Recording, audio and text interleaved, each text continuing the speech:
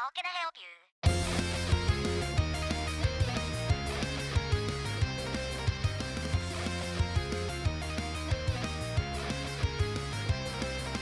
Thanks for checking in, I'm not doing well. I'm the new face of management, it's basically hell. There's coffee on my shirt and burns on my arm. I guess hard oil really hurts a lot. Working overtime, but someone called out. And now we're running out of ice, can you tell me how? To make everything worse, the lights just went dark. Oh, won't you tell me when it's gonna stop? Please step back. If you keep yelling, I am gonna have a panic attack. Please understand, given the circumstances, I'm doing the very best I can. Smile, baby, smile for the corporation. Vital, baby, vital to the operation. Working for an hour costs as much as a sandwich. There's gotta be more than this, there's gotta be more than this. Smile, baby, smile through the aggravation. One day they'll appreciate your dedication. Never ending orders and I don't have the bandwidth. There's gotta be more than this, there's gotta be more than this. There's gotta be more than this, there's gotta be more than this.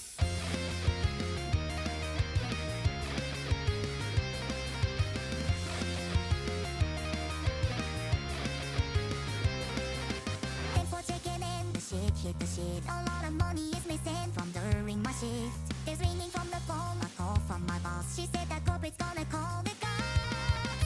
When the cops arrived, I figured it out. The totals in the safe were right, I can't fucking count. I'm desperate to go home, but reading the clock made me cry so hard that I need a mop.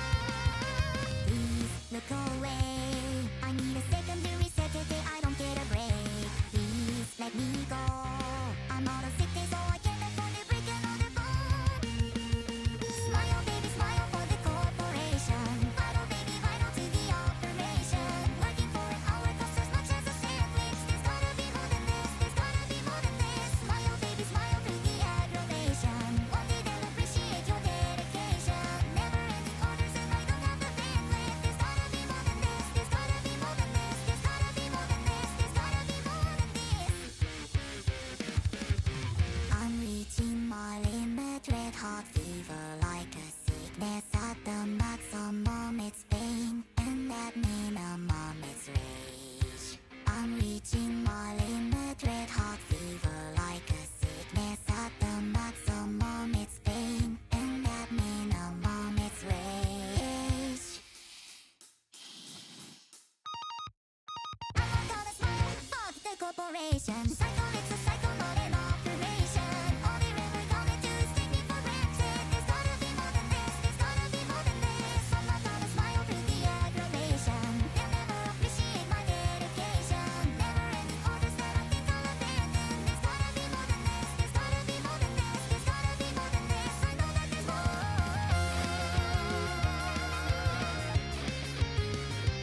Yeah.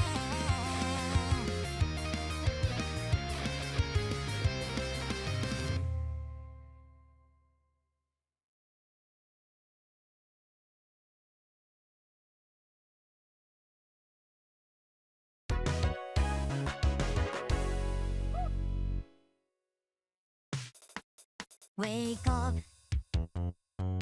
morning set in motion for me. Clear cut, put on the emotion, guaranteed. And when they drag me by my feet, pick me up and march me to the beat, make me complete. I'm miles above the street, staring as I pass me by, myself deceit, and I breathe. Nothing but a shadow, it seems, caught up in routine. Can they see the person beneath? The days go by so uniformly, tightly controlled and determined for me, yeah. Showered in fame, my fans adore me. Only way to fuck it up is to be boring. I don't get the messages, they don't come to me. Everything that I can say is spoken for me, yeah.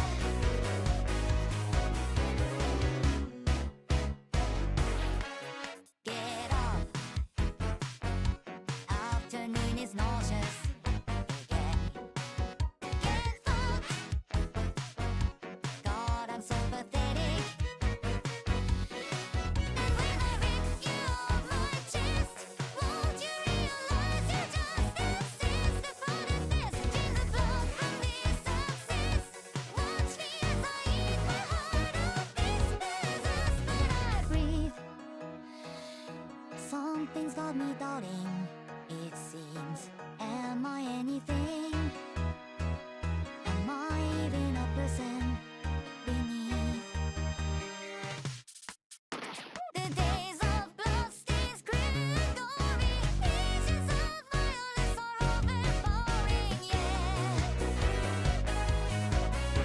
You kick my guts out of my stomach, shading up the numbers of this fucking body. I can read the messages, they come so quickly. Please, I'm begging anybody, come and save me. I don't get the messages, they don't come to me. Everything that I can say is spoken for me, yeah.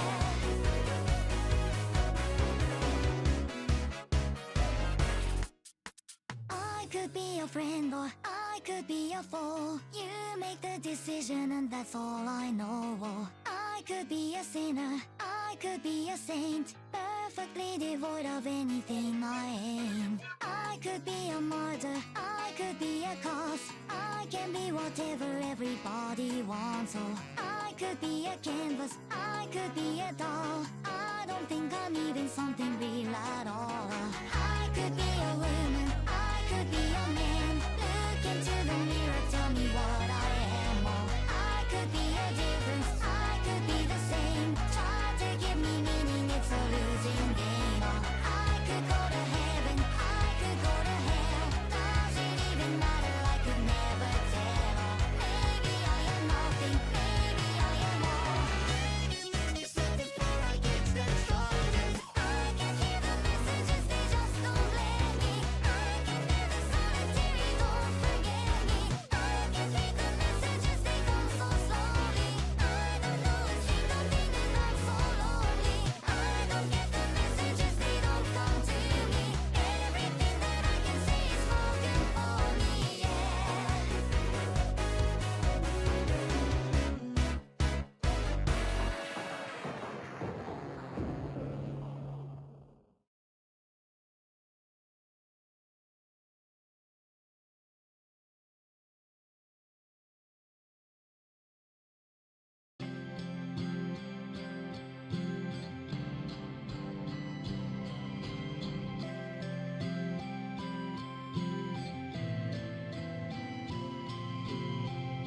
Would memorize knowledge to get into college. I don't even know what I would think. Finish a major, been undecided. All to get a piece of paper framed. Land an email, job generate value for some board. I guess I'm missing the big picture. What am I doing all this for? Oh, living skyscrapers, if life's paid to play. I'm solid on paper, on this resume. Where do you see yourself? Where do you see yourself? Where do you see yourself in 5 years or so? Hey, are you busy? Did you get my message? Can you hop on a call real quick? I try my best to look business professional, but this work's so not believe it. I don't want a corner office, I don't want it tied at jokes. I reject it as my purpose. I refuse to let this go. I'll live in skyscrapers if life's paid to play. I'm solid on paper, on this resume. Where do you see yourself? Where do you see yourself? Where do you see yourself? 10 years or so. Oh, living skyscrapers, it's what's made to play. I'm solid on paper, on this resume. Where do I see myself? Where do I see myself? Where do I see myself?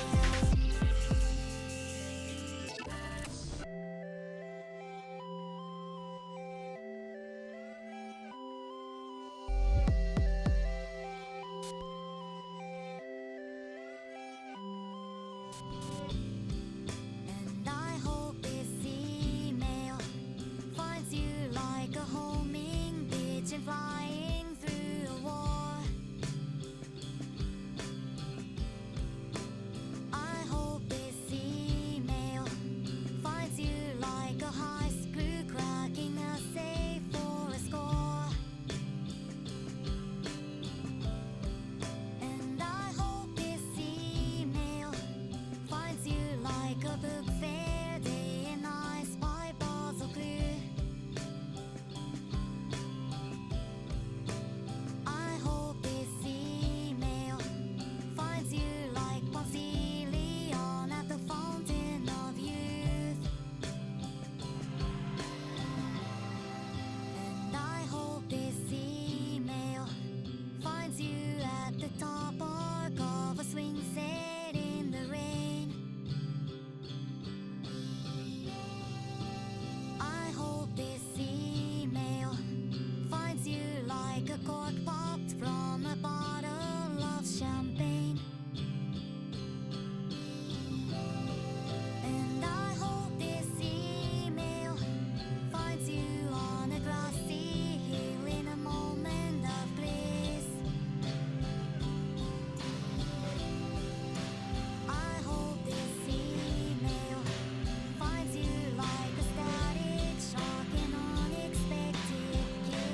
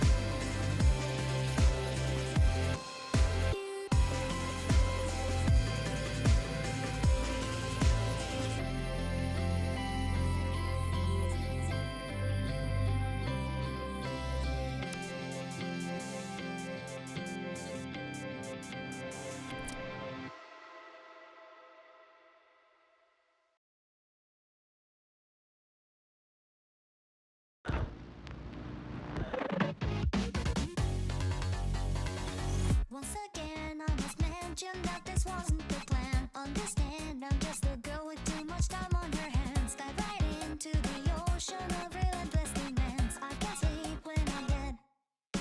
Tell me something's gonna change soon. How many other things are going to break? I didn't mean to make you more concerned. I just don't know how much more I can take.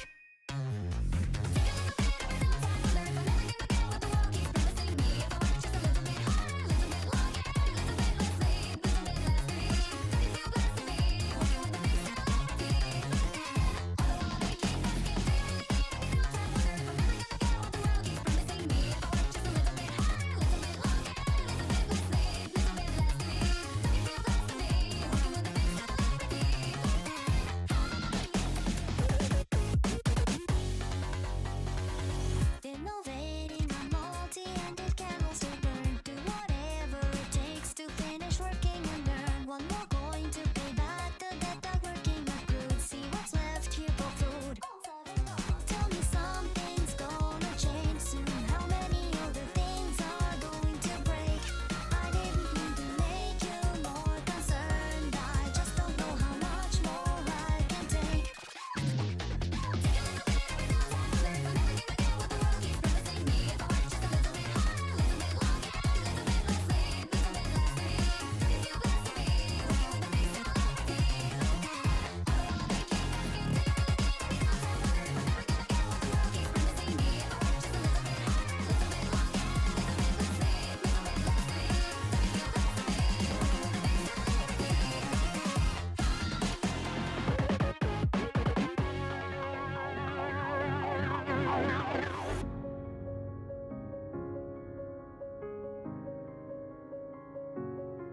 It's like climbing the stairs in a collapsing building. If I make it there, it's still gonna kill me. And no matter how far I get, I still cannot taste the falling bricks. Just put up a sign.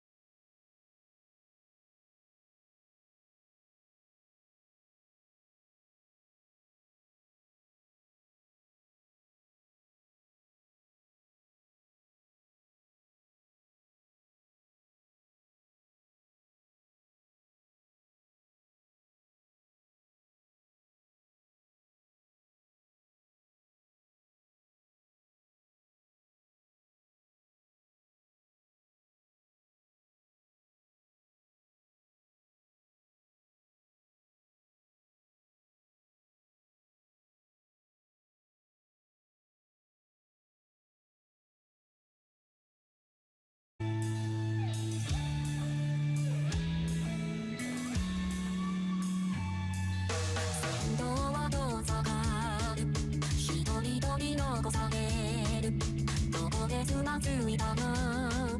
あれが虹でんだな。期待されないまま、期待もしないまま削られた僕らもまだ息はあるかな。だけど何かしたいかわからない、何かできるかわからない、そう言いながら這いつくばってどこまで来たんだよ。明日のことはわからない、昨日のことは変わらない、7秒だけはこの今だけは僕らのもの。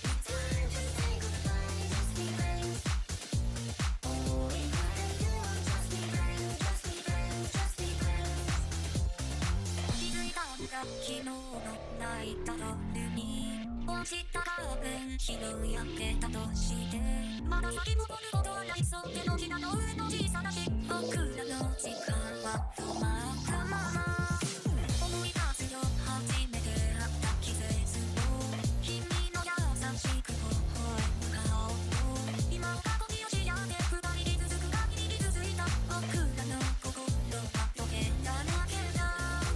重苦しく続くこの関係で悲しいほどわからない心愛してるのに離れがないのに僕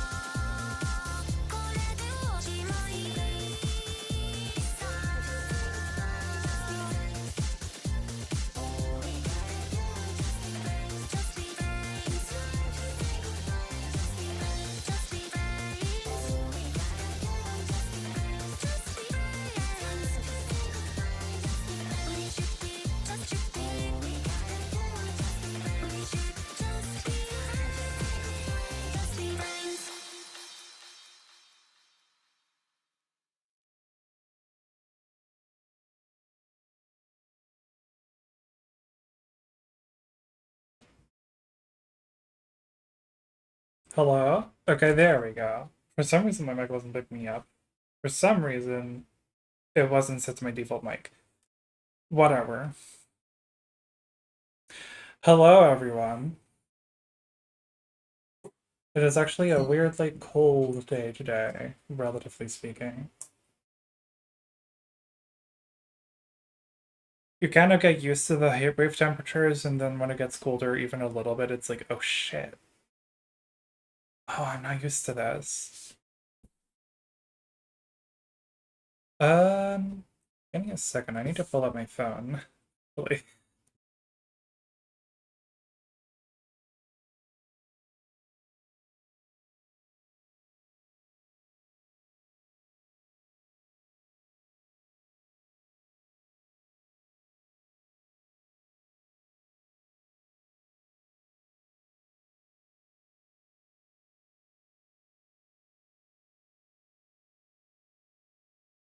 Okay. I have my audio quality is okay.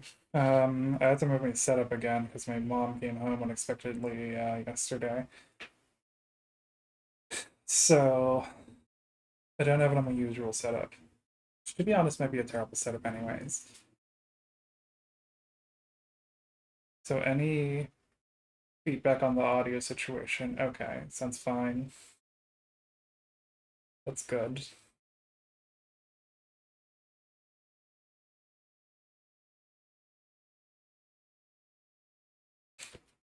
Okay. Today I wanted to play this little furry VM called Fat Party. It actually like spells frat party, but with like the R's crossed out, which is super creative and never been done before. Um, but then I looked at some of the images that were in that very visual novel, and I was like, okay, this is maybe like a bit too straightforwardly pornographic. So instead, I'm playing Spectrum of Hybrids. I'm not technically against playing just a straightforward porn game on stream. I just don't know if Twitch would like it. I'm also just not confident about that. Like how fun would that be to stream? Just like watching me ogle hot fat characters. Okay, well, I'll pick that stuff. I know that. I'm not stupid.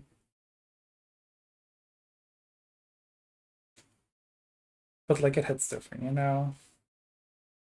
It is different. Anyways. This furry VM time. Maybe someday we'll play one that's good.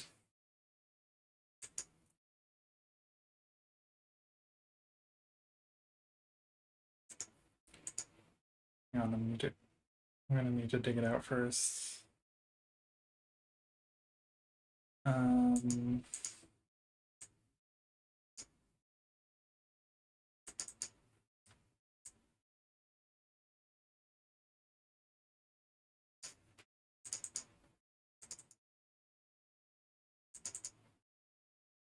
I'm hoping this just works right away.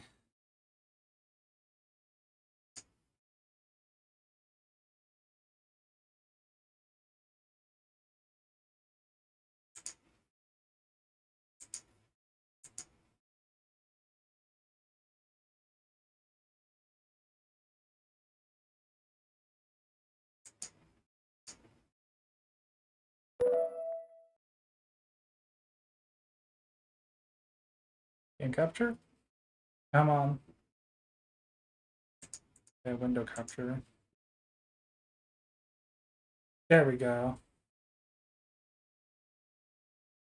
It's got a funny little anti-AI disclaimer at the front of it. Fuck, it's warm in my room. This game comes with like a 3-minute intro. I think it's great.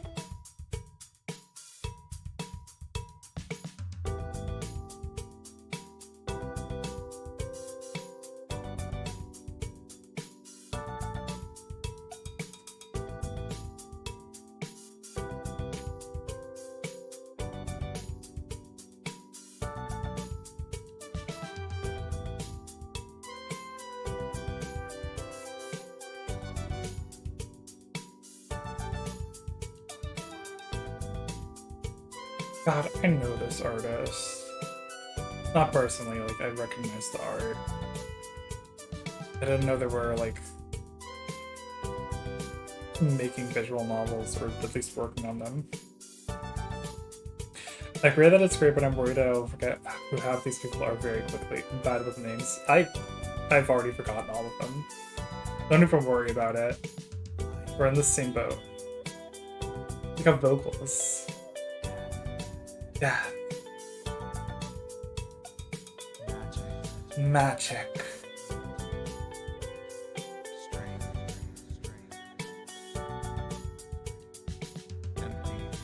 Empty. Pearl Kobe.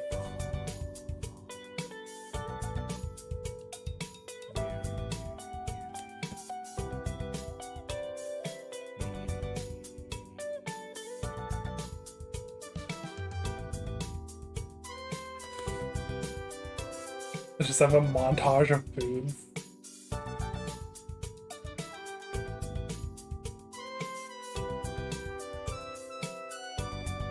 If this fucking visual novel is mediocre, I'm gonna be fucking pissed. Like, this just fucking keeps going.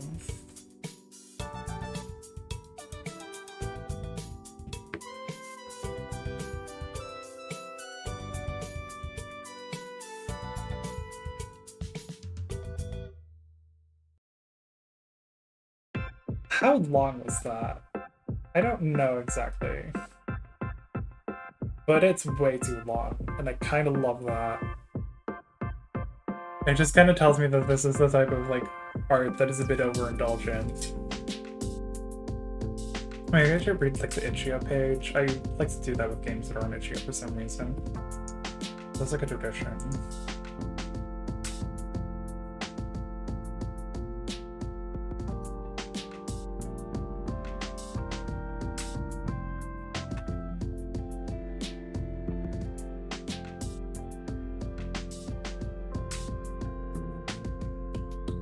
Okay.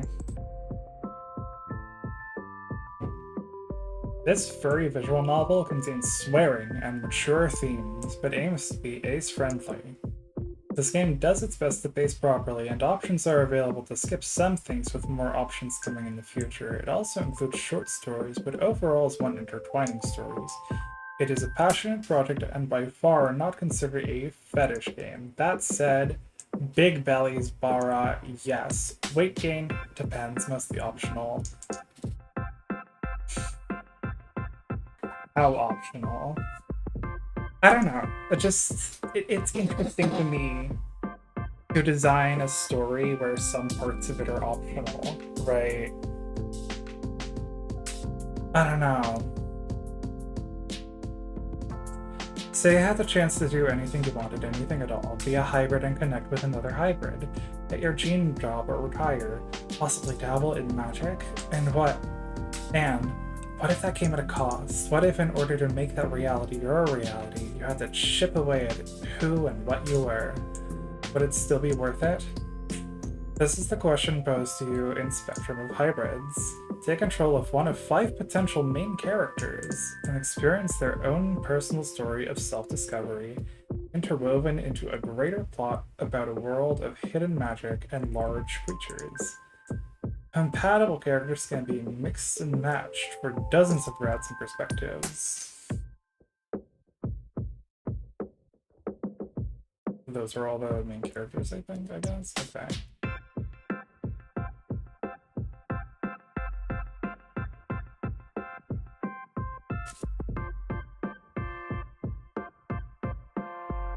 It kind of tells you that the author either thinks the scenes are disposable or that they are otherwise disconnected from the overall story and its themes, right? Yeah. It's this weird argument I've seen about sex scenes in movies, that they are somehow, like, always unnecessary, that you never ever need to see the sex, and it's like, well, no. Sex is an important part of people's lives, actually. It's common, it's pervasive, it's everywhere. You can't just, like, decide that that's an optional part of the human experience that's relevant to no stories. Already, this game is, like, on thin fucking ice for me. If that makes sense. Like, maybe I'll enjoy it. But it feels like the kind of choice that's like nominally about accommodating as many people's experiences as possible, and realistically about like cowardice. Hello, Aura Drake. And another AI disclaimer, anti-AI disclaimer. Fucking whatever. Galleries.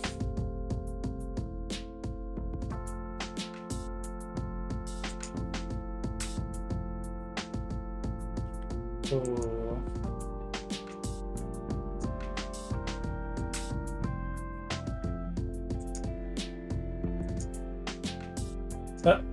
This is from fucking Steven Universe.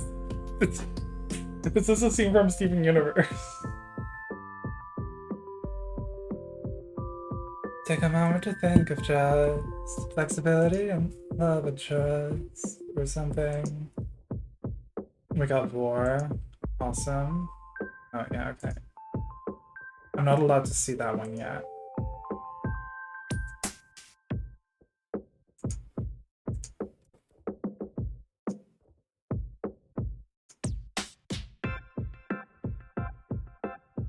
Good boy. Nice. Thanks.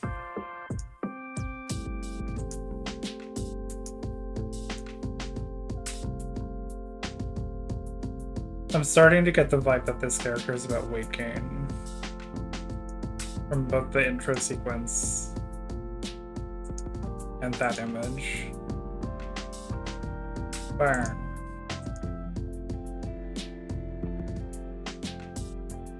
Yeah, I might be forced to play the fucking twink. Oh, fuck yeah. I know, like, all of these artists. Thoughtful shard dungeon crawler for hire.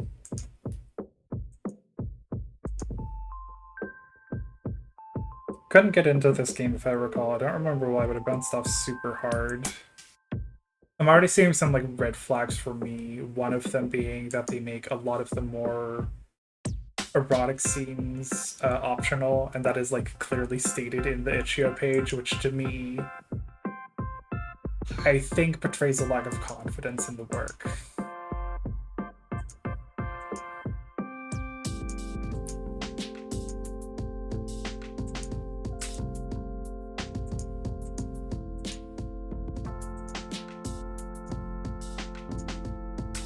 Next page, there's more. Jesus fucking Christ.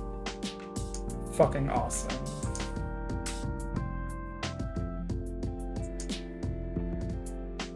I'm not gonna look at all of these, it's gonna be kind of boring. Alright, burners.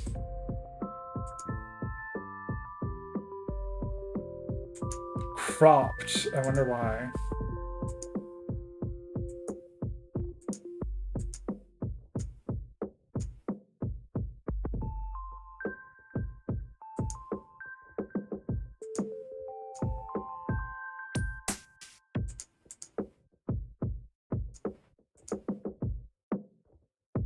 Awesome, I can't see these.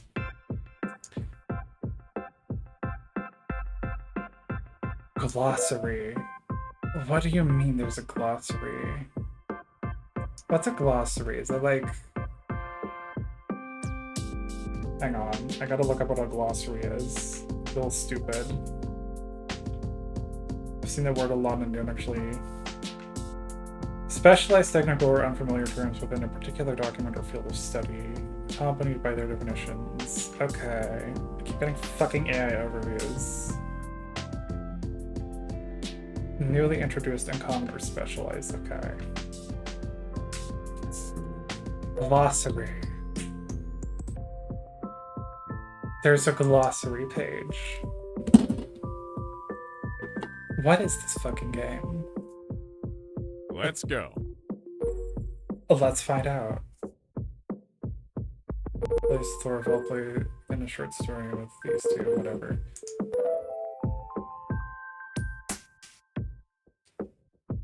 To avoid immersion breaking, the following preferences, which can be changed anytime in options, should be checked before the game starts.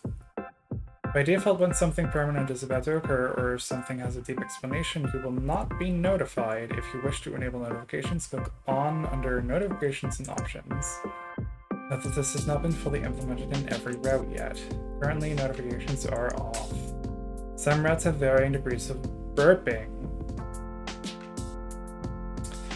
Go to Options to enable or disable these anytime. Font, text, box location style, and the preferred point of view, first or second person, can be changed anytime in options. Use help to check file, info, your friend, etc. in various tutorials. Finally, be aware that regardless of the point of view choice, sometimes characters or the narrator will briefly take the lead. This is intentional. Okay.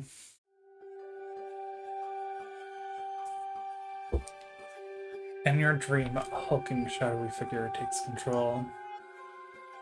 Welcome to that special place between consciousness and unconsciousness, precisely between pre-consciousness and subconsciousness. The place where I influence dreams. It seems you are dreaming again of friendships. Let's get one thing clear. The world you are on is not always a friendly one. Cannot offer full protection from its threats, let alone protect you from your emotions. You are about to unlock your first glossary entry. You can access the glossary from the A to Z MISC menu.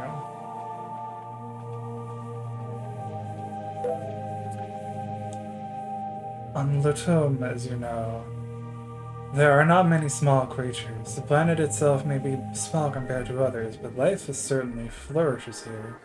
With safety comes security.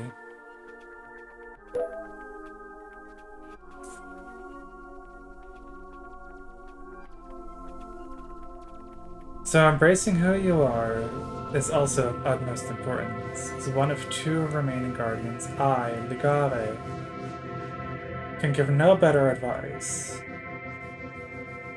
Unfortunately, my power has diminished quite a bit, so I am not so fitting for the role of guardian as of late.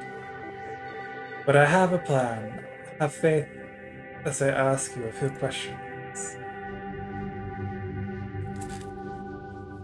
Reminds me of the Shadowverse Worlds Beyond story mode for the Ruin character, where they make a glossary for every single term for the setting possible. The funniest one is that they had one for the word trolling. Awesome. Just because I am almost immortal does not mean that I am immune from mistakes.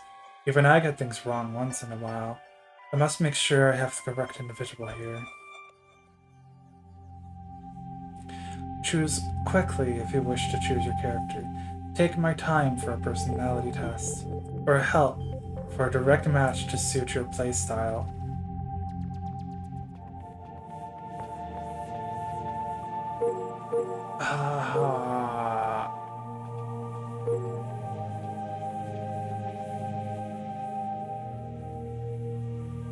I like that they, contextualize it, right?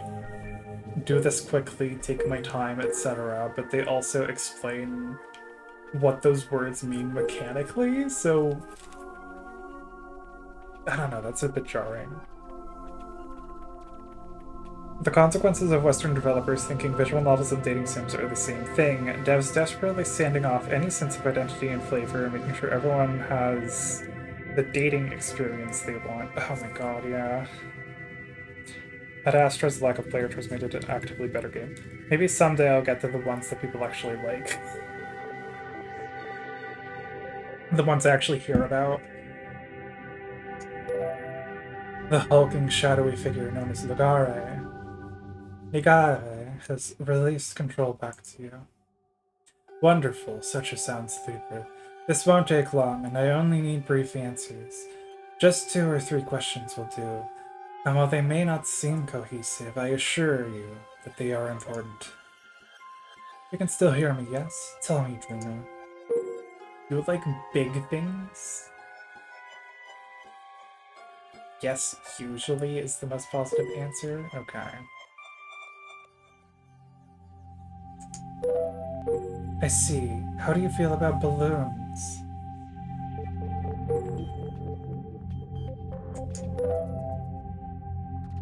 Can I answer sexual? Like, come on. Forgive me, let me be specific. Are you terrified they could pop at any time?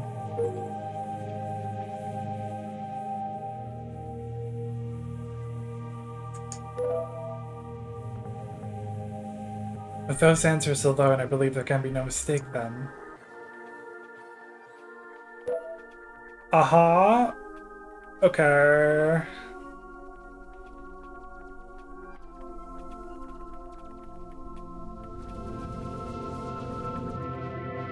But Astro is so good and you get like 3 choices that change anything at all.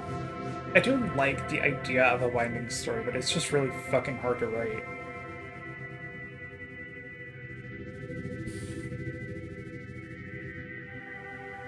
Wiolade. Ace, of course. I remember granting you that meager power you wished for so long ago. My fellow Colagon, please know that you don't have to put on a bold front all the time. It's okay to show your insecurities, as even spikes and thorns are beautiful. Okay, let's see this like glossary thing. Jesus.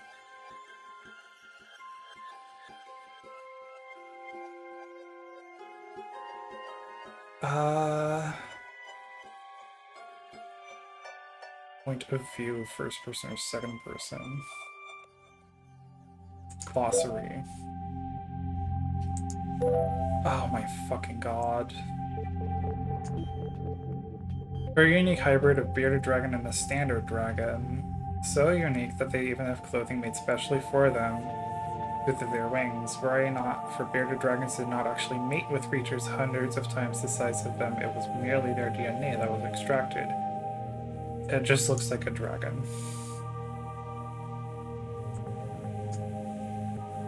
Their tough bodies usually have many spikes, and they are incapable of breathing fire. There are some Colagons who have extraordinary potential with powers much greater than one can imagine. Ligar. Ligar? Okay. Looking forward for a horned figure. And a dream you had. Presumably male, and for someone who claims his mind is fading, he seems to know a lot about you. The way he pronounces names is also a bit unsettling.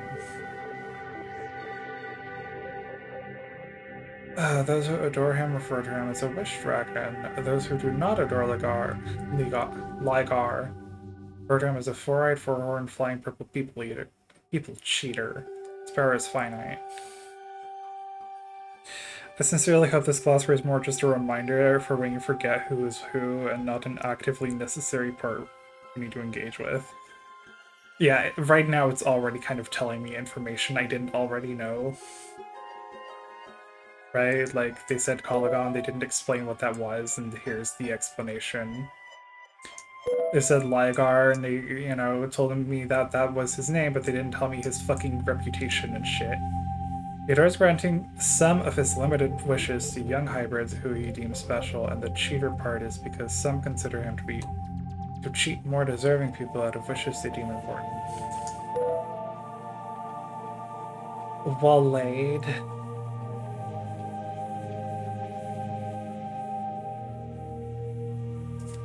Oh my god, okay. Basically a country city in the southern hemisphere. The only thing it has going for it is its collection of remarkable rocks that most people do not even know about. A certain dragon was born there. Lutum. Lutum? Fucking whatever. The planet you'll live on, its radius is a mere 200 miles, 2,000 miles. Population 2 billion. Unique gravity causes life to flourish. And for creatures of all kinds to grow mighty large. Around most of this planet, it is perfectly acceptable to walk around shirtless in public areas. Most of the population considers having a large mixin to be integral to living your best life. Magic plays a key part across the lands, with some places banning certain creatures such as skullheads. Huh? And even special warding fields exist to keep dangerous spirits out of most cities.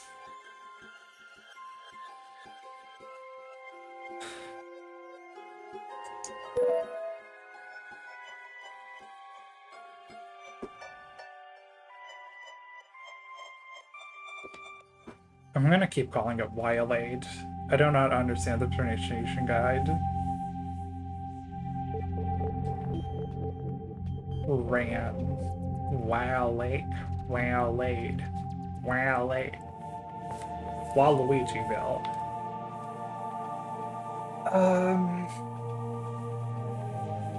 I'm being a hater. I'm being a hater.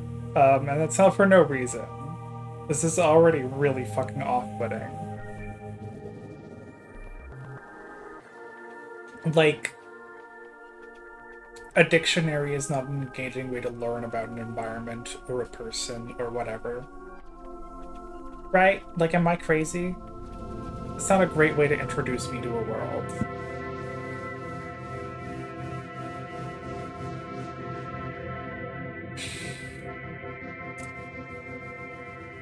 No, you are selecting your own main character, so this is not anyone you are going to pursue in this playthrough. Also, please note Ace's story is still a work in progress, currently paused at February 15 to 16 in-game. If you do not pursue Daz and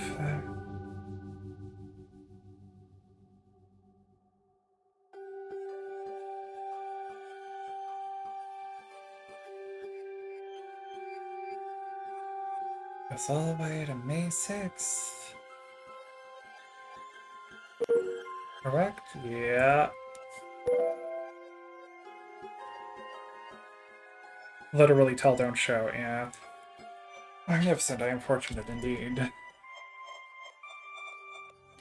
Like, the thing is, this isn't the first fucking visual novel I've played that, like, started off with a lot of, like, unmemorable, unremarkable exposition. I've already fucking forgot the details about the planet, other than that it's, like, fucking, I don't know, 2,000 kilometers across or whatever. Like, this is not how you introduce me to an environment, to a world, to a place. You introduce me by introducing a character to it and seeing how they react. Whether they respond to this environment is familiar, is it strange, whatever. This is like nothing. I love playing unfinished visual novels. I'm sure that is cut to the chase. You have something that others desire, and it is possible you will be in danger soon, but do not panic. I'm going to do literally everything in my waning power to send a suitable guardian your way as urgently as possible. He retains most of his strength. He will have his work cut out for him. There are 4 more individuals I must visit and direct his guardian to. But he can handle it, I pray. Why did I not just ask your name right away? Is my power diminishing that badly? My mind is weakening. Alas, you will not remember our conversation when you wake up. All will make sense soon enough, though, lad. There's no need for luck, either. Follow your heart. It is my hope that we'll meet again someday. I hope your rest was pleasant. Now, the year 2034 in the city of Volmello.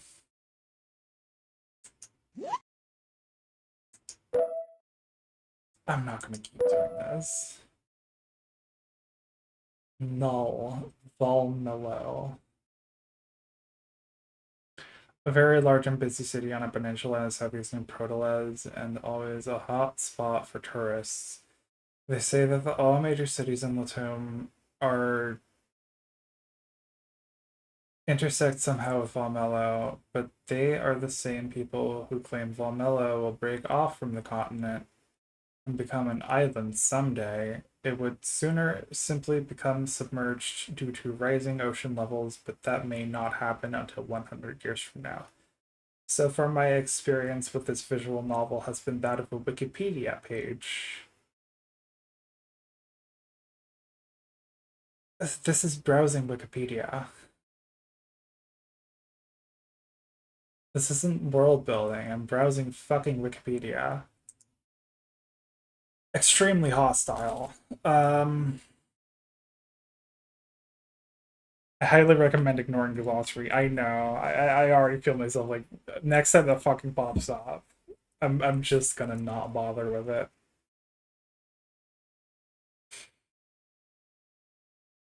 The glossary should have been a PDF on the itch.io download. Yeah. Like this is one of the first things I do in your game, in your narrative experience. I played this before. You can ignore the glossary, so the glossary sets that. Don't do it. Don't put it in your game. Ignore it is the advice I'm getting from people who have already played it. Oh, okay.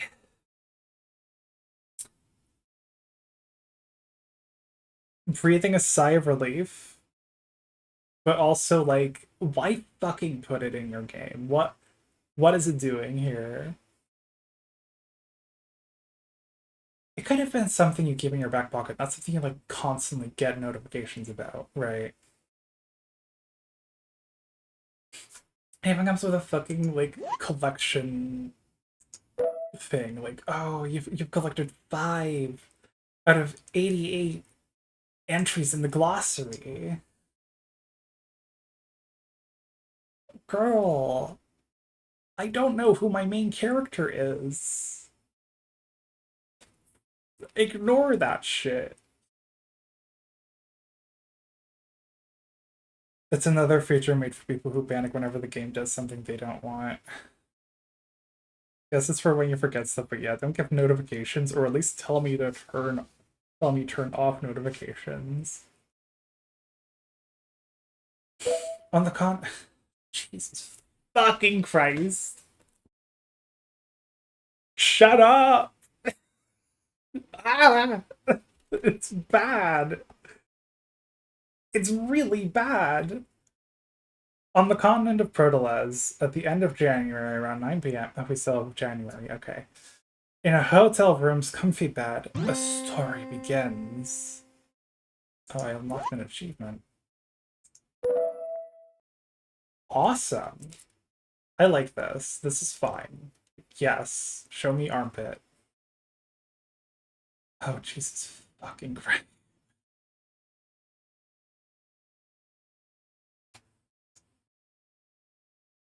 Remember, you can check information on pronunciations in the glossary part of the options screen. I will not be doing this.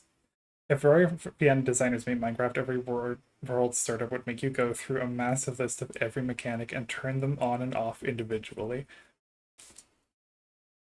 You also have a brief window to click on the pop-up itself in the lower left corner when you unlock something new and go straight through the appropriate screen. Okay, I feel no investment in this so far. I feel like the story hasn't even really started. I want to like rant about something.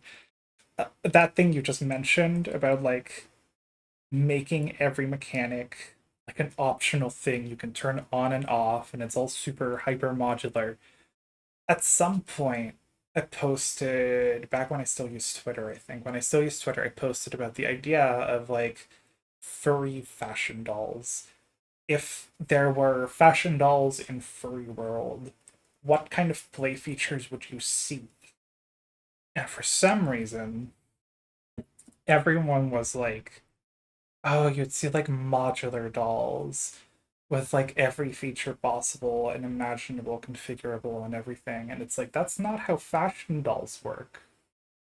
That's not fashion dolls, that's something fucking else. That is like ludicrously expensive to make.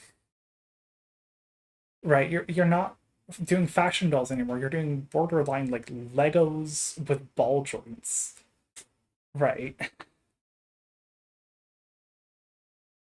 Um Simply put, the point of art is not to be perfectly modular and tailored to everyone's specific experiences. The point of art and toys and products, even visual novels, is to present a thing to an audience and for them to be entertained by it.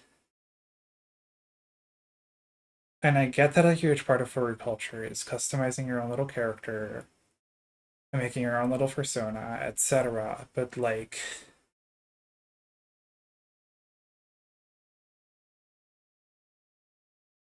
just give me a furry Barbie equivalent with a tail wag button, man. Exactly, right? We would see stuff that is akin to stuff in the real world in this hypothetical. What if there were, fashion dolls in furry world? What kind of play features would they have? We would see stuff that is like the real world but tailored to the tastes of furries. Sensory features might be more of a thing. Um, Adjustable like ears or snouts or whatever might be more of a thing. You might see a lot more body diversity just inherently because there's so many different species. We're all built different, and people really like that about furry design sometimes. Okay. I do not want necessarily a failed attempt at a perfectly tailored experience, and I would rather an author confidently present me with an experience that might be interesting to me and for me to experience their vision, right? Just on a basic art experience level, it is much more achievable for you as an artist. It is more often than not more entertaining for me as an audience member. You will not. The problem with modularity is that it shouldn't make it all the way to the end user without someone making some goddamn choices. We're like 5 minutes into this game and we're already having this fucking discussion.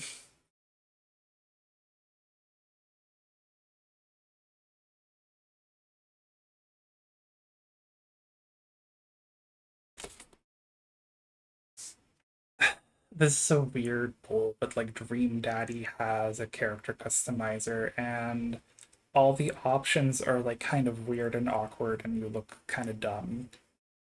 And that's fine. Right, you get some control over how you look, but you look a little old, you look a little frumpy, you look a little awkward compared to all the super hot daddies who are allegedly attractive. And that's fine. You don't really need more than that. I don't even need character customization, right? But if I am entering a space where I have to project myself onto a character, how should I project myself onto that character? How should I feel about the character that I've created, about my vessel? That is itself an artistic choice. We're 5 minutes into this game, but we're about 5-inch itch dive streams into this exact problem. At this point, this isn't a gameplay stream, it's just a chatting stream with a game as a conversation starter, but I'm not that I'm complaining, yeah. Like, I haven't fucking played or touched Dream Daddy since I was 17 and a burgeoning little gay boy. Um, Thinking that that was like the height of gay representation or whatever, and then getting bored. But like that game presents you with a very, very rudimentary character customization, and it doesn't really care. You are still a very defined character with a very defined relationship to like your daughter, to the other characters, etc. That little character customization is just making you create a little vessel to immerse yourself a little bit within the world, but not get too close. You are still a distinct person, right? And like, I feel like furry games often want to achieve the dream of being able to perfectly represent the player's vision. And simply put, that is unnecessary and fucking impossible. The Sims 4 has spent a decade refining its character customizer. And it's still not particularly good at making fat people. You know? And it's still not a particularly fun game to play outside of the character customizer. Because as it turns out, that's not actually the fun part of a game. It's a fun bonus, but it doesn't make the game fun. You know?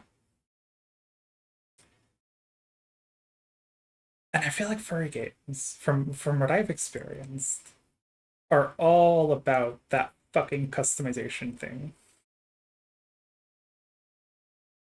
Every furry game sets out to be the ultimate furry game where you can be anyone and do anything within the confines of its premise. And it forgets that that isn't the fun thing about a narrative or a game. Right, the customization is a fun bonus. It adds something to the experience, but as a main feature, it creates a very, very shallow experience.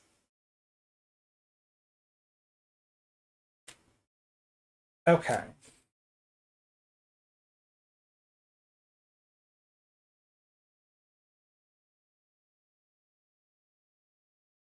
I think I've been a hater for long enough. I think I'm ready. There we go. Grum. Awesome. The actual game.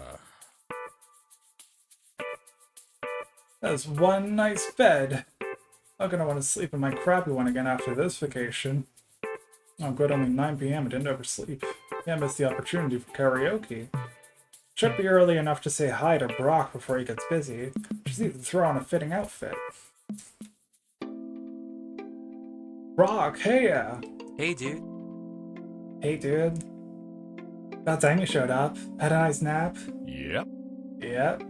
Which of these doors is the way in? Over here. You can't get in through up here. Oh god, there's so much fucking animations. Jesus. It was a good yawn. Oh man. Sure hope I don't regret taking that nap. Better not make me stay up too late. Let's see here. Who shall I practice talking with? Who shall I practice talking with?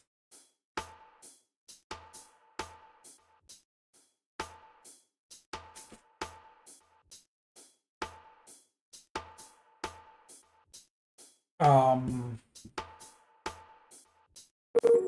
don't know any of these people. I've seen from some of the art of this character that he's like got a weight gain thing going on. He looks mysterious.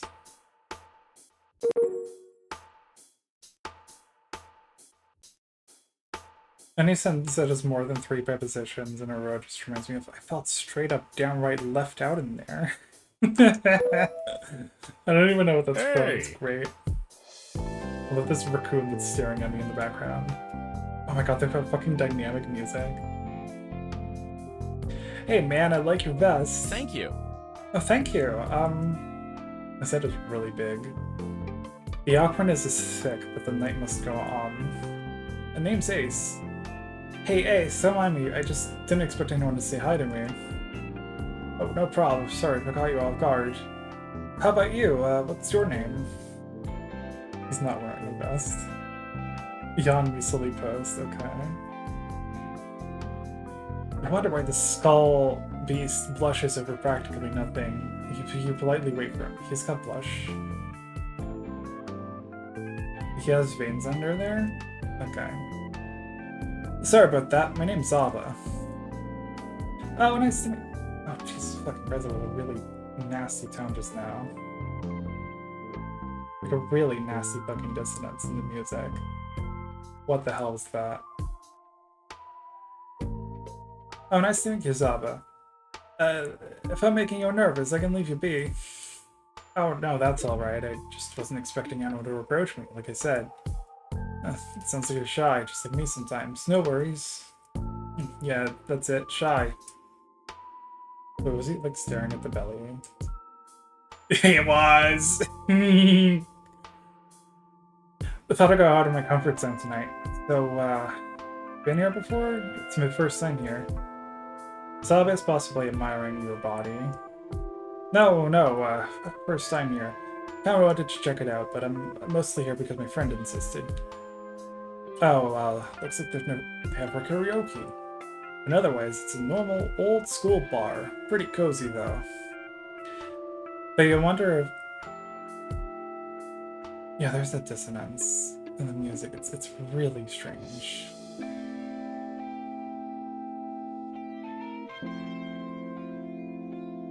But you wonder if alcohol will loosen up the skull beast. You pray that he doesn't ask you to drink as well.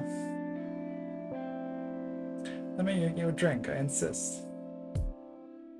It is loud enough in the bar that you safely and quietly groan without Zaba hearing. You keep a polite face. Part of you is unsure that you can limit your intake just the same. I don't know. It can be unpredictable with alcohol sometimes. Zaba's face suggests that his brain is working overtime. Hey, no problem, no pressure. Oh, thanks for not pushing. Maybe some day, once I can learn my limits. There it is. What the fuck was that? Am I like overreacting to the music? I don't know, maybe I'm just like too pissed off. Maybe I'm just like too pissed off to play this.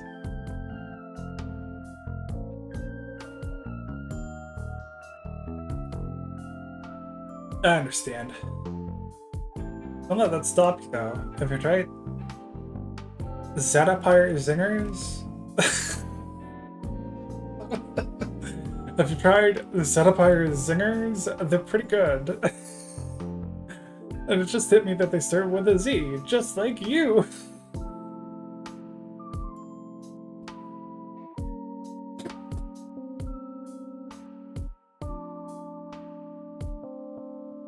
Wowee.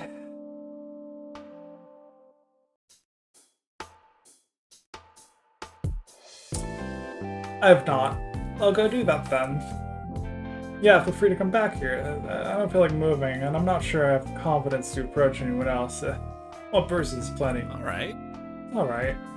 Then I just leave.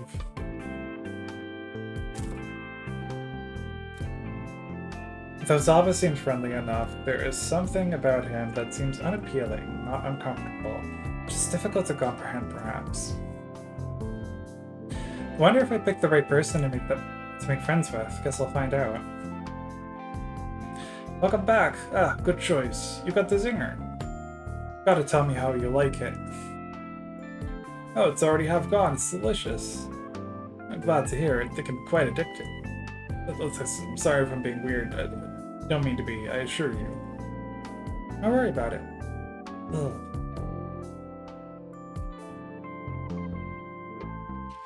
I would low-key say this and then cringe about it later. Yeah. That felt like a really dorky line, and I don't know if the fucking game caught that. It starts with a Z, just like you. Maybe when I'm 8 years old.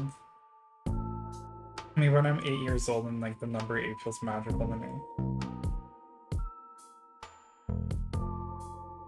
No, I think I had that about being like 6 years old. Like, I remember being 6 years old and like my shoes had 3 Velcro bands on each shoe, and that made 6, and I was like, wow, just like how old I am.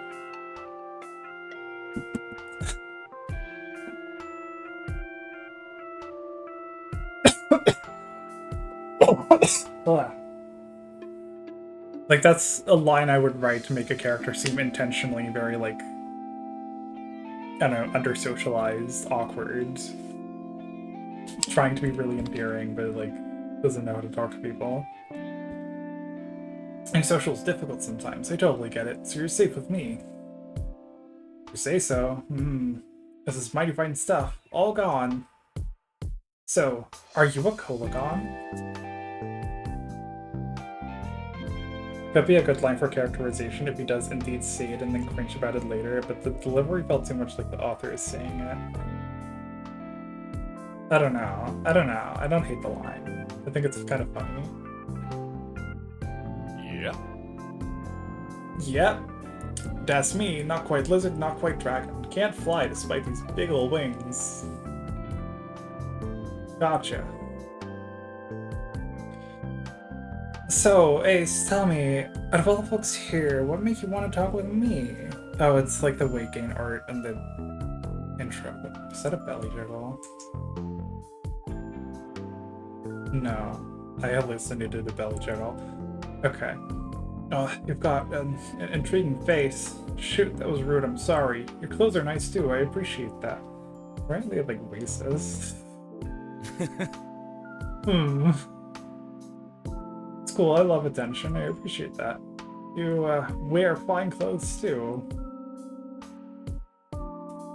Like, first thing they do is like, hey, we're like that species, right? Oh, I thought your skull was so interesting. Kinda hate when furries write like that, I'll be honest. You keep a straight face, internally panicking that this creature can tell that you are not wearing what you appear to be. What? Huh, yeah. Is that so? God, there's like the horrible dissonance again. Like, who composed this? I'm kind of like that. Always were wanting to set a good impression. Got some pretty nice clothes on too. You've already said that like 3 times. Thank you. Thank you.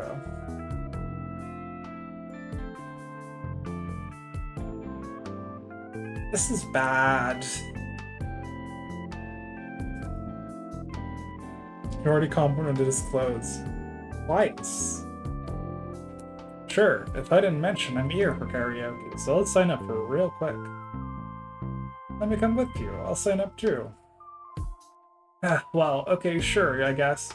Oops, pardon my wings. Didn't seem too excited about this a few minutes ago. I just want to try new things. Fair. 1 sec, won't be long. Oh my god, that gets a plus for the entry.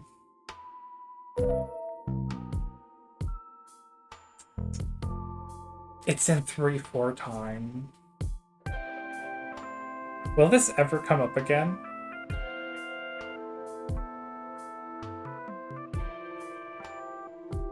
Will this ever come up again?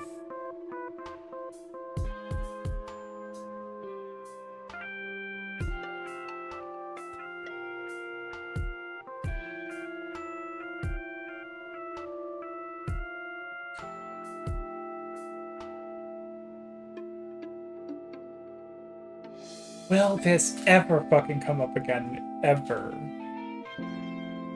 This is the favorite song of a special dragon and is in 3/4 time. Its tempo is quite fast, but it is still lengthy despite this, and the message is inspirational for a song about regrets and getting over the death of one's mother, hence the acronym MOM.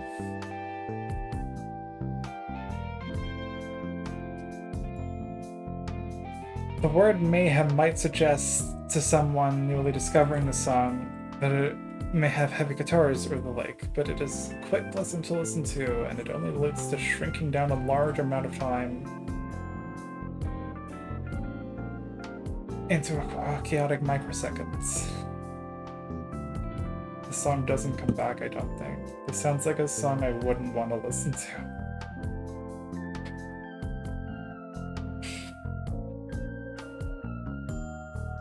It feels like this game is impressed with its ability to come up with little details, and it like doesn't know how to write dialogue. Like, come on. The glossary actively makes the game worse. The fact that this gets a glossary entry and it's like a song that gets mentioned, and it's barely even a reference to anything.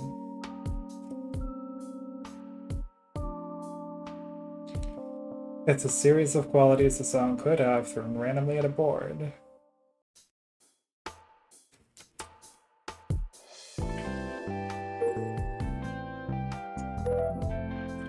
There we go. Thank you, Ace. Now it's ready for Zob.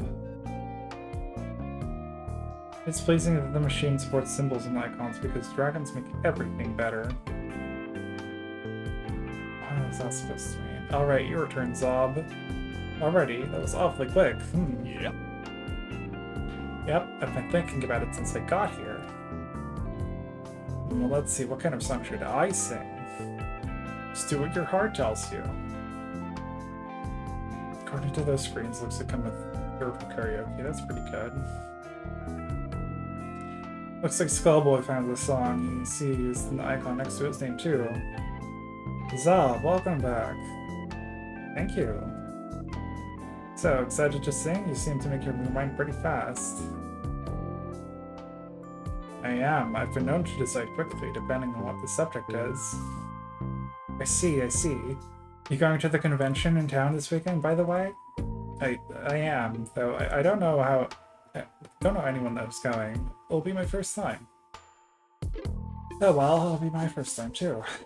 Zob appears to be thinking fondly. Are you okay? You keep concentrating very hard on something by the looks of it. Was the cider too much? I'm alright, thanks for asking, just being thoughtful. Gotcha. I should mention that I'll be entertaining a new visitor the whole time, but I'm sure you wouldn't be opposed to meeting new people too. Oh, what are you saying, Ace? I'm saying feel free to say hi if you see me. I don't know many people going besides my friend outside. Outside?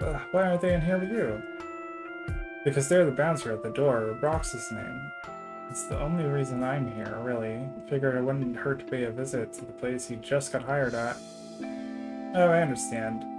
Nice of you to support the business he works at. Character moves across the screen. Gotta be nice to my friends, since I don't have many.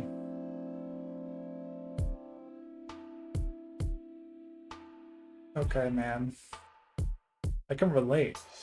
Forgot to mention that I have a friend who works here too. She's the only one who forced me to go here. Speaking of, oh look at you, Zob. Nice to see you making friends. She's your friend, eh? Yes, that's Cece. She runs the place. Hey, party animals. Emily here. Hello, Emily.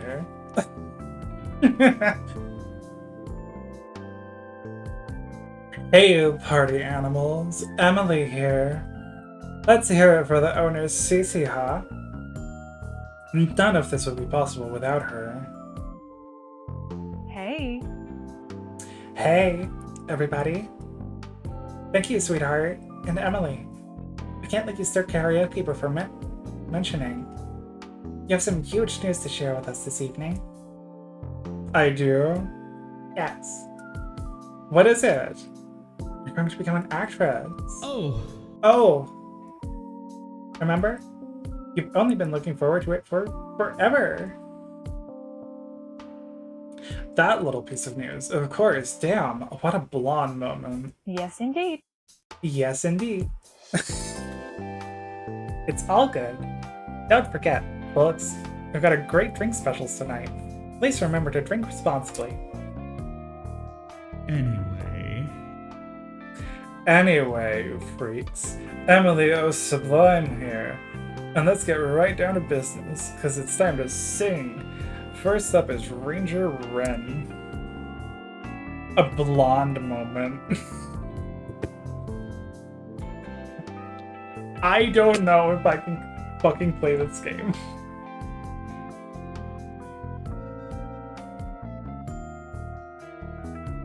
Okay.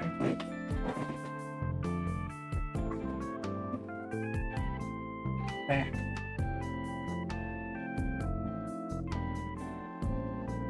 Is this like Echo where the characters are furries but the dialogue mentions real human races? Yeah, I kind of like it when Echo does it, right? Because it acknowledges that like the furry is a layer of abstraction over a real thing, right? Race is still a feature of the world, even if it's kind of inscrutable and invisible to us, the player, right? Which is cool, right?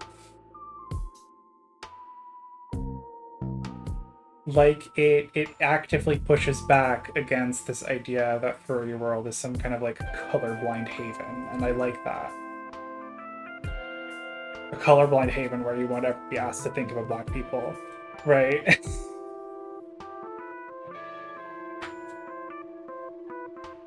It's that time.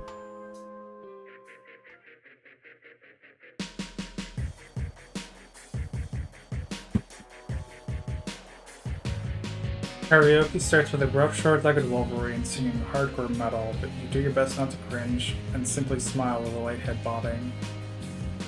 Even for reptilian-like ears, the sound is immense. Zero Raydays is not a fan of loud screaming. Oh, sorry. That was Ranger Ren. Thank you, dear. Up next, Bull Shirk. Shark icon thing.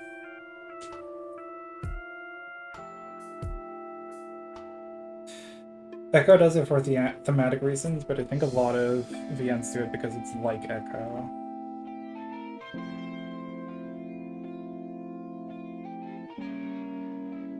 I think it's honestly just good to do in a furry project. Don't make it colorblind. Think about it. A man from the singing mostly. You're fine, Zob. Understood. A large, excitable shark bounces up to the Oh, stage. honey.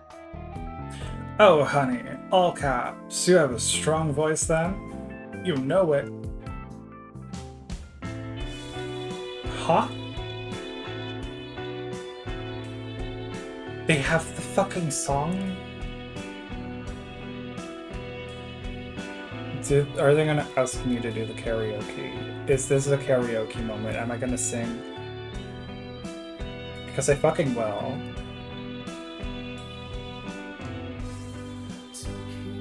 Okay, no.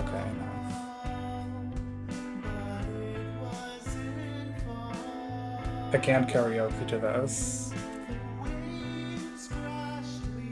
The surface of the coastline.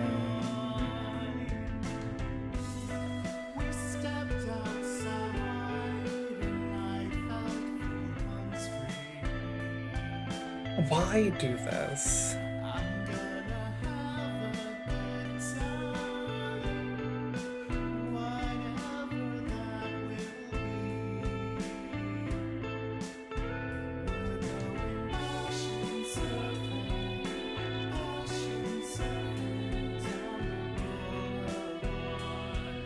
Didn't they just say he had like a powerful voice? Is this like a smooth voice? Ocean surfing to save my heart. I don't like criticizing these kinds of projects and their all ball mechanics, but like, it's feature bloat, right? It is feature bloat, all front loaded, before I get to care about the fucking characters.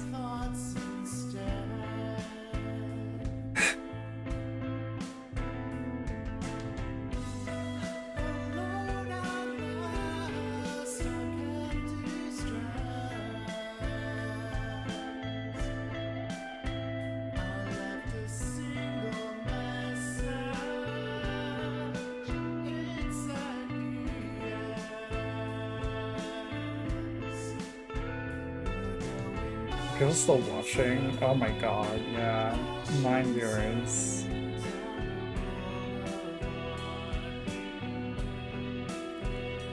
Going passion surfing to save my heart.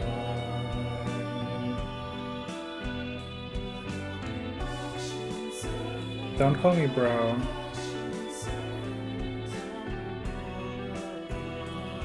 One more strike and you're fucking out.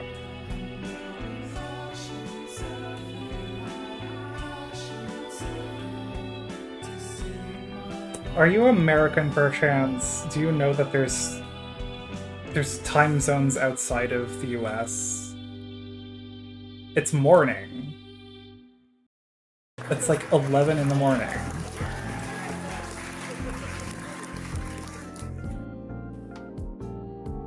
That was stellar, honey. That voice is a gift.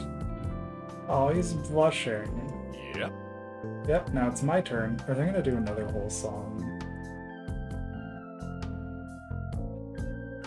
Oh, so that must mean I'm next. Yeah, you can see it on the screens on the wall. They show the order of the singers. That's how I saw that you put the skull in, too.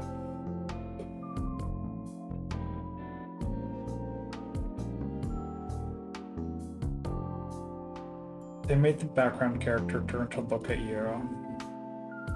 The fucker was staring like straight at the camera the whole fucking time, except for now.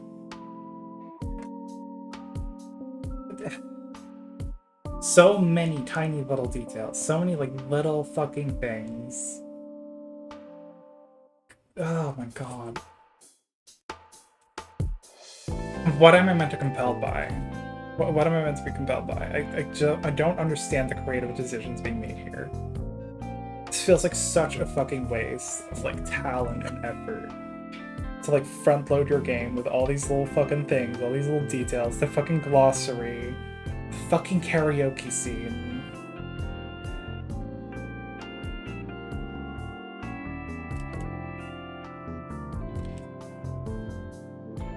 You step up to the stage and Emily goes to fasten the tiny microphone to your shirt, but you take it from her and do it yourself. She gives you a thumbs up and winks.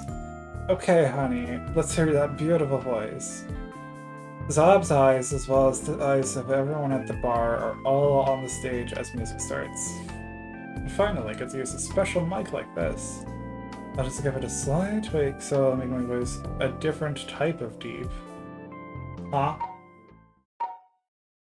Oh god, am I supposed to do a rhythm game? What? What? Another whole fucking karaoke singing bit.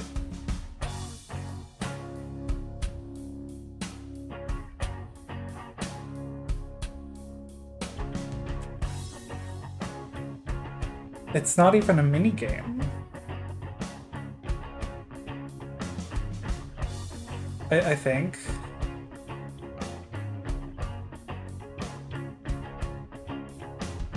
Dear Mom, this one's for you. For so long, love has been due. That's the song that was in the glossary.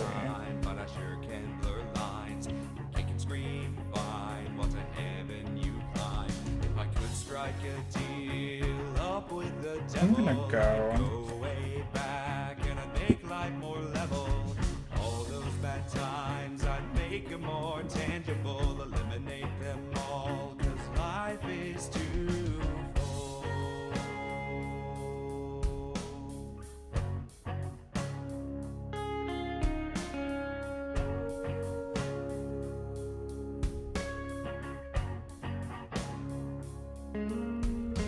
Get over myself, make fewer commitments, break those bad habits, and learn when to take hints. Fight fewer battles, be not ashamed to sob. Make a point to not lie and don't fall for heartthrobs. If I could strike a deal up with the devil, I'd go way back and I'd make life more level.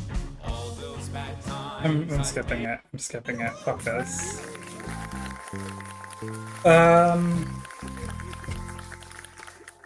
The crowd goes mild and you receive applause. You surrender the tiny microphone to Emily. Everyone in the room is smiling as the applauding winds down, and Zob looks exceptionally happy for you.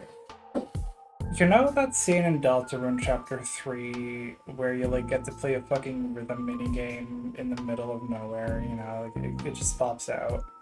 And like, that moment's fucking awesome, right? Really cool to have this like fun little, like, thematically relevant, kind of foreshadowing, foreboding song that you get to play as a fun rhythm minigame. Right? And it's out of nowhere, and it's a bit of a surprise, and it's cool as fuck. And they pull it off in Chapter 3 after you've already spent probably a dozen hours playing the game. That was fucking earned. Right? And they didn't do a moment like that again until Chapter 5. You know, bring in the song lyrics. Just like hype it up, make it a big moment. This game is trying to pull that off in like the first, I don't fucking know, hour?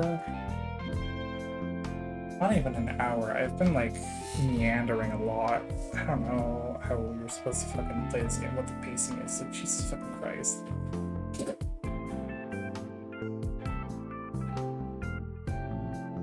Hey! Not bad. Hey, it's not bad at all. You're a pro even. Oh man. Thanks.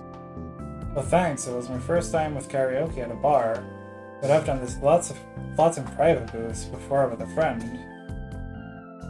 Now we have Zob's skull. Ooh, I like it. While you, Zob. Time to see if I regret staying.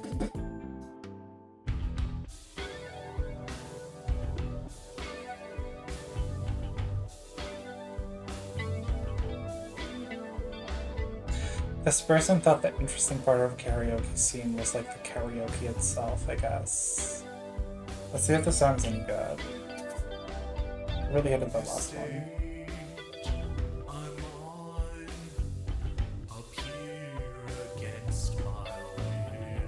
That's bad.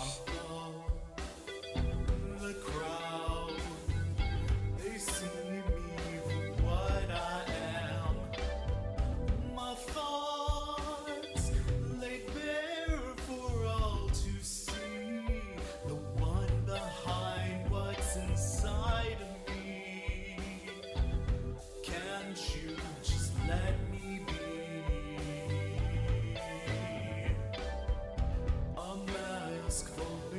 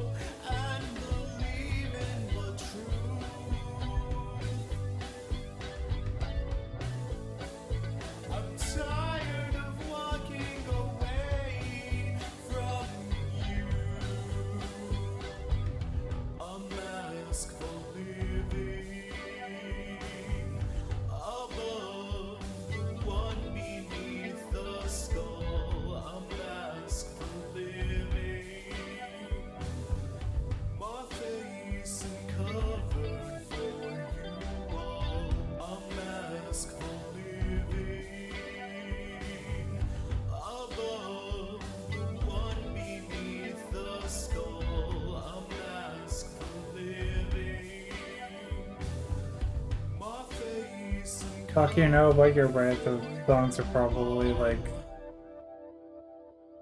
extremely basic narrative, thematic setups. This is not how you fucking set up the character. Oh my god.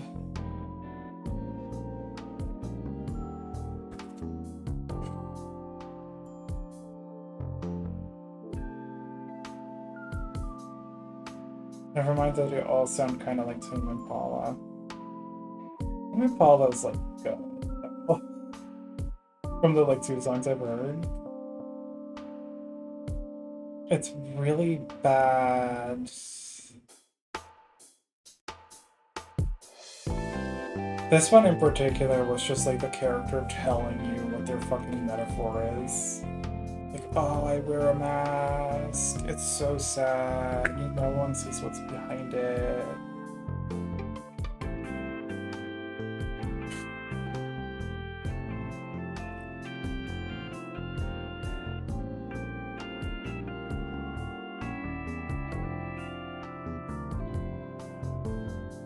That's what the mask is. That's what the point of the mask is.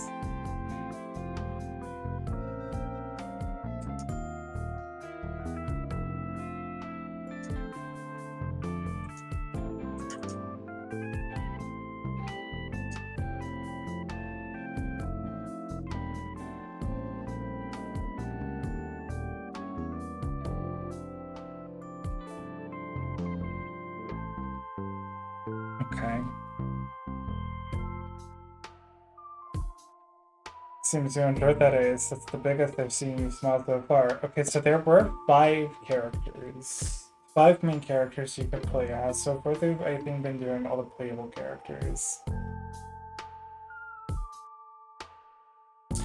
So they're gonna do 2 more. Wanna bet? One or more people weren't clapping or cheering. Or replace. Oh, that's bold. That's fucking bold. Great job, Zob. You're a natural. Up next, we got Heath. Not the biggest musical fellow, thanks though. You just rhymed 3 times, so you should at least break puns. About lines? Yeah, it might be the first. I think I'm gonna head outside depending on what the next type of song is. Go on, honey.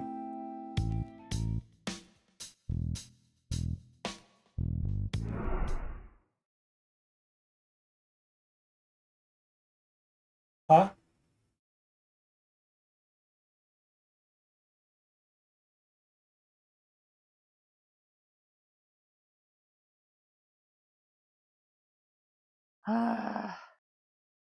What the hell? Why aren't the emergency lights coming on? Damn, that is one hungry dog. Well, at least the moon's able to light things up outside. Joining? Watch your step. Sure, sure. I feel like my energy's being sapped talking with him. Probably just tired.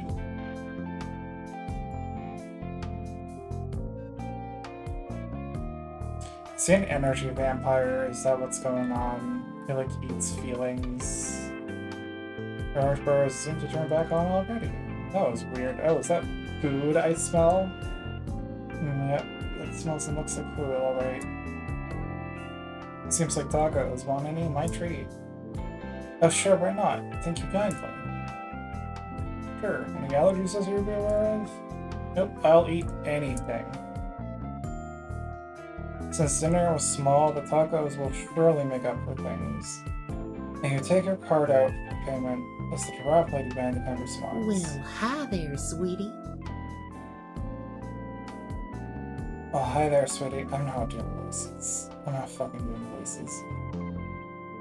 Hello, Meg. Please get 20 tacos with everything on them. Light on the cheese, though, please. Or maybe 10 of them soft and hard. Absolutely, fella. I'll call you over when they're ready. Oh, you're not kidding. I specialize in food, and I can tell you I'm quite impressed. Thanks, sweetie. They have voice acting for like random incidental characters. I feel like, is the lunch lady gonna be important? She's not a lunch lady, but you know what I mean, right? It's hard to tell how much Zelda will eat, but you're prepared to part with at least around half of the tacos. There you go, darling. Thanks. If this has a fucking eating minigame, this might save it. Alright, here we are. It was good timing since there wasn't a line. These are all the same, though I didn't go light on those. Did go light on those cheese. Thank you, that was fast. So how many are for me?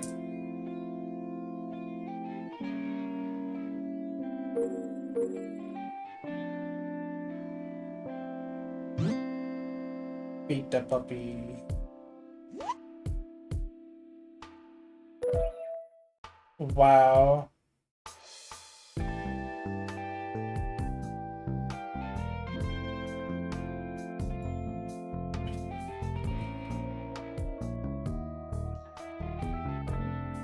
You can have 10.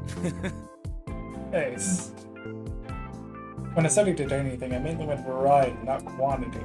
Oh, sorry, I can eat as much as needed. Just wanted to make sure I offered, I guess. You suspiciously want me to eat a lot, don't you?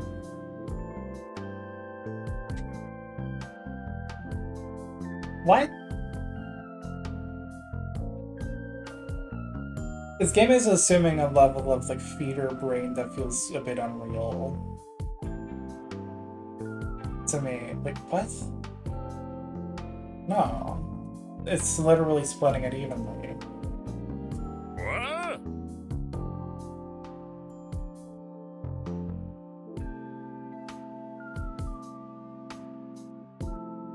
You ain't hiding nothing from me. Plus, Zob seems to be a mind reader.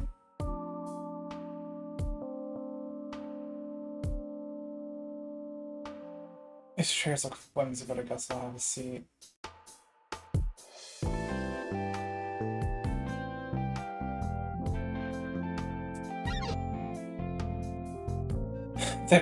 The chair creaks a bit as I sat on, but no one seems too worried about it.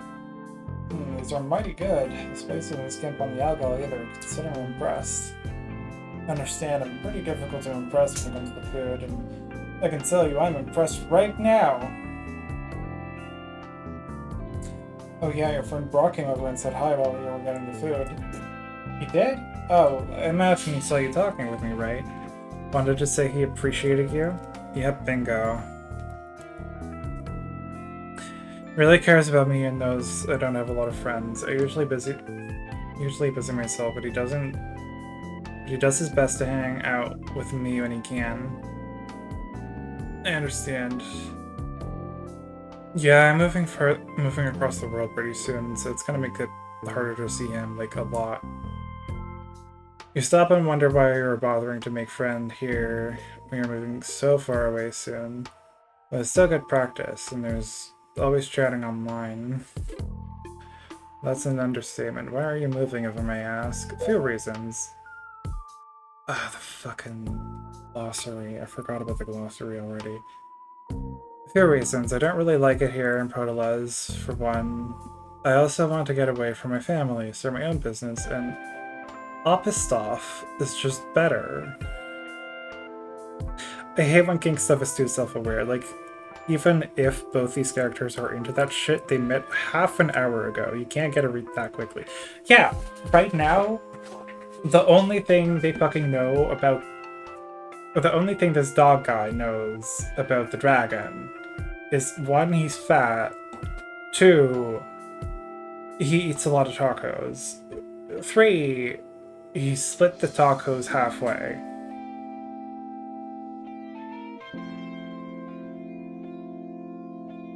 Like, that's not suspicious.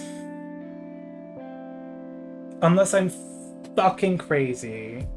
And everyone can tell.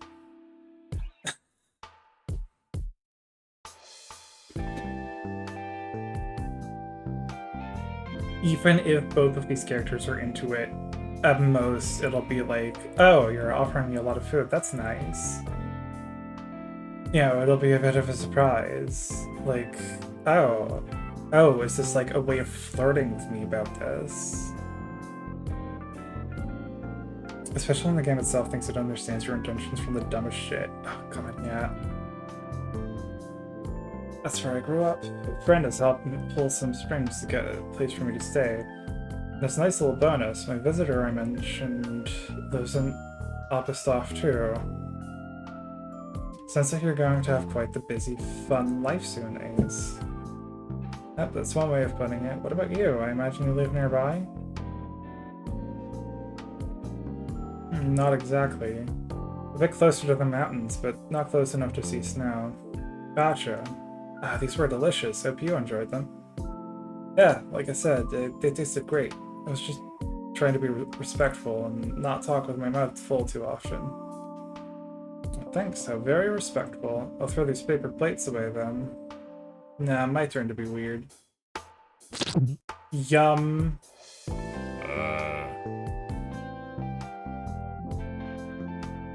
Hey, there's no guarantee you can get that I'm being a feeder from offering someone a generous share of food once.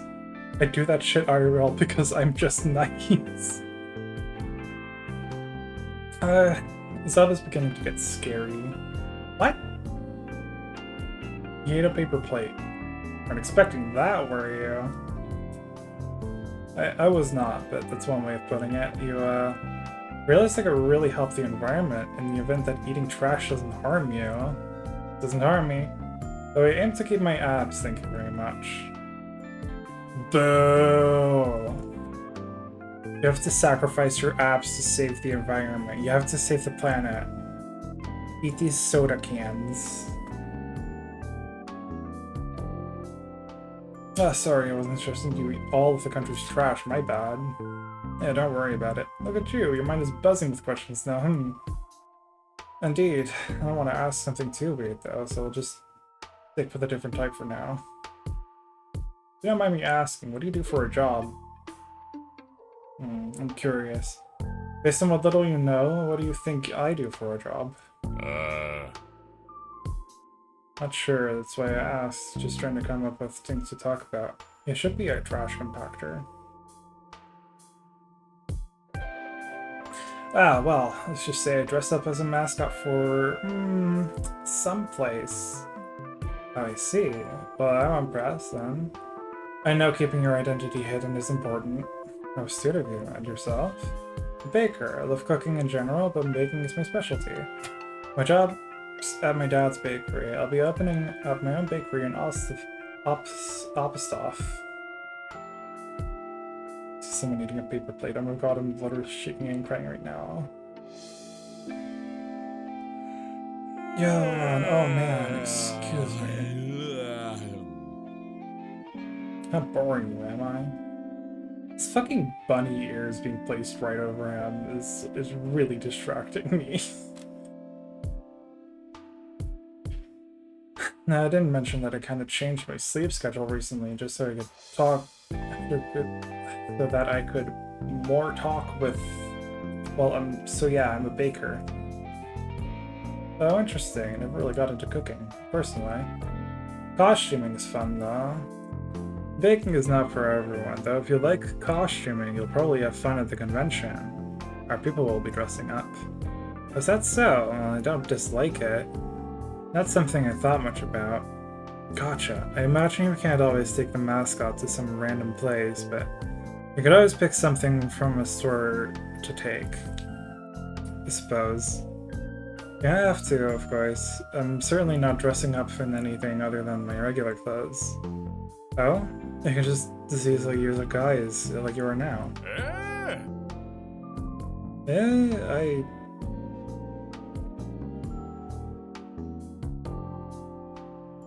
Huh? What? You react so strongly that you leap out of your seat. Despite shirts for tailored for wings actually existing, Zelda has somehow surmised that you can use clothing guises. What? Ace, please don't underestimate me. You realize which clan I've come from, right?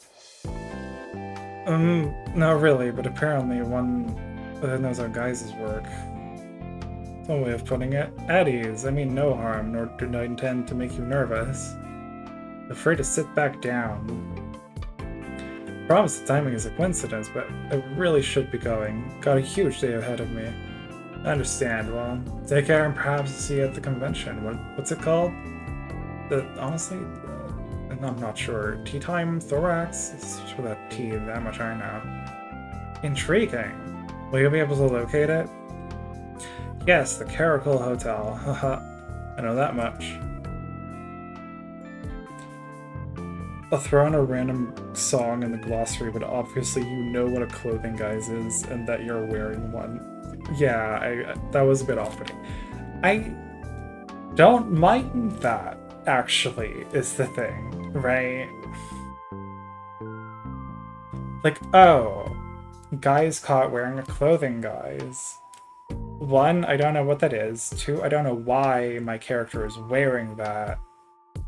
I might find out later. Naturally throughout the story, right? This is why games should not have fucking glossaries for every little fucking detail you decided to world build about.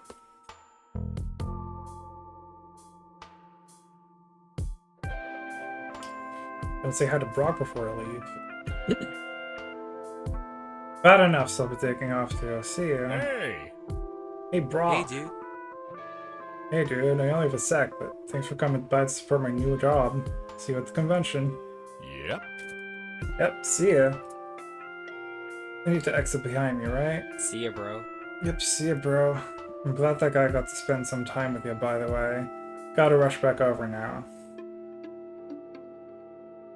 I think they should at least be consistent. I don't care about that one. I don't know. As you stand, you ponder leaving for the night as well, although it could be a good chance to do more socializing. Fuck off. I should get going. Life works in mysterious ways. It's possible tonight's mini-adventure would have passed altogether, were it not for a friend working here. A very large crocodile with a belly almost twice the size of your own is near Brock. Then not to stare as you halt in your tracks, eyeing the taco stand instead to avoid being caught staring. Actually, did I get enough to eat? Oh no, I need more tacos and crocos. You know what, screw it, I'm getting more to eat. Fuck yeah! Hello, Exista, what?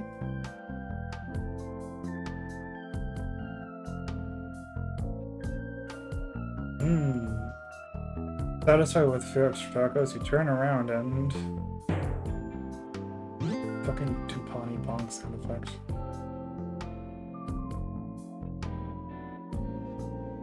Okay, you're getting banned.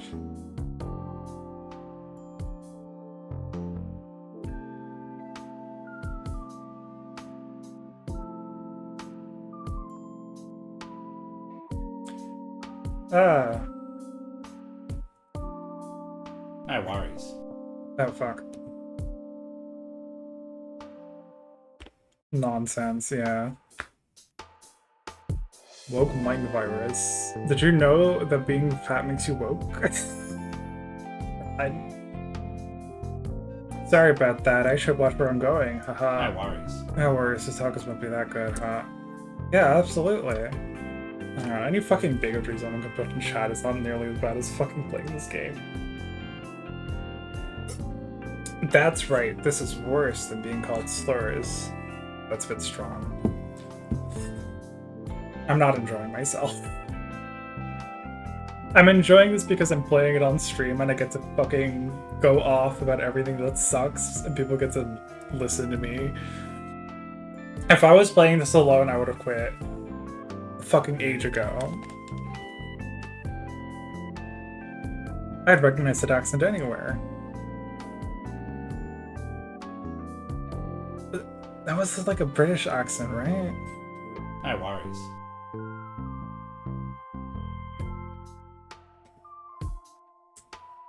I'd recognize that accent anywhere. don't mind me asking, are you from Upistov? Mm-hmm. Mm-hmm. Ah, I thought so. I'm moving back there pretty soon. Legend. He's fucking British. Aussie? I can't fucking tell those accents apart. Legend. Not to disrupt our little chat, but I'm kind of hungry, so... Oh shit, am I being one of those people who chats a long time and gets in the way of customers? Oh, my bad, my bad. It's okay. Stupid, stupid, stupid. Man, he was hot, though. Bro! Oh well, no need to get embarrassed. It's not like I'll be seeing him again. The Caracal. What? Caracal. The.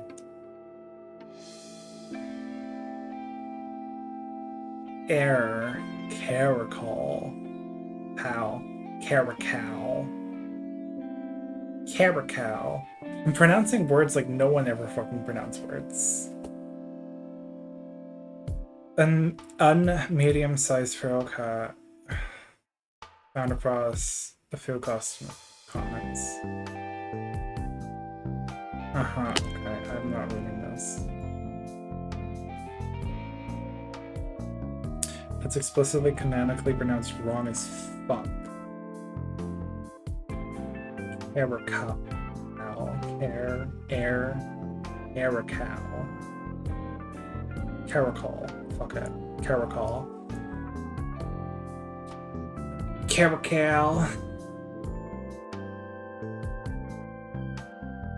You're normally very careful with your money, but the bed in your apartment is terrible, and you decide prior to treat yourself. So this lobby is going to be packed in a few days, huh? What am I doing? I checked in earlier today. Time to head up to the room. Elevator scene. Dragon on phone.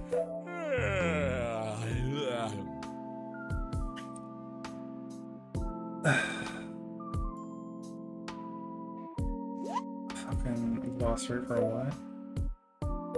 Ultimagon. Gigantic feral species, more than a mere dragon. They carry things. You out here, Mac? Dang, no response. Must be hunting your dinner still. Alright then, time to flop. Fucking what? Okay. You shut the window, then remove your shirt and trousers without physically doing so. The ability that Zob seems to be keenly aware of, and possibly is capable of as well. Only a few friends of yours know of such an ability. Next, you grab your phone and text a special friend of yours, Reed.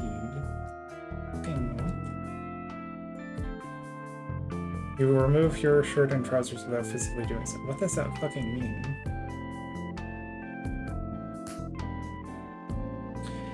Yeah, once more because I'm lazy as hell.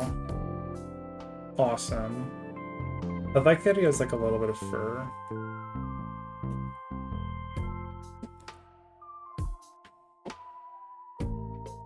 It's just a real world word with a pronunciation guide that will get you laughed at IRL.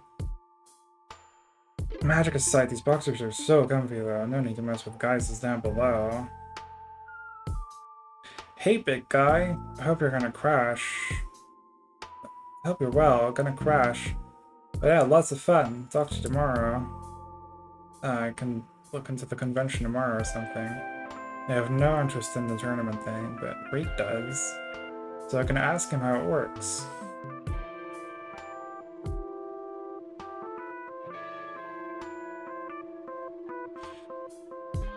A shame that Reed came into my life just as I planned on moving. This is another, like, trap that I feel like a bunch of the furry visual novels I've read kind of fall into, is this assumption that, like, you are already as invested in the magical world as the writer is. Simply put, I am not. Maps mean nothing to me. The only one that did it well was Sylvain, I think. Like, that one, like, learning about the world was a real big part of the fucking story. Everything was new to the protagonist, and like you were learning alongside him, and that's always like a really good framing device for like learning about the world very literally. And like you learn bullshit science that's like kind of cool. In this one, it just kind of like throws you in and throws some words at you, and it's like, yeah, I got world building, and it's like, okay, I don't care. The reason I think it works so well in Sylving is because like the protagonist's ability to parse the magical world around them is sort of directly linked to their independence and their ability to survive in the world, right? That's why they have to learn about everything. That's why they have to be able to like pass in casual conversation. But it also provides a huge opportunity for like the characters to get close to you, because they also provide a source of like safety and backup for you, right? So like the big muscle wolf is a big source of comfort for you as well, right? I like that. Sylving is pretty damn good. Unfortunately unfinished. I think they're working on chapter 4 still. One's in like a beta phase. And this one, it really is just like no introduction to the characters, really. You're thrown into karaoke, and the karaoke is supposed to serve as a character introduction, but you're allowed to skip it. Even though the songs are clearly like thematically relevant directly to the characters. My fucking character sings about a dead mom. Like, come on. Somewhere out there, a mother is fridged. For my protagonist's backstory.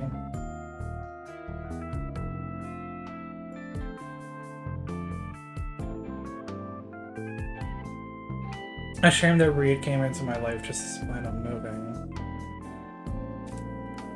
Wow, you have to go all the way to the other side of the map. The hell doesn't know about the next blessing I'm gonna get from Nagar. It's gonna be one hell of a surprise. Our friendship will evolve regardless. Distance won't keep us apart.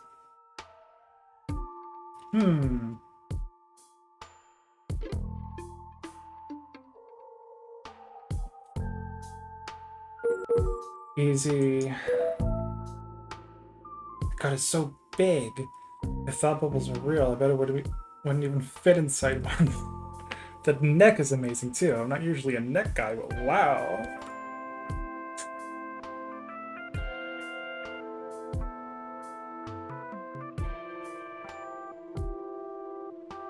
And maybe I'm biased, but scaly bellies are just on another level, man. Is it normal to be thinking about this stuff so much? How about that shirt wrapped around his belly? Ah, I should be thinking about Reed instead. Time for bed. Ah, sleep, here I come. Oh man, I've been sucking in my gut so much that I don't even realize to do it automatically. Fuck yeah. That wasn't as much as I thought it would be. Shumble chamber?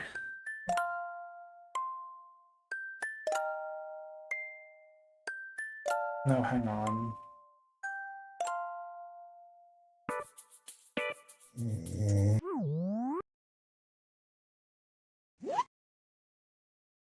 Glossary Shumble chamber. That may sound like a dungeon. It's actually a bar with 3 levels. Oh, is that the bar I went to? Yeah, it is. That's it.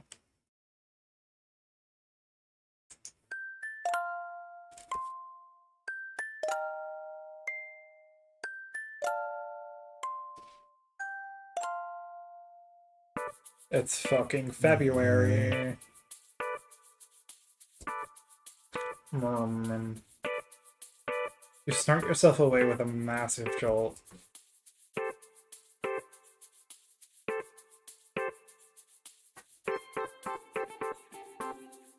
It's really funny to me, honestly, how, like, I don't know. It's interspersed with this like very, very open lusting towards fat bodies that kind of comes out of fucking nowhere. Like meeting this fat guy crocodile is an optional cutscene that you can totally skip. Which makes me worry that like the fattest characters are going to be optional. I don't like that. I still have the fucking Yuko overlay over the screen.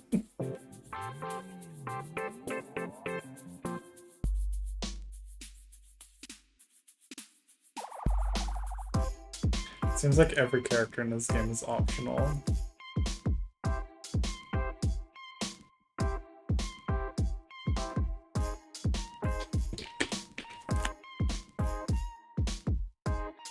Oh.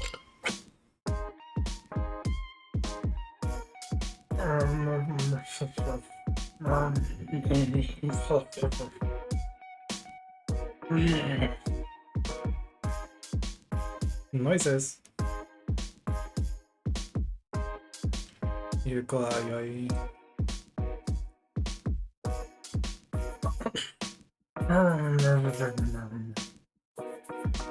reach over for your phone, promptly dropping it on your snout. A growl erupts through your dry lips and you snort huff.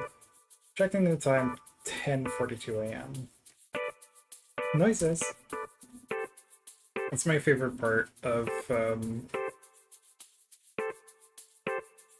cilantro mixture. Is when it just goes noises and then it just does noises. God, what the hell? Frustrated over not hearing an alarm go off, you check your alarms, and sure enough, there is one set for 10:30 p.m. It isn't the first time you didn't put AM when needed. You sigh heavily and roll out of bed, and then stretch with a big grunt, complete with a cavernous yawn. Cilantro is such a bang. It is. Okay, let's put on cilantro mixture.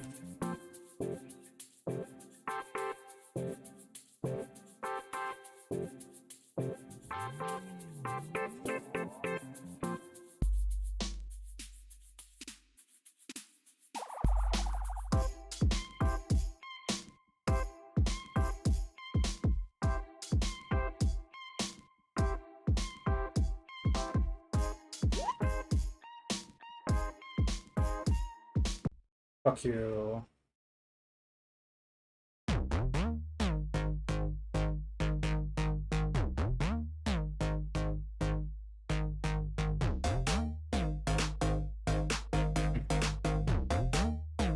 It's gonna kill me. Maybe I can make it up to him with an extra snack. A few extra minutes are spent packing up on the phone charger and last night's clothes, as well as a quick restroom visit.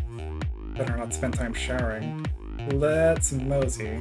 What's that sound? Bang! The postman bangs on a telegram came for the Danish gang. His first-hand man's got a filament textured brain. The cinnamon scented fangs, the nuttiness with the tang, a little bit of grace. We're gonna listen to carapace, so they should speak, get a look at her face. Special. Call me crazy, call me slow. Got my own cilantro mixture, watch me rolling, watch me go, go, go. Special.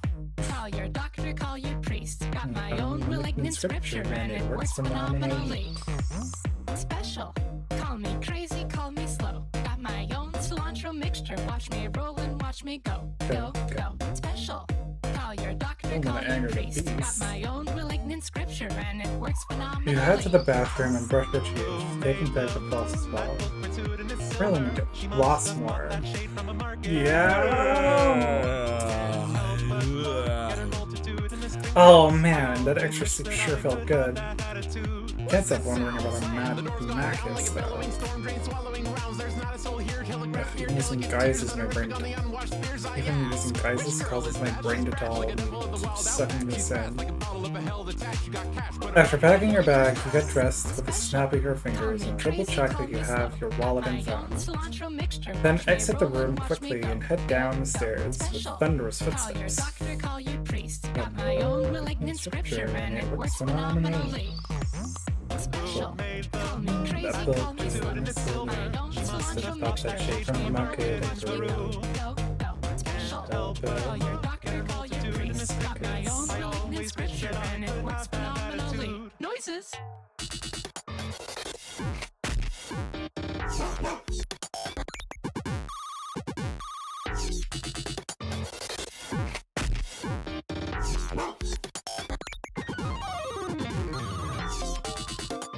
Noises. Yay.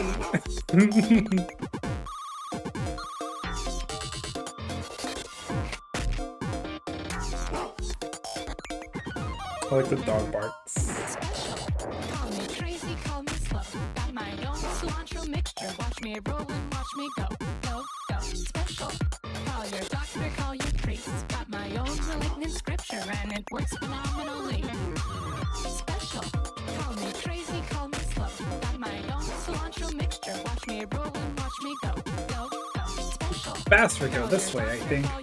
Better step on it. Malignant scripture and it works phenomenally. Special. Call me crazy, call me slow. You exit the hotel and go near the park behind it, where he waits. The gigantic pet Altumagon.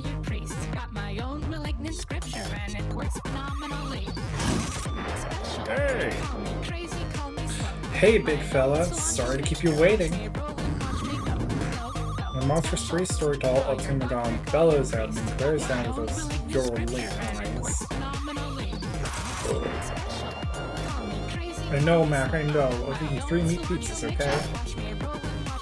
A gigantic snort from the beast blasts down at the ground.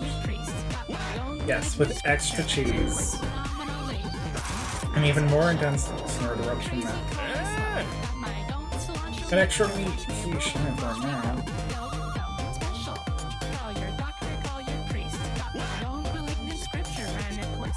He frets sadly. A place sound emerges from the towering winged creature. He scoops you up into his gigantic clawed hand.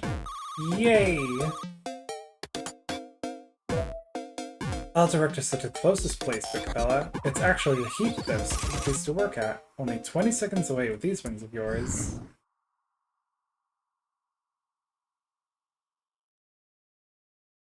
Awesome. Okay.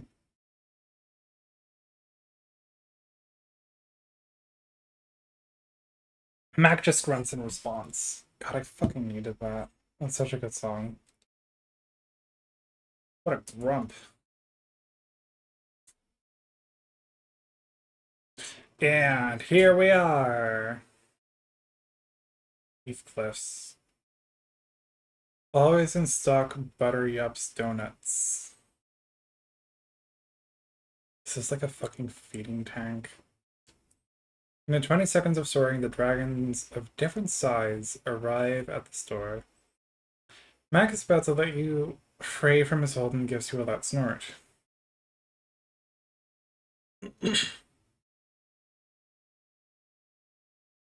Heathcliff's being the name of the place he's going to get a pizza with extra meat is hilarious, but almost certainly unintentional reference.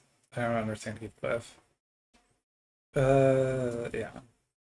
Yes, Mac, Altumagon's first. After Mac places you down in front of the large canisters at the store, you swipe your card and activate the valve for his favorite flavored water, peach. Oh my fucking god. Made for beings such as Mac to stay hydrated with flavor, the spout at the top of the canister's hose is ready to release the goods. Payment now initiated. I don't either, but there's a repeated reference to meat. Okay. Yeah, now initiated. There you go. Nice and regal on all fours. Wow, you didn't even shake the ground for once. Now drink up. I'm eyeing the total. Only 15 buckaroos this time. Got it? I got a convention coming up and I got paid for. I don't want any surprise potty stops crossing the ocean this time, nor do the fish. The monsters throw visibly gulps down every drop he can as you are reminded of how friends would pay to watch such. And the flow ends when the pump's counter hits $15. So I'll load all before you crane your neck back down. Not gonna deal with someone saving a room by gigantic Altumagon choking on them. Alright, pal, I'll be right back. Don't scare anyone, okay? Make it like a statue. Mac huffs his nose, causing the branches of nearby trees to rustle, and stands out of the way at the side of the store. Welcome to Heathcliff's! Random background character. This game loves its like incidental characters. I didn't read that line, I think. Morning. You get a water bottle and place it on the counter, making eye contact with the clerk, a young, burly, and bushy bear lion. In addition to his name tag reading Hector, he also wears a smile. And 3 breakfast sandwiches, and 3 of the extra meat and cheese pizzas, please. Kind of hungry beast outside, huh? Yep. Yep, the hungriest. After the sale, you pack the sandwiches and water bottle in the reusable bag you keep in your pocket and place the bag around your arm. Then head outside, pizzas in hand. Ugh, squishy noise. Just when you go to push the door open with your belly, with the weight put on from last year. What? Huh? Just when you go to push the door open with your belly with the weight put on from last year. That's a lot. Oh, hey! It opens. Zob is holding it, and he looks pleasant. Yo! Yo, Ace! Fancy meeting you again. Let me hold this for you. Thanks, Zob. Quite the coincidence. Fancy meeting you again, huh? Indeed. How's it going? I'm good. How about you? I bet those pizzas for your buddy here, huh? Yes, they are. I'm all right, thanks. Zob is giving off an unusual vibe today, so it seems. Zob awkwardly stands there as if he has something to ask. It's been a long time since I got to see Altumagon up close. What's his name? He's just like fucking posing his tits. I love that insignia that's like going right where his nipple would go.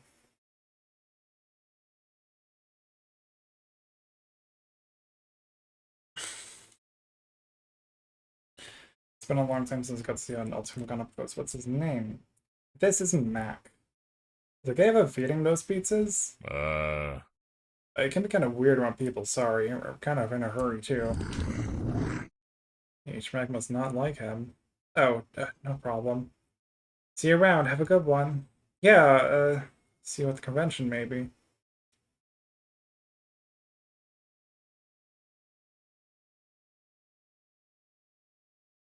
It's funnier if they go across the map.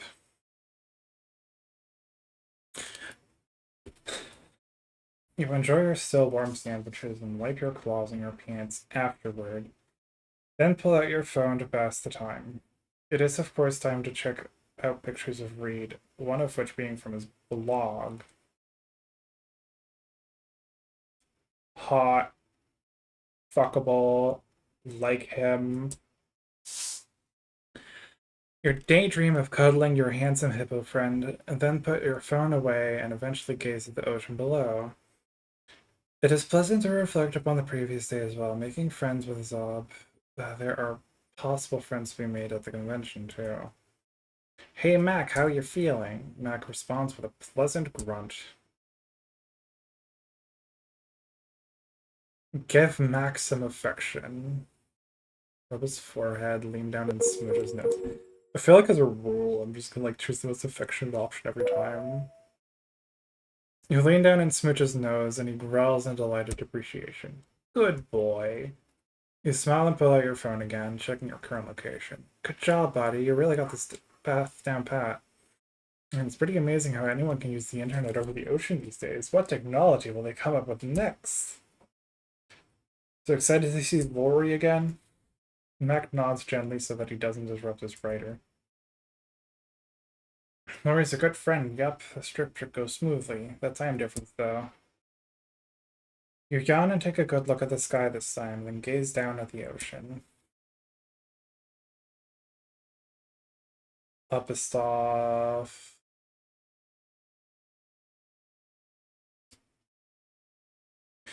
You treat macking yourself to plenty of hydration at the local port before reaching your true destination.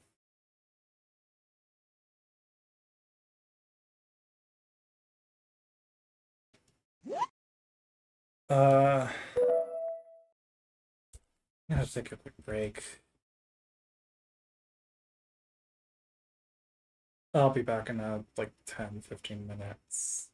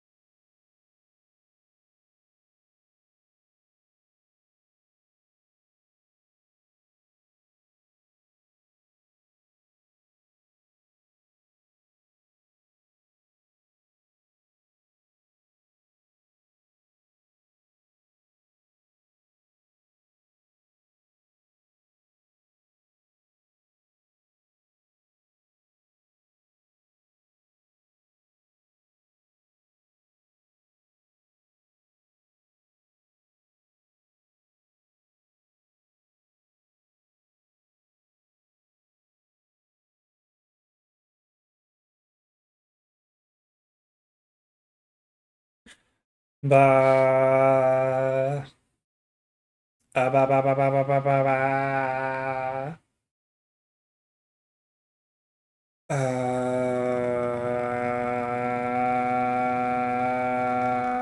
This is how this game is making me feel.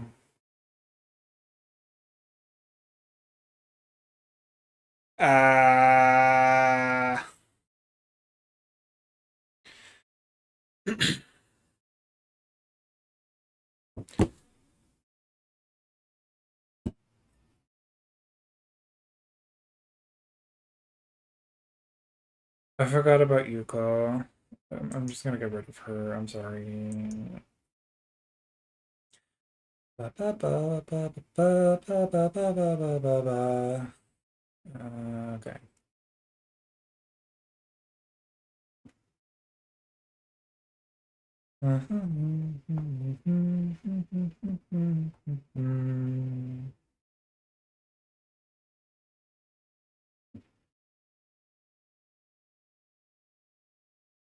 Okay. Let's fucking go. After hello text to read, once your home continent of Opisthoff is reached. There's gonna be a pronunciation guide for that, isn't there? I thought we got pronunciation guides. Oh, pissed off. Sit quickly.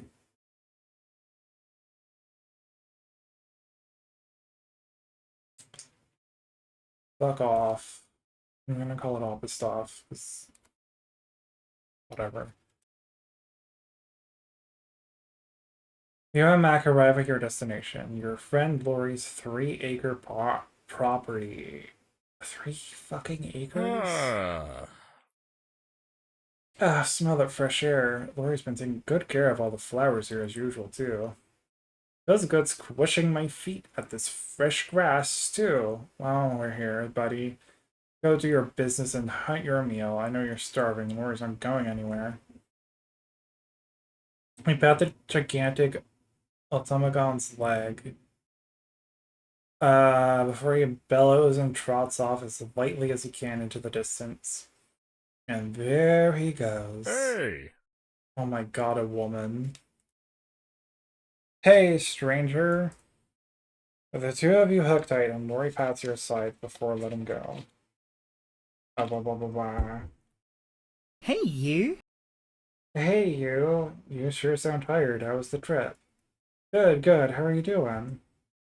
I'm alright, thanks. I know you're hungry, so have a seat and I'll get you some brekkies.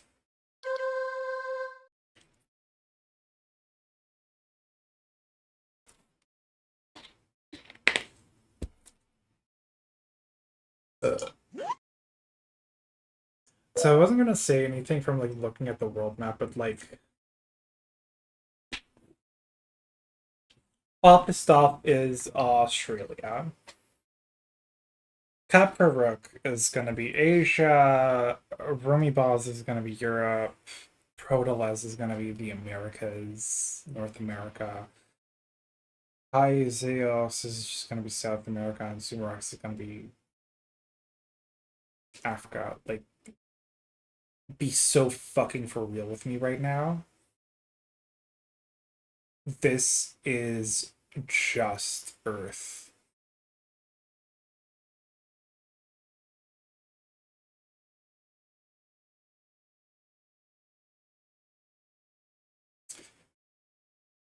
Priortum. Like, fuck, it even like follows the pattern of like Africa is slightly more north than Australia and South America being closest to the Antarctic.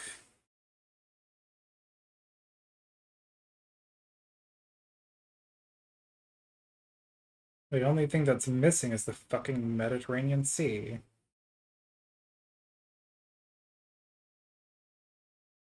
And West Asia.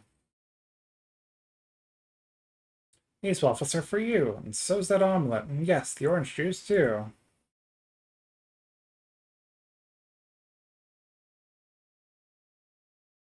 Oh, you're my savior. Thanks.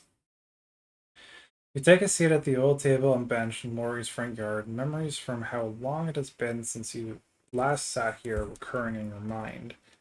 I don't know how you do it. I'd hit the hay right away. Hit the hay right after a trip like that. Ignoring the time difference, I get to have 2 breakfasts, and you know how I love food. Oh, I do. Yeah, how was that bar you went to? Great. Sang karaoke and talked with a nice guy named Zob. You dig into the homemade breakfast. Taste buds are washed in delight. Good on you, Ace. Oh yeah, I turned off the music. I fucking forgot. I wasn't missing it.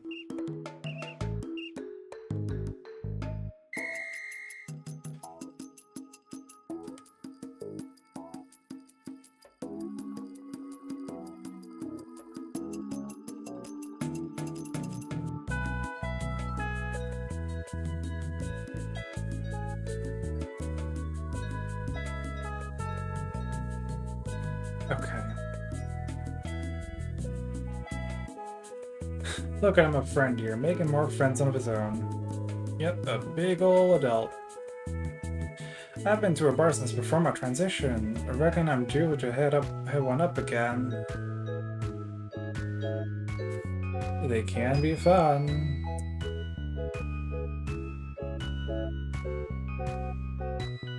You take a giant gulp of orange juice. It's much better than what can be obtained where you currently live.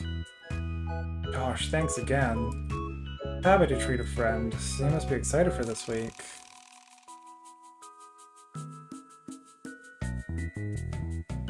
You answer when you can in between chewing, and Mori finally takes a seat. Turn on the music. Just a bit. You answer when you can in between chewing, and finally, you sit. Oh, yeah, good feeling with everything. Yeah, I can imagine. I think Reed's excited too. Yep, it's gonna be so nice to cuddle him. Oh, that reminds me, you should make sure to share all his details. If you want. I wasn't finished. I like his favorite foods, hornball. I imagine I'll be cooking for him too sometimes since you have an Altumagant to ferry you two around.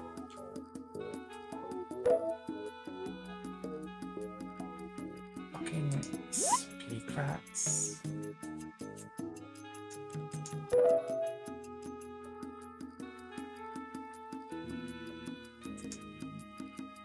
I know he died for Speedcrux meat since he claims to have eaten it before, basically a meat fiend in general, and anything in generally unhealthy. Oh, you still see fur just like me, that's cute. Anyway, can't believe it. Anyone would eat meat from gigantic bugs. Try it someday. No. What's the name of the friend you're seeing tonight? Orton. I imagine I'll be cooking for him sometime too. What about him? What things does he like? Like I said, he loves Speedcrux meat, but he really seems to love pizza. And I'm pretty sure he loves beer more than any food. And someone around here that doesn't. Me. You don't count until you officially move back here. Harsh, wow. I'm one of the fairest people all around here, next to my mother. She's a big help, I'll say that much. Thanks again for talking with her and setting up the place next door for me. Max and I'd be thrilled with all the space outside too. It's gonna be so nice only having to go for a building for a bakery instead. Huh? It's gonna be so nice only having to cook for a building for a bakery instead of that and a place to live. You bet, big fella. It'd be next to impossible to find that kind of setup for Mac and you both, otherwise. I just promise you won't get too attached to Reed too soon. Lori. I'm sorry, Ace just hates seeing you sad, and last time I gotcha. Sorry, I didn't mean to respond in that kind of tone or cut you off. Yeah, how dare you cut off a woman? What's your fucking problem? It's just a really special friend, you know? Fair enough, Ace. You finish your food and gulp down the last of your drink. Ah, okay. Feels like usual, you won't let me do the dishes? That's right, you gotta relax. I'll spend time with Mac when he gets back. Got the guest room set up for you, so go on, lay that pretty head down. Okay then, see you later. Thank you for everything. Oh, you're spending the night at Morton's place, right? Yep. Yep, you live somewhat close by, but I'm not gonna feel like walking back later, so I'll be crashing here for the night. Let's get these clothes off him now. Wear the clothes with your usual guy's magic and set up your phone on the dresser when it suddenly vibrates. Here's that big hippo, must have been busy. But now we got like these kinds of character portraits, I guess? Okay. Sure.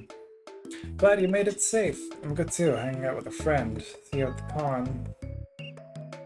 It'll be hard to rest with such excitement in life recently, but it's worth a try. Oh, a bonus message. Hey, what time are you getting here again? Oh shit, I was so distracted I forgot to tell the tiger anything about today. Why do I complain about not having many friends sometimes? It sure seems like I have a lot set on me. 5:30, see you then. Now it's 5:15, shortly before Morton gets off work. After a nap and some time spent with Mac, you are refreshed. After twice split with Mac, got my backpack, I'm ready to hit the road. Glad it's not too long of a walk for you. I'm gonna go work out, because I didn't put my hair back for nothing. Uh-huh. Love you, friend. Will do. Love you too. I want a friend number 2. See ya. Bye, Mac. Love you too. See ya.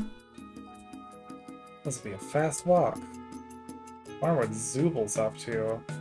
Bed up, it's such a mysterious fellow. Anyway, now for Morton's text. Hey, Mr. Tiger, I'll be there in 10 minutes or so. Weather's so nice. Zubal. I have to keep it fun for me. Okay. I have to keep it fun. Alright. Onward. This is a decent Pixar movie.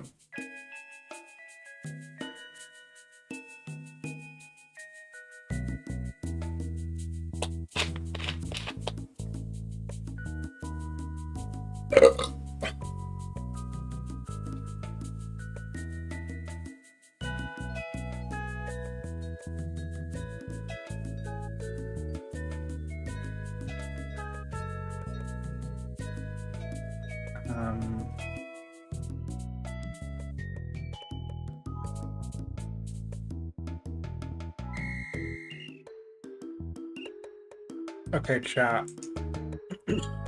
I want your thoughts. Fuck, how do I set up like a poll? I forgot. Okay, give me a sec. I need to remember to set up a poll. I don't like need to go through Twitch.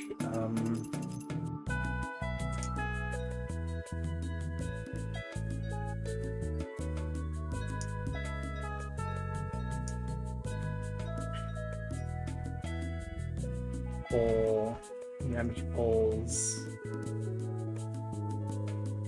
It's Barley, Onward, Pixar movie, Buckable. Yes, no. Allow additional votes. Damn, let's have this going for like 10 minutes, I don't care.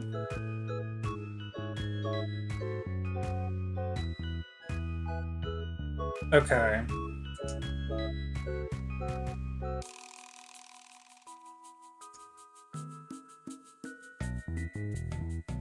I need to like move myself out of the way.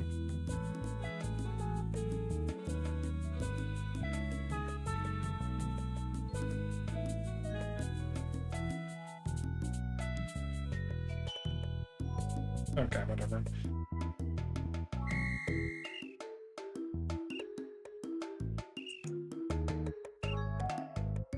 What are the thoughts? He has like a bit of chin buzz.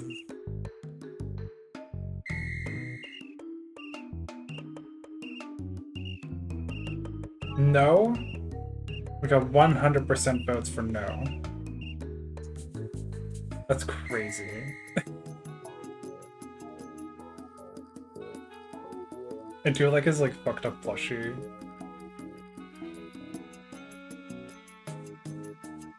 He's got like an action figure that looks kind of weird. Mostly just because like action figures look weird. I think it's just that his like clothes are all plastic. It's not very appealing, you know?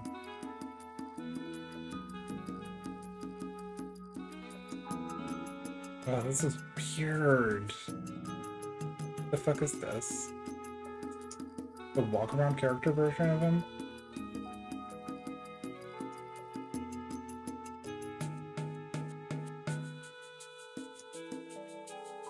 This is so fucking weird.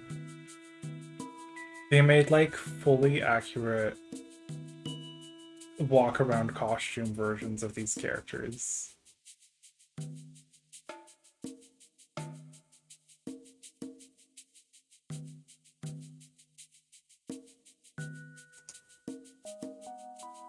Okay, distraction over.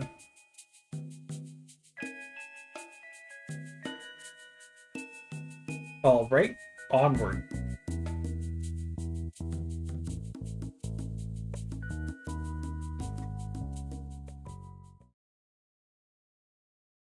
Looks like this is it. Bye.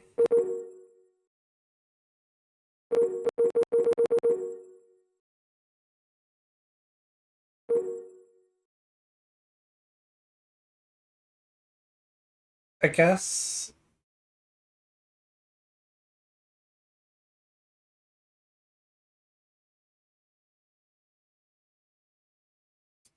yeah, I'm trying to decipher how this is a choice that matters. Like, I want to go for all the most affectionate options, right?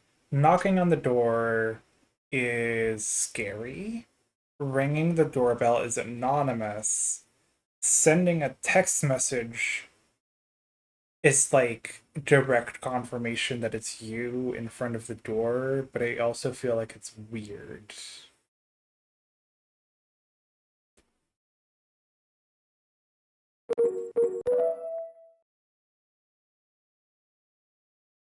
You send a message saying you're here, confident that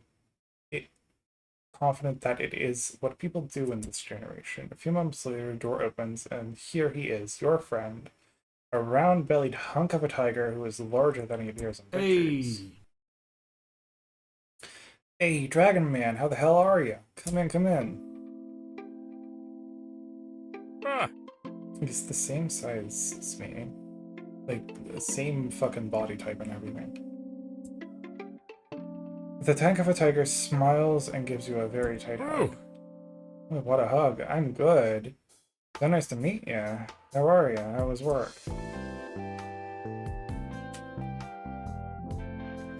You feel like you could hug for an eternity, but let go before it gets awkward. Chuckle, it was work. The whole day was basically a joke. Though, come on, let's sit down and order some pizza. Alright, sitting. My feet will appreciate it. Heck yeah, pizza. How hungry are you?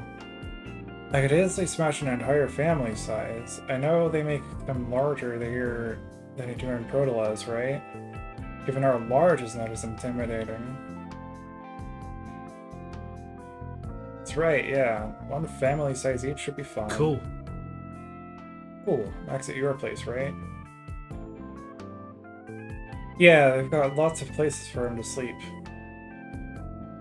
Like a 3-acre property. This fucking song again. Martin smiles and starts fiddling with his rather large phone. Nice. Can't wait to meet him tomorrow. Sorry, I'm just ordering pizzas real quick. Anything special you want?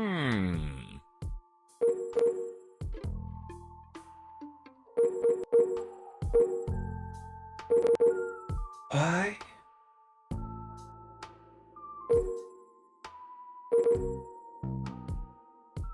Green pepper sounds nice, actually. So they made jalapeno, because I fucking love that shit. Sounds good, you got it. E-I-Z-Z-A. Reference the damn video about the twins again? I sure am.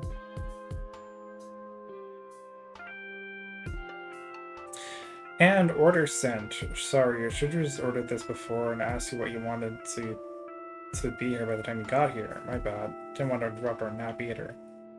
No problem. I'm just happy to be here. I know we're leaving tomorrow, but can I show you around the place real fast? Lead the way. So this is the living room, obviously, connected to my fave place. The kitchen! There's a button for water on the fridge if we need. The dagger leads you to the hallway, and he points one at a time to the remaining 3 rooms from right to left. Office/weight room, bathroom, bedroom, and we're done. Small but cozy. Easy, thanks. I believe I'll head up the bathroom. Too good. Too good, I'll start packing for the trip. Too good, oh yeah, that's one of the many fun phrases they have in this country.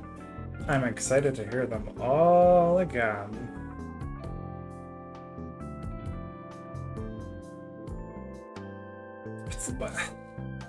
Why haven't set this in like a fantasy realm with fucked up weird non-Earth places if you're just gonna do Australia? Just like real life colonized Australia. Where they speak English with a different dialect.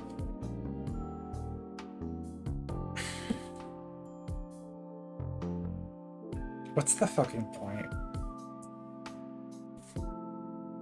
Longing for hugs from anyone since physical affection has been absent for so long, you enter the living room, then hear Morton's voice from the hallway.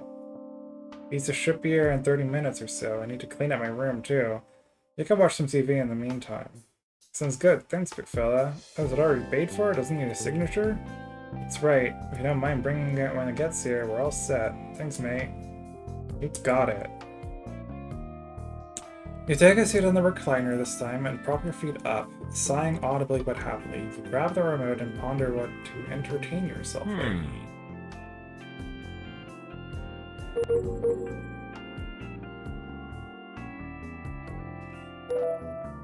I've watched a nice anime in a while. Which to pick? Fucking Yu-Gi-Oh! Really? The next 30 minutes are spent watching 2 spiky-haired individuals playing card games with monsters. Haha, that didn't take long. Ding-a-dong. Coming. Odadon pizza gets an entry.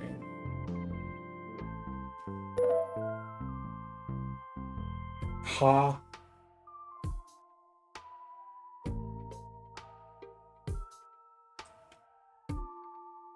One of a certain cartoon's fictional creatures. When a delivery is placed, a friendly and quick 6-legged bear creature soon shows up at your door with your order tied to their underbelly, keeping it warm just for you.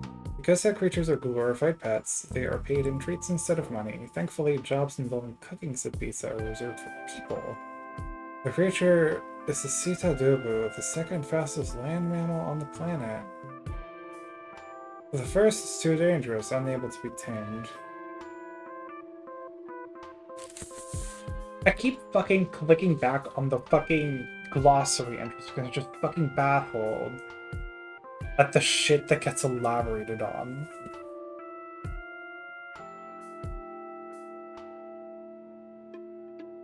Taking a pizza out from their underbelly sounds super awkward. With those fucking teeth? You have to keep in mind that the belly is like the fucking soft, exposed, protected area of basically any animal, right? Like when cats show you their belly, it's not even necessarily an invitation to rub their belly. It's just showing you the belly to show you, hey, I can let my guard down around you. I feel comfortable, right? Don't betray that trust just yet.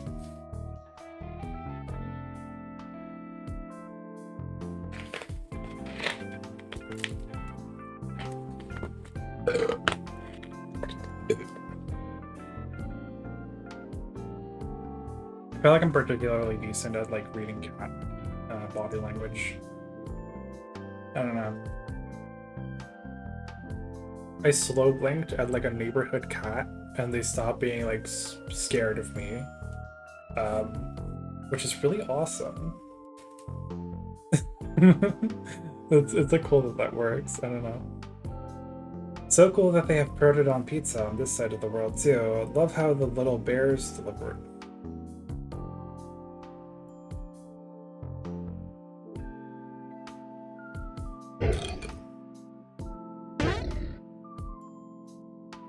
Get up and fetch the pizza, then place it on the table in the living room. Smells good. Got a Sorny only ordered one pizza for himself. Oh dear. Martin walks in and hugs you from behind, patting your chest. Thanks, Dragon Man. No worries, nice shorts. Carry your stuff back. You wiggle happily back against him, and the tiger lets you go, hoping for more hugs later when he's not as sweaty. Sorry I'm a bit sweaty, but a fresh shirt on. All done. Yeah, I'm not at work anymore, silly. Not sure why you have pants on. I'm just being respectful.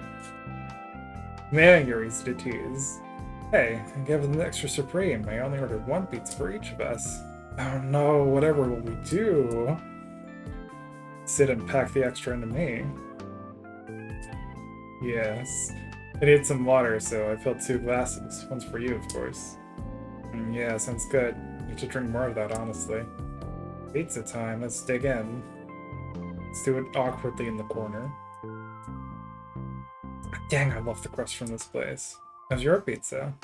Great, an old roommate of mine used to get this, and I guess it rubbed off on me. Nice, can't help but bust that. Get just meat every time. Maybe one day I'll try something different. Yeah, vegetables are important too.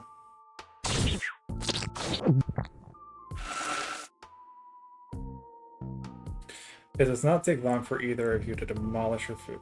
Those were supposed to be like family-sized pizzas each. Those were tiny.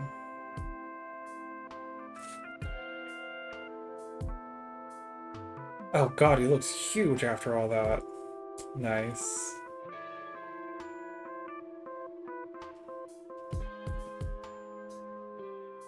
Yeah, he did grow. Nice. Pregnant. So, I know we talked about a few things and the guys like us enjoy, but I don't know if we clarified. What do you think of burps? A random question, but I like them. Gotcha! Well then.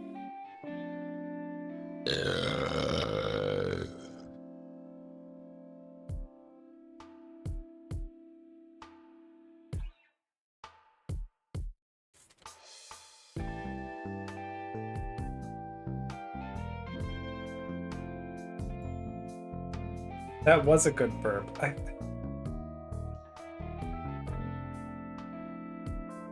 I'm just thinking about the presentation here, because it's just like...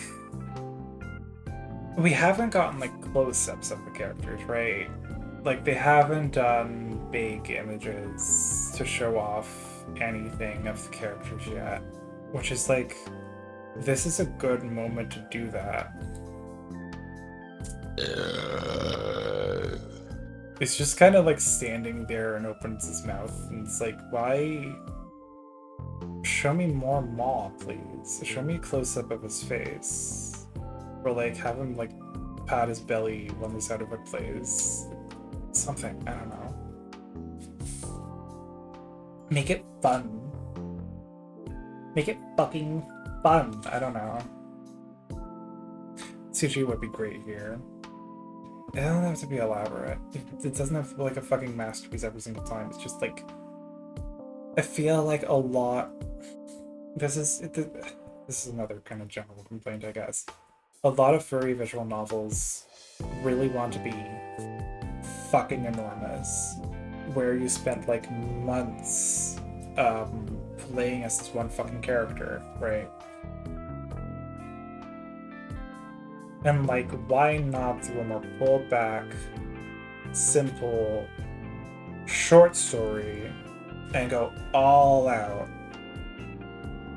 on like CGs, original sprites, etc. Make it really involved and beautiful.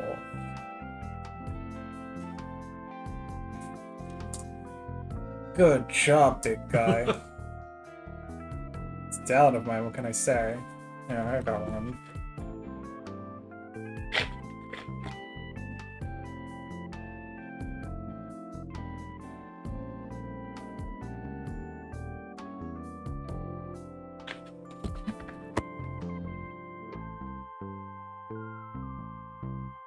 The tiger pats his distended tummy and exhales in big satisfaction.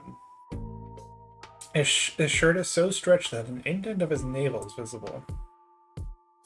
Oh yeah, I'll happily scull a drink this weekend like in the video you posted. I posted. I sure look forward to it, but Reed love it too. Oh man, I forgot. What do we owe you? Morton shakes his head. Nothing. You're giving me a personal two-way trip across the ocean. I'm not gonna owe you things for quite some time.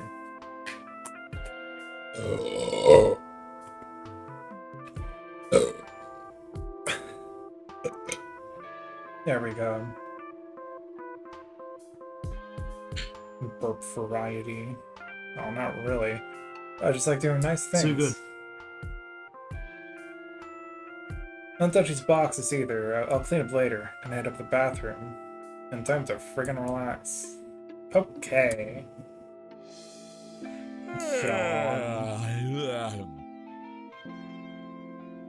Oh man, too early for that. Gonna hang in there. Back. Looks like you got to be my pillow. Damn, you sure is forward. Well, I've been craving hugs and such, so I guess I'll take it. I'm okay with that.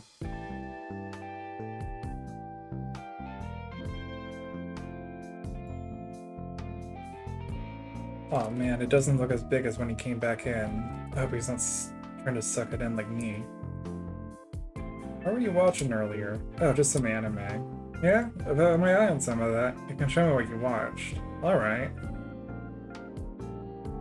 This is fucking crazy. You spent the next 2 hours watching more card and monster shenanigans with some comments from Morton along the way. Fatigue rears its ugly head. Wonder if we see anyone at the convention with hair like that. This is the series that people make fun of the most, right? Yep, and it's still a good show if you look past the things that don't make sense.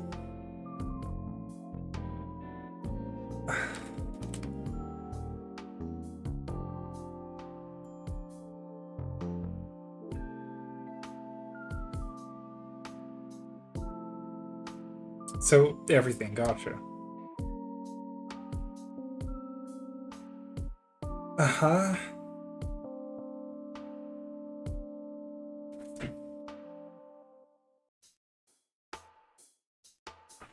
The sun sets fully after the intergame.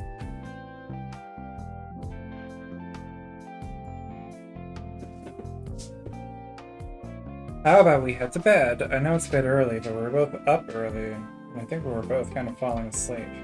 Sounds good to me. Morton's room is decently clean, though just like you, he leaves his bedsheets disheveled, which is exactly the same way they are left every morning. You spy the many pillows on his bed, 5 to be exact. Ace, what are you doing? I was gonna get the couch ready for you. Oh, sorry, I'm a bit back on sex, and this one has so many fluffy pillows. I guess I grew up with the mindset that of offering myself to guests. I'll go for the couch. Oh, nah man, you said you weren't having back problems, right? You can sleep in here.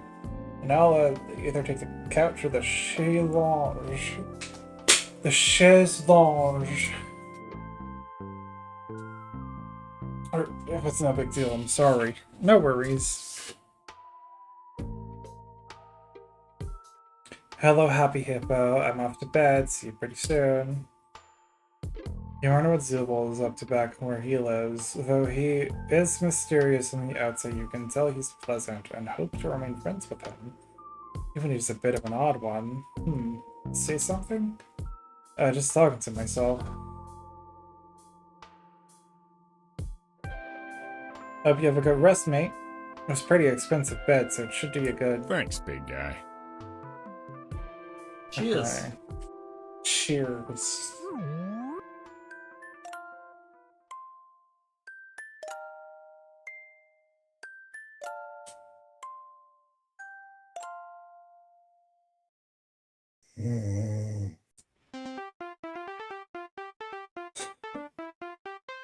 Your alarm suddenly jolts you awake. You barely fumble to turn it off. You then notice that all the pillows are on the floor beside the one under your head.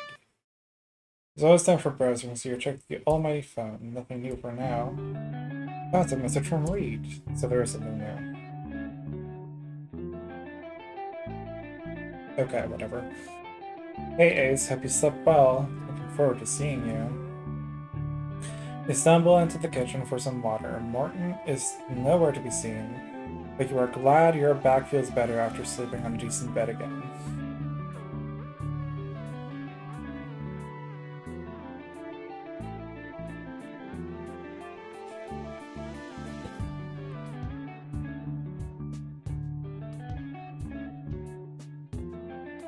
These characters are all kind of top-heavy.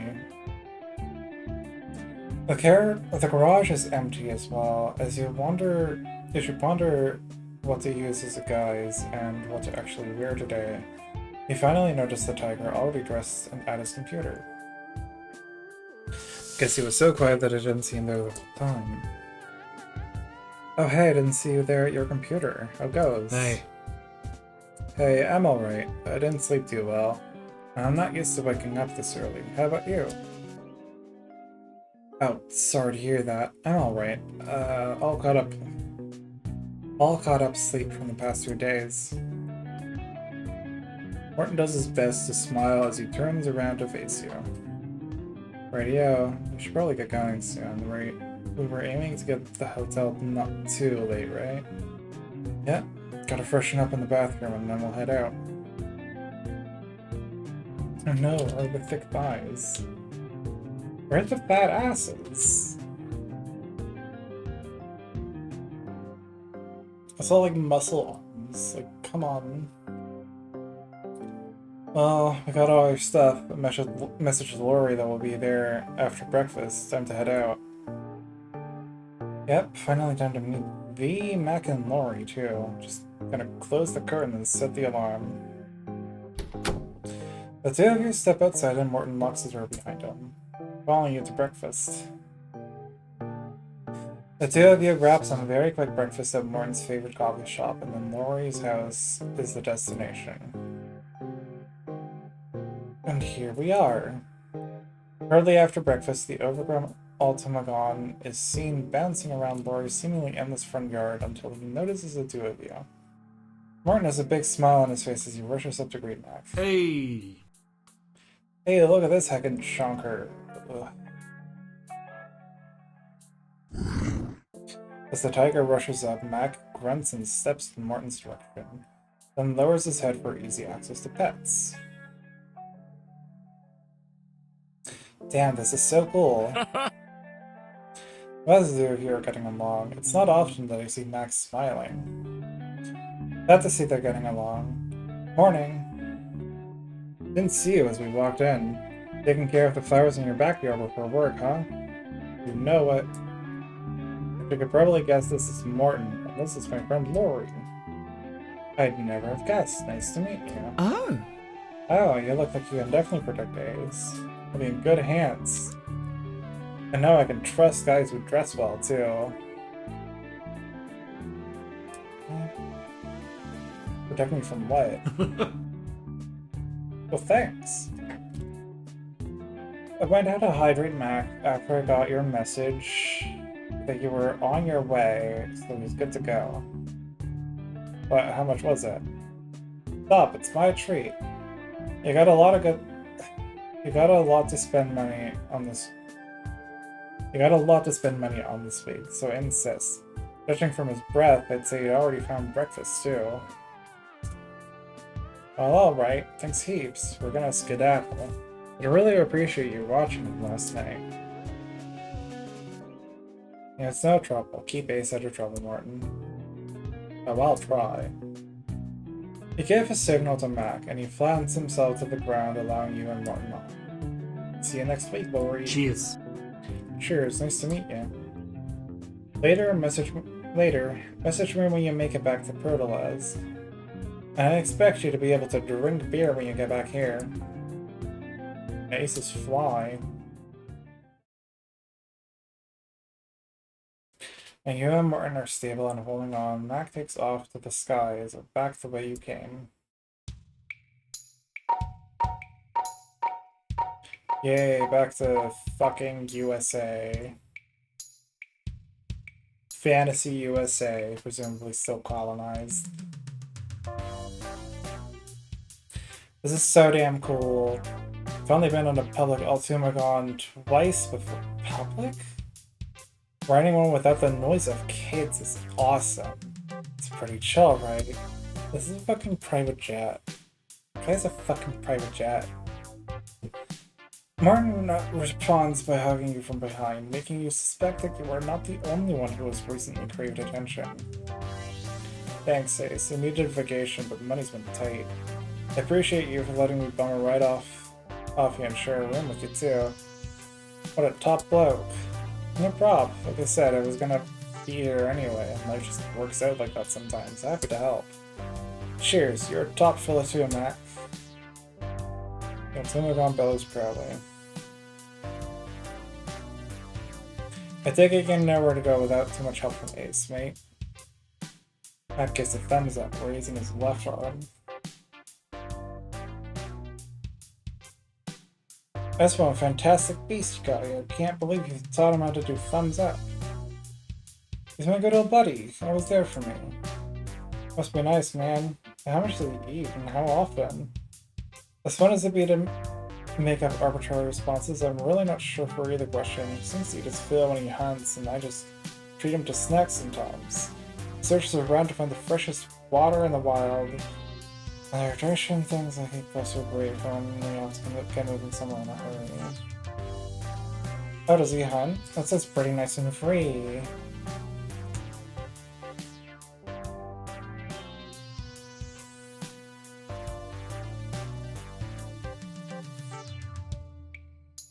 Yep. Max snorts gently, and Morton yawns widely. Out of nowhere, tenseness fills the vast open air, and you struggle to come up with topics for conversation. Talking online is much easier. So...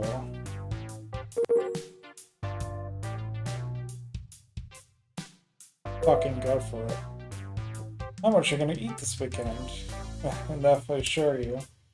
Speaking conversation. Yeah, I'll be keen to try this stuff we don't have back home. I didn't get to try all the unfamiliar things when I visited friends a few years ago. We should do a buffet with Reed. I'm gonna need to figure out new clothes by the sounds of it. I've already needed new undies, and I've figured out that suspenders look good on me. Thankfully, I don't need them thanks to my handy-dandy magic. But it emulates suspicion, so I applied them anyway. Not sure where I want to go myself.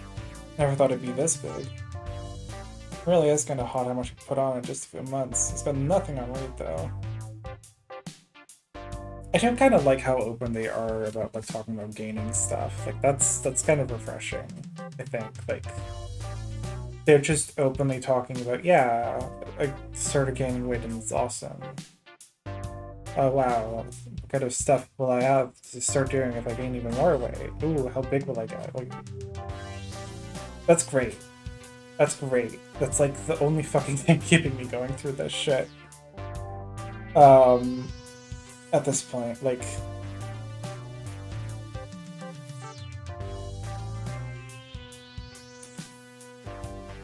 more of that, please.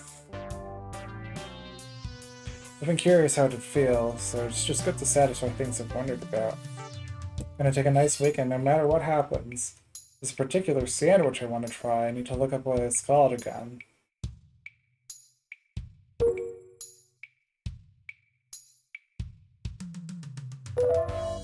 Yo, sure is pretty, huh? Yeah, man, look at the zoo. You're a pretty good view too. I hope you know Woo.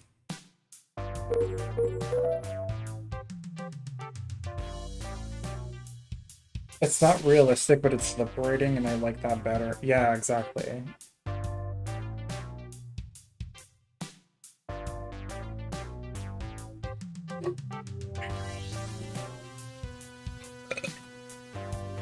Huh? Yeah, made up my mind. I'm moving back here. I didn't mention that reason I was coming over was to scope out the place Lori's mom is selling me. Oh, is that why you're here? Mm-hmm. What about that special friend you've told me about?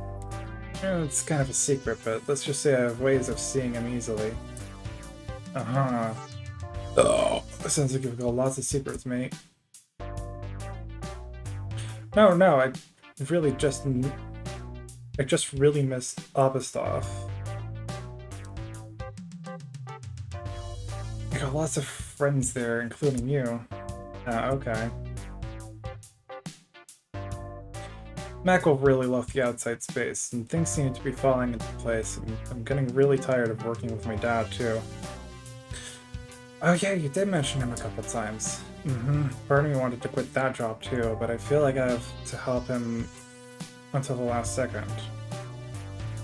He is helping me set up my company, after all. Besides, I won't be going all in until I find a building to serve as a bakery. Oh, you did want to open one of your own, that's right. I didn't realize it'd be near me. We're gonna wind up with a bunch of fat people then.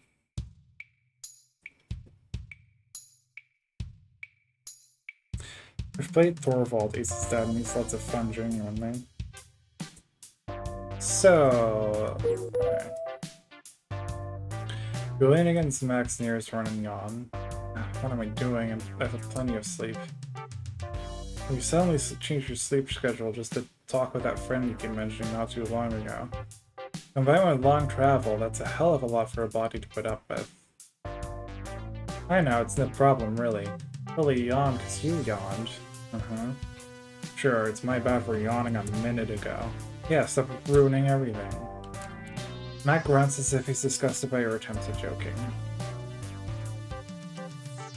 Many hours later, the sun has long since disappeared, finally met inland.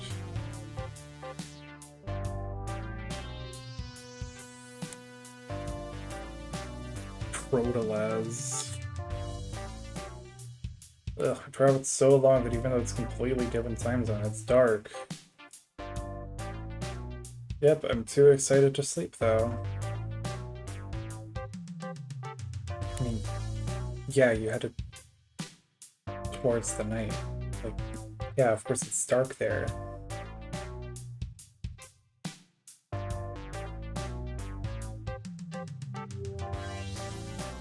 You went against the direction of the way the sun turns. Okay. We need to set someone on fire. You need to take a break before you head home, though. Mac politely lowers himself down to a safe distance for you and Morton to exit. He then shakes his head, and as gentle as he is, the force could still knock a tree over. I have a 3-minute flight back to Dad. Bye, Max. You'll need to see him again.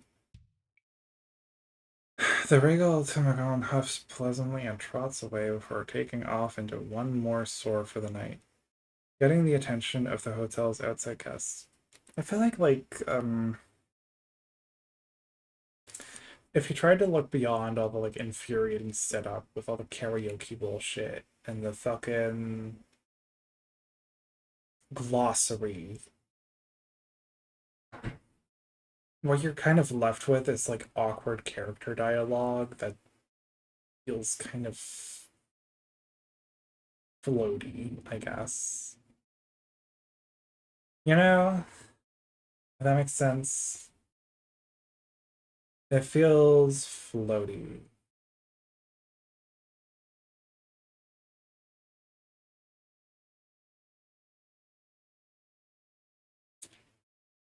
It's just kind of boring.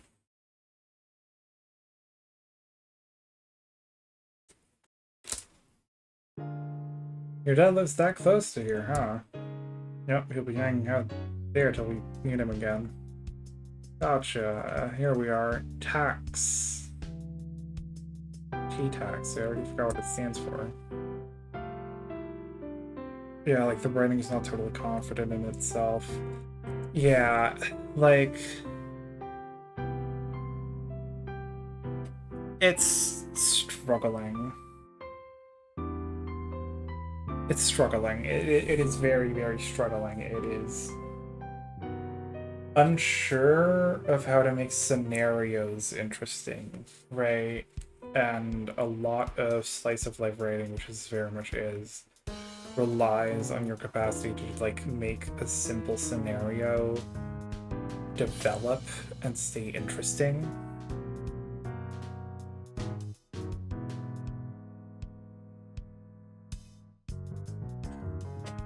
Like, I will go to bat for Dragon Maid. There's a lot of stuff that is very off-putting in that show, but then occasionally it'll hit you with like genuinely some of the best fucking slice of life writing I've ever fucking seen. There's this one episode where like in the middle of it, Kana and Kobayashi like go around and Kana has to do like a school report thing. And she like randomly gets really interested in manhole covers. So she decides to document them. And so she and Kobayashi like go around town reporting on different manhole covers because the kid is interested in it. And then oh no, it starts to rain. And like really, really simple story. It's just a series of events happens, but like you get to watch a little girl become fascinated by a small aspect of the world that most people don't think about very hard, right? And like that's fucking amazing. It's like genuinely a really, really fun, touching scene segment thing, right? And it's only part of the episode. And like that, I think, is like what slice of life shit is all about. Is like you manage to make something really mundane fucking interesting as hell by caring about little things, caring about mundanity. And it's fucking hard. And this just doesn't have the sauce, right? It's trying to keep me going with the fucking glossary. It's trying to keep me going by going, hey, look, isn't it cool that we deliver pizza in a weird way? And it's like, okay, we didn't get to experience that. You made me read a glossary page. You didn't make me read a glossary page. But you did tell me about the glossary page with a fucking notification before the thing happened, and then the way that it happened wasn't interesting. It just kind of happened in a flash. Right? To me, that doesn't feel like it's interested in slice of life writing. It is just kind of like moving along. Hey, look, here's idea. I need a little more than that. Describe to me the process of obtaining the pizza from this creature. Right? Does it like roll around on its back to expose the pizza for you?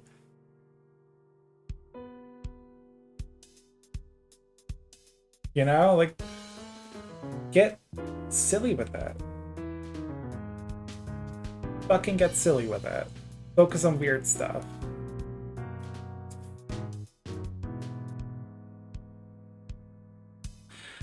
I looked a bit at the schedule earlier, so I found out quite a few things, including the name. Tabletop Animal Expo. Held here inside the Caracal.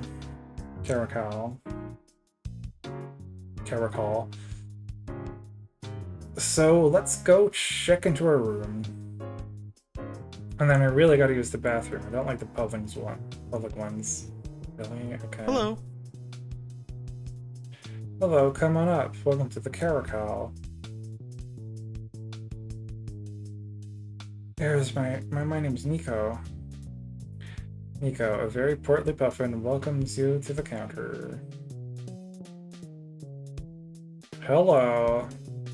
You show your ID and speak your full name, disliking both of these things. Okay.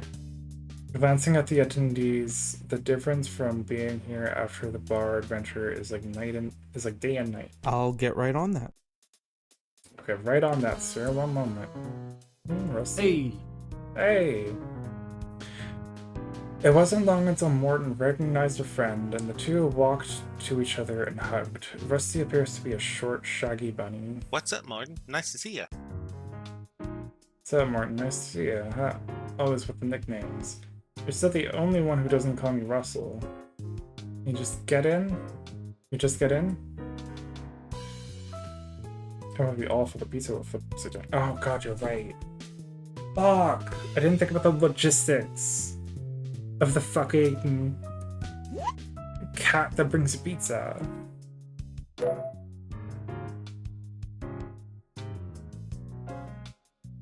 And like, you really do just have to like duck down and awkwardly shove your hand in its tummy.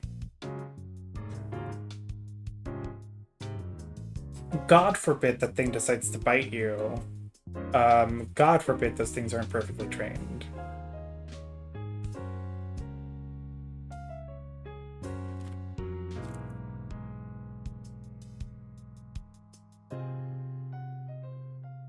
I think another really good, right under those choppers.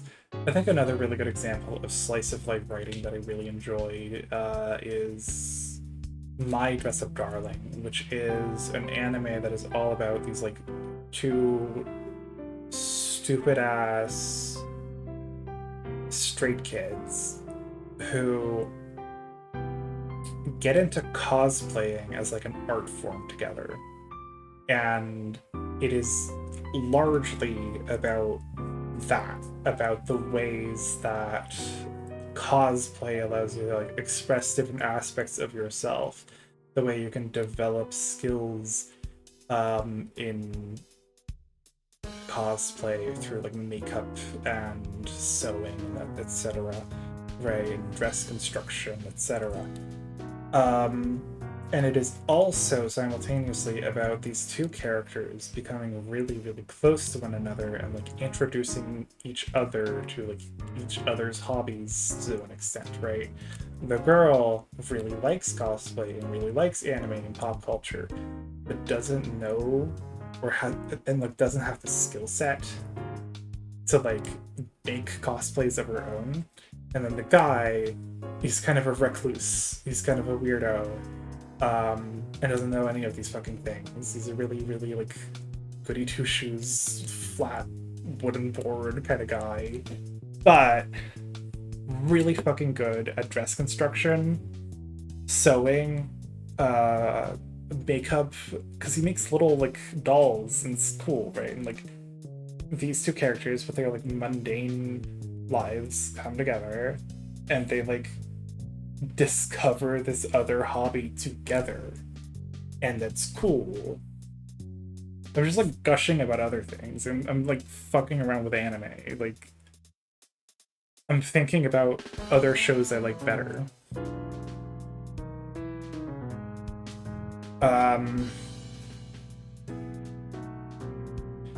But like that's another aspect to me about slice of life, is that often it is centered around like a central theme of sorts, right? Like most stories are, right? But like with slice of life, it's often a bit more mundane, but it's still like a thematic narrative.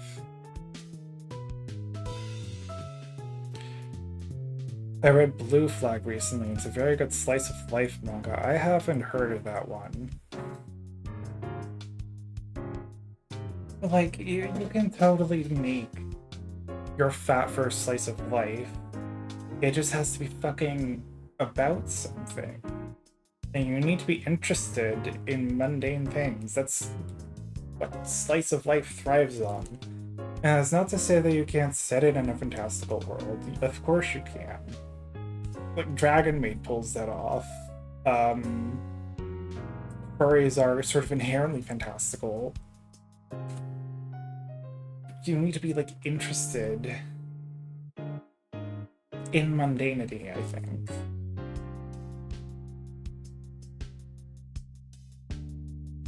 This one almost feels like it's just kind of going through the motions. It's hard to like put my finger on what is just not clicking here exactly. It is extremely hard, I think, to pick apart what makes slice of life bad. Because when it's good, it's so fucking good, but it pulls it off so casually. When it's bad, it's just like, well, yeah, you told a kind of mundane story of a day-to-day life of a guy, but like, you didn't tell it in an interesting way. And it's hard to like really crack that open. Like, why isn't this working? And I think with this one, it's just like it failed to introduce me to these characters in a way that felt approachable, in a way that felt engaging. Right. I need a strong reason for these characters to be together and to hang out in spite of their differences. I need these characters to come together and join in on an activity together. And like that's sort of happening right now. There's all these characters going to a convention, and it's, I guess, about tabletop stuff. But like you can lead with that, not 3 hours into the thing. You can lead with that.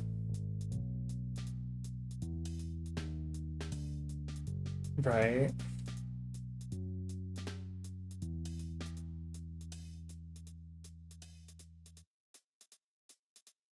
I don't know.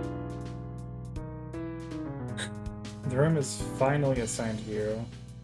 You thank the front desk worker. Hey, got our room. Score, hey Rusty, I'll send you a message in a bit. And I guess like Dress Up Darling is also a romance. It's very much like a romantic story as well. But I think it also fits like the narrative structure of a slice of life really, really well. It's this niche I like to call the hobby anime, which is just an anime that is largely, if not entirely, about expositing about a hobby. And some of them are so fucking good.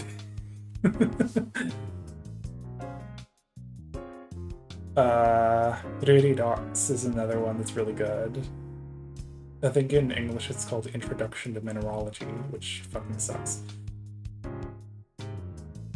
But it's like a similar structure. It's slice of life. It's this girl and her interest in rocks. She meets another girl who is far, far more knowledgeable about rocks, and they like learn about rocks together. And it's fucking good.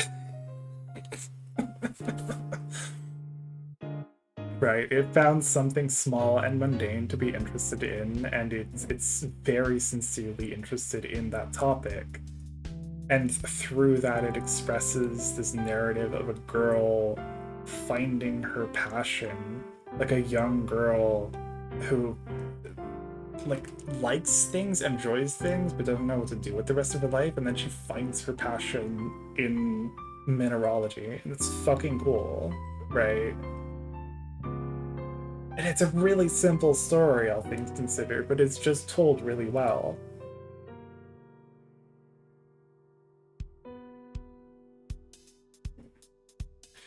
Hey, Rusty, I'll send you a message in a bit. Sure thing, dude. The part of you that dislikes when friends fail to introduce you creeps forward. Oh no, baby. Elevator scene. There it is, 7:10. You attempt to open the door with a card 3 times, but the light flashes red each time. Really? Try the other one. You got 2, right? 1 for me? Yeah. The other card works just fine, and at last, the spacious room with a desk, recliner, futon, and the king bed are now yours, and Morton's for a few days. Hell yeah! I'm glad you were okay splitting the cost for this. Sure looks worth it. Bathroom time. Right now, this feels like it's very much about the experience of going to a furry convention. Oh god, hang on. Doorbell rang.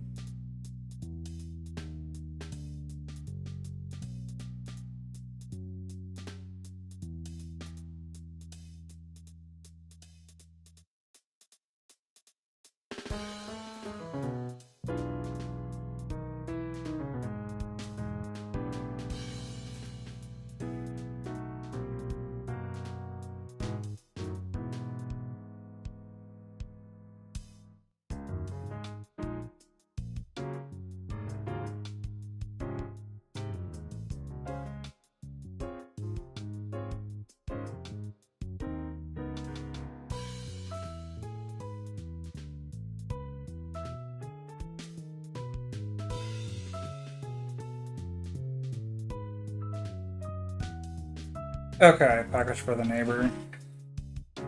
Whatever.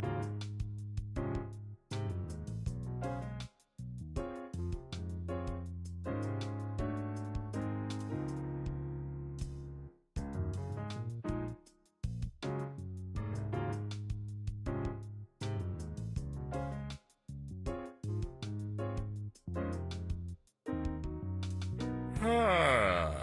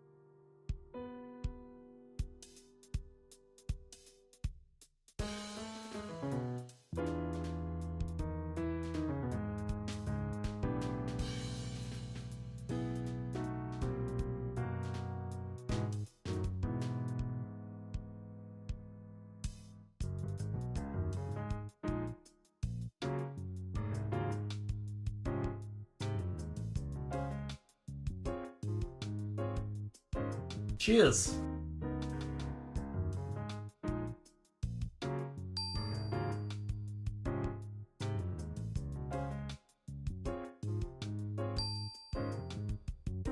What can I do for you?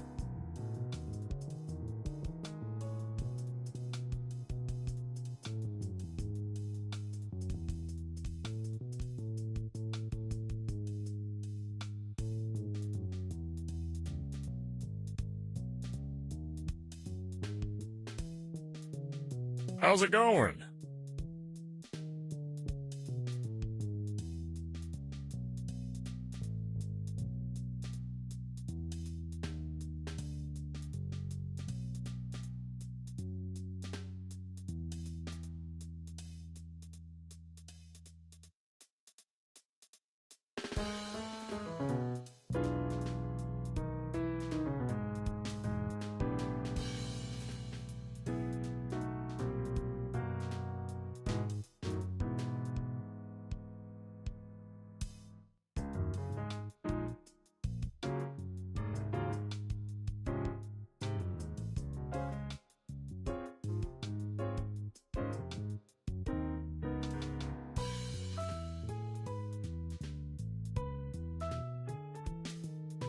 Oh my fucking god, I forgot to unmute myself.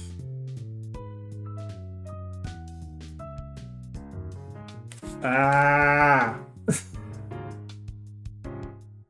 I muted myself to go get the door from the doorbell, and I forgot to unmute myself. God, that was a while ago. Did I like say anything interesting? Nah. You can read. You can read. I'm not gonna reread all that stuff. Yeah, but he's got strength for days. Nice of you to ask about him, though. My dad's watching him right now. Oh, is he watching your dad? That came out wrong. You know what I meant. Ah, gotcha. Yeah, no one's gonna mess with a family of gigantic dragon beasts. Well, my dad lives by himself. Specifically, I have my own apartment nearby. Does your dad have, like, a big backyard for Mac? We have a ton of space there, and in the front, too, and yeah, the sides is... Yeah, the sides. This place is pretty big. I think you said you lived near the mountains? Yep, that's right. Gotcha. Yeah, Dad lives close to the beach on top of some pretty big hills, and I'm a bit north of that. Not much longer, as I recall. Yep. Yep. Well, time to try to wind down and attempt to adjust the rapid time zone differences. See you around, Zob. Good night.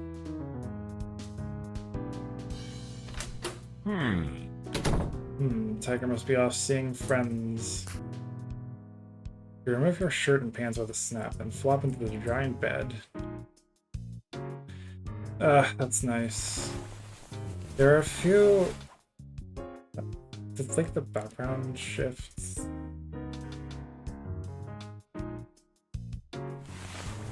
Yeah, it did. Okay, sure. There are a few messages on your phone from some friends. It's so weird what kind of details they do and don't include. There are a few messages on your phone from some friends, but wariness sets in even more now that you have some quiet time. You put them off until tomorrow. Should at least let Morton know I'm going to bed so that he doesn't bring drunk friends back. Sleep sitting in, see you tomorrow.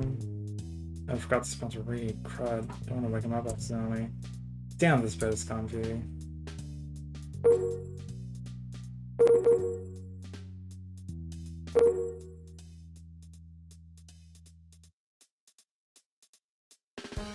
I'm gonna do these and then we're gonna go back and like, okay. So thick, so nice. I wonder if we'd mind snuggling together. I should be thinking about Reed instead. Yeah, why can't I think about Reed? That's Zob's body.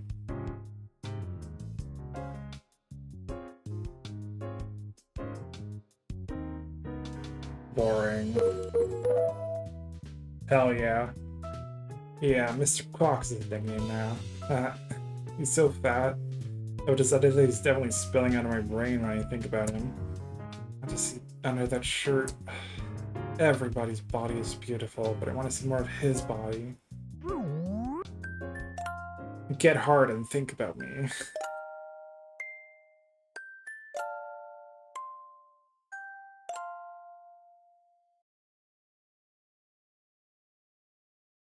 Do I want to do a third day of this game? I don't know. It's only 7 AM. I'm definitely not continuing after this stream. Like, I'm not fucking playing more of this game after this. I've been fully thrown off of it.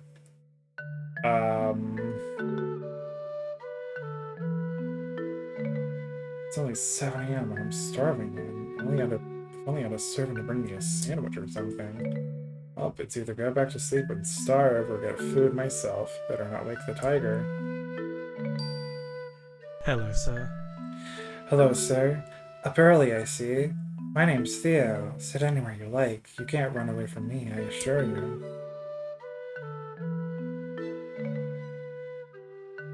Oh, if it's technically a vacation, that means I should be eating really, really well, yeah? A few minutes pass before you are checked on again. Hello again. Have you made your life-altering decision? Huh? Service with a sense of humor remind you of your father. I'm feeling a buffet. Excellent choice. I'll leave you to it, and I'll leave the menus here in case you want something extra if a buddy drops by. Enjoy. Thanks. A buddy? This early? No way. This is clearly a dream. Come on. You destroy 5 plates worth of basically every type of food the buffet has to offer. It's dead in here, so you release a bassy belch and drum your fingers in your taut midsection. This should let me get back to sleep.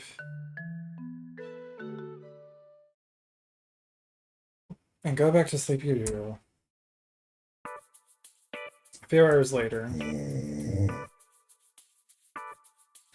Once again, no alarms bother you, and you grow to appreciate waking up on vacation. You arrive once more at consciousness naturally, albeit with a bit of a snort. A snort. But it's time for the almighty phone. I didn't need to sleep this long. Looks like Reed already ate. You missed 3 texts. Oh! 11. Morning, how are you? Hello, good, how are you? Tired. I got breakfast? Starving. I'm actually really fucking hungry too. Like in real life. Yeah, I'm down. I'll be ready in a few minutes. Just gotta get out of bed. I think I'll just fancy again today. Speaking of clothes, does this shirt still cover my whole belly? Yeah, why? Just a little self-conscious. I haven't seen some of my friends since I had a regular-sized dad bod. These loose shirts feel good and also chill. You know pretty well all the weight I put on in the... You know pretty well all the weight I put on the last few months. Didn't get any special powers to alter my clothes like you did, so yeah, just curious. You're fine, and I got you, no problem. When some insecurities are a shock to you. We can take the stairs if that's okay with you. I'm sure lots of people are trying to get their rooms up with their luggage. Sure.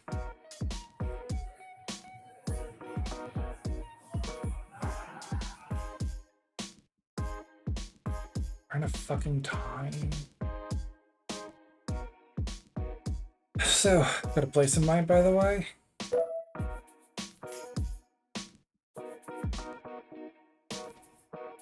Oh, okay. The click doesn't work when it starts to fade out, but it's not really clear when it starts to fade out.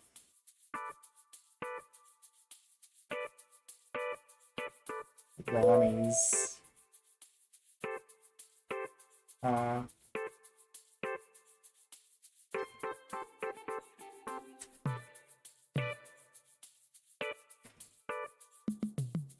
Anything with hash brown sounds great. I was scoping out a few places earlier, so if you're keen, just follow me to a place I saw across the street called Ronnie's. Perhaps some food will wake the tiger up before he says anything, or anything he says is taken too seriously. Yep. I need like a pizza in my body right now. It takes just a few minutes to reach the destination, but the walk is mostly silent. You protect your friends from last night, back just before arriving. Gotta text Street back. Hey big guy, sorry I had to catch up on sleep. Let me know when you're free. Rami's Diner. Why does this place sound familiar? Being told that there is an open seating anywhere except the reserve tables. The two of you head outside, and you continue sucking in your gut a bit to prevent it from pressing at the table. This place smells great, so let's see what's cooking. Yeah, I got a great view at the boot. Hello, boys. Thank you for choosing to dine with us today. My name's Wanda. Something to drink? Coffee, cream and sugar, please. Orange juice, please. You got it. First time here, by the way? Yep, first time. So here at Robbie's, you can just scan the code on the table to place your order. I'll bring it out to you lickety-split. Always make sure you got something to drink though, so I'll be making the rounds for that like anywhere else. If you're feeling old-fashioned, that's alright, because we're flexible. I can take your order just the same, no problem. Flexible indeed, gotcha, thanks. After the waitress leaves, you take a look at Morton's rugged face as he yawns. Yawn. The server chats way too much. It's fine. Not to sleep well again? Not sleep well again, big guy? Yeah, I'll manage, so food and coffee shop. It's already here. So, what'd you get up to last night? Oh, I just had a drink with Rusty and chatted a bit. You were out snoring by the time I got back. Sorry if I was snoring too loudly. You put lumberjacks at a business, mate. Man, I'm really sorry. It's okay. How about you? Just went to bed after the cart replacement? Let's say hi real quick to an acquaintance I made from the bar the other night, but that's all it was. Waitress returns with your drinks. There you are, fellas. Did you get a chance to decide on your food, or shall I leave you to it? Yeah, and Morton nod to each other when the tiger pours his cream and sugar into this coffee to stir. We were checking out the menu on the door earlier, so I think we're set. Yep, number 5 with an extra set of hash browns. Alrighty, and you, sir?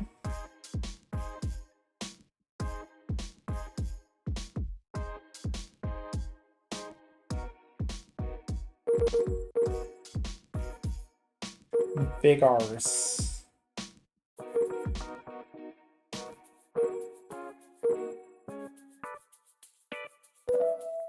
Big R's meaty sandwich with waffles, please. You got it, fellas. Food shouldn't be too Thanks. long. Oh, copycat. You're the cat. Besides, I didn't get hash browns. You're missing out, mate. You're missing out. You take a swig of your orange juice, but it leaves you longing for Laura's homemade orange juice. I was thinking we can walk around today to see all the vendors, meet some friends, stuff like that. I need to catch up with one friend in particular. Martin takes a big gulp of his coffee. Should be fine. I don't really know much about the games. Mostly here to see friends and veg. Cool. I'm told the hot tub here is pretty good, so you should check it out before it closes. Oh, that would be neat. Yeah. Better do it before it turns into great goop soup. Yeah. Goop soup. What? Great poop soup, too. Yeah. Yeah, correct. Yeah, I usually play video games or do sports. I sure can't remember the last time I did a tabletop game. No problem, maybe you'll find something you like. Not much is said until the food arrives, and you look around the inside of the diner to see if you can recognize anyone. Unfortunately, there is not a familiar soul. Soon enough, the food arrives and silence is broken. A number 5 with a side of hash browns and a whole mountain of food for you, my friend. Love your choices. Can I get anything else for you fellas? More coffee, please. I'm good, thanks. More coffee coming up. You sure like your coffee, huh? Yep, can't go wrong with coffee or hash browns. Did you write a little song about hash browns? I did, it's still on my website. Oh yeah, it's coming back to me now. Also, I should take you to the bar I was at a few nights ago. The karaoke was fun. Yeah, I'm alright with that. How close is it? Walking distance. Shit, how about that? Alright. Should be fun. Wait, are they going to fucking karaoke again? Did I get that?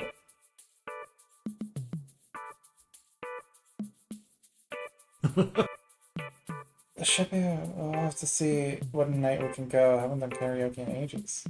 There you are, fella. Cheers. Cheers, thank you.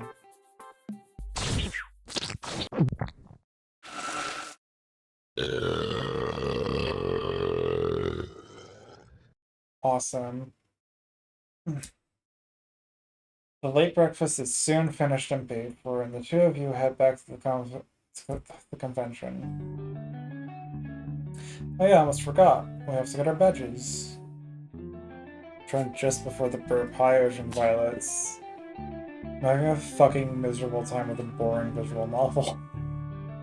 I don't like this one. I really, really do not like this one. Yummy snack. Fuck yes.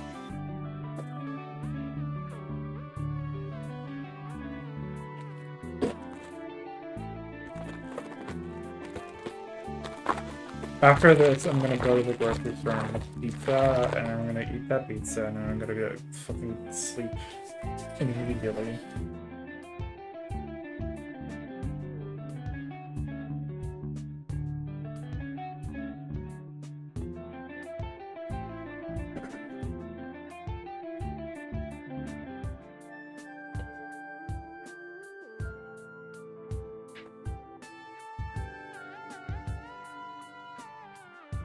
I can't fucking eat and read at the same time. This is a problem.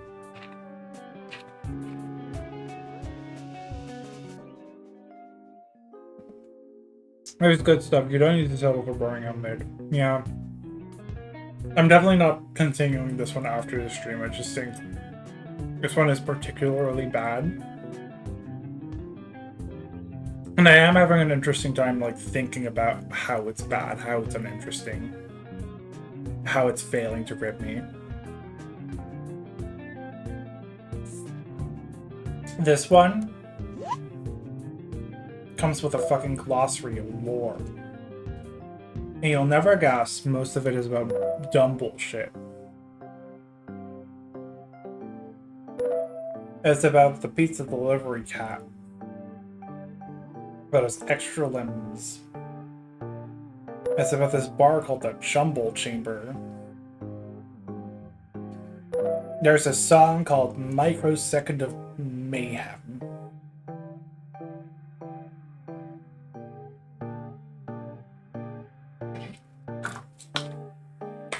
I learned about some of this shit before I got to learn anything about the character I'm playing as. And there's 5 different characters you can play as. And it's just like at a certain point, this is just feature bloat. You haven't written a fucking story yet. And you're already doing all this shit. It seems like the creator had a lot of ideas for the world, but doesn't really have a grasp on storytelling. Fucking exactly right. Exactly right. They opened me on a fucking karaoke section where they had actual performances of actual music go on for minutes, and you just have to like sit back and listen to the music, and like that's my introduction. And guess what? The songs weren't even that good. And of course they were like extremely, extremely on the nose, thematic, whatever. And you could just skip them. You could just skip them. You can just click and you can skip the song. The songs, plural, there were like 3 fucking songs back to back introducing me to the visual novel. 3 whole fucking songs.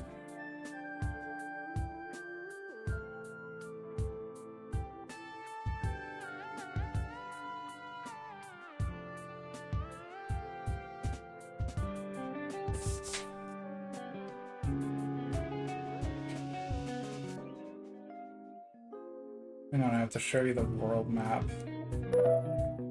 No. There we go.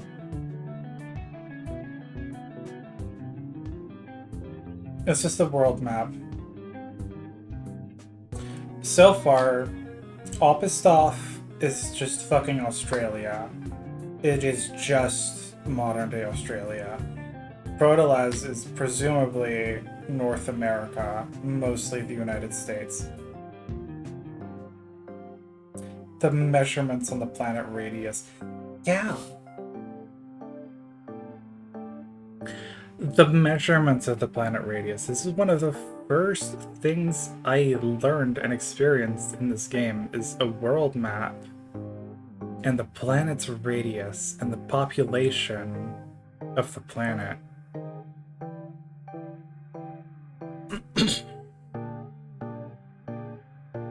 Instead of anything else. Oh yeah, I almost forgot we have to get our badges. Oh yeah, I forgot altogether, honestly. Then just stand in lines for a while. At least our tums are full. Yeah, I'm feeling better. Sorry it took me so long to wake up. You awkwardly give the tiger a hug. Keep it short. He returns it with little effort. Man, I sure hope Reed is less random with his affection. Feels like a DM trying to write a story by themselves. Fucking hell. A few moments of awkward silence pass. Maybe later it will be better frogs. Yeah, no problem. Takes a while to take up it takes a while to wake up sometimes. I think I saw that registration in a room called the Tower on the 2nd floor. I could mosey that way and check it out. Sure, lead the way.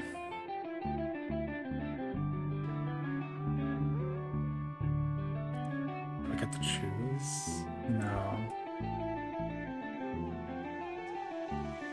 Man, it'd be awesome if I got to meet Chuck this weekend. Chuck? Who's Chuck? Big fat saber cat, always smiling, nice sports. You probably think he's hot. Probably.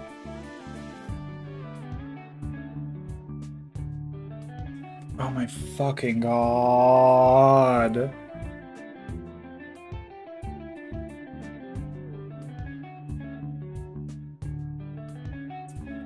Are we gonna go by every fucking floor? Are we gonna get floor lore?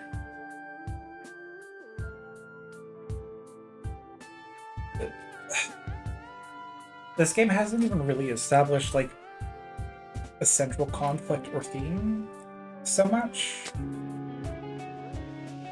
It's just kind of meandering. It's fucking... Oh. Oh, Ace, we meet again. Oh, hey, Zubul, I'm gonna register as well. You bet. This is your visitor? Yep. Yep. Zubul, this is Morton, and this is Zubul, an acquaintance I met at the bar the other night. Hey. Hey, nice to meet you. You have something on my shirt? Oh, no, I was just thinking about what to put on my badge. I get very deep in thought sometimes, pardon me. You were staring at me. Chuckle. Chuckles. As a fellow connoisseur of shapes, you know very well what Zubul is looking at. Nice vest, man. Thank you. Thank you. It's fun to dress... fun to be fancy sometimes. Oh, Alpestov, huh? How do you like living there? Oh, it's pretty chill. I haven't been eaten by a giant spider monster yet. So I guess I'm pretty lucky or something. Yeah, I need to travel there sometime. Here, it's a neat place.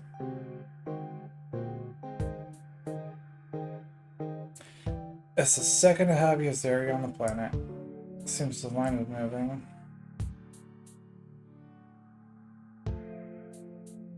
Tired your brain out thinking of an alias, huh?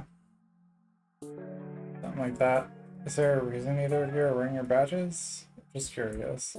The itch, I hate things touching my neck.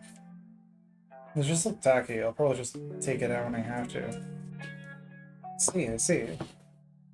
Well, I'm sure you two have a lot to catch up on, so I'll get out of your hair.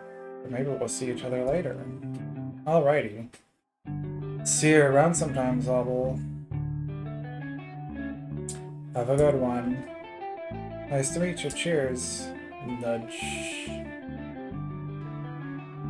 Is it just me or some kind of thing going on with him? Like, I'm not being rude, I mean magic related.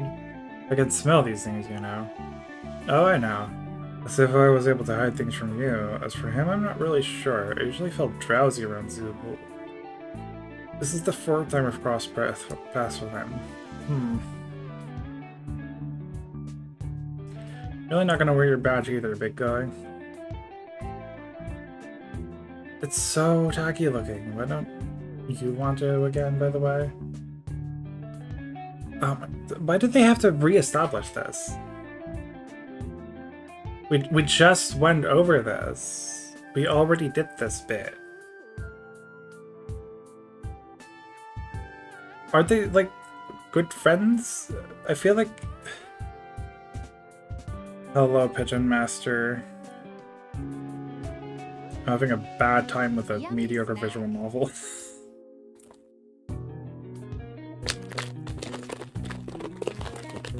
Yummy Slurpee.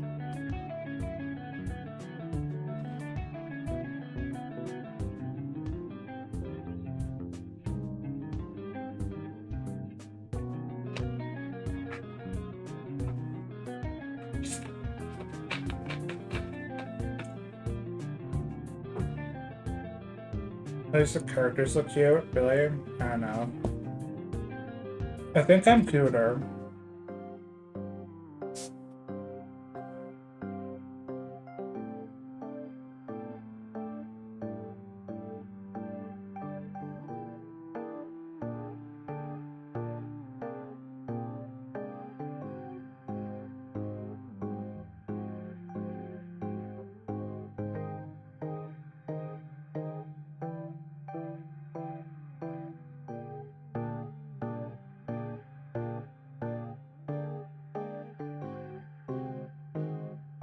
Yeah, that's been bothering me the whole time.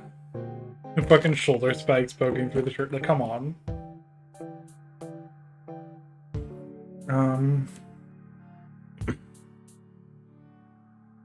Oh yeah, that's right.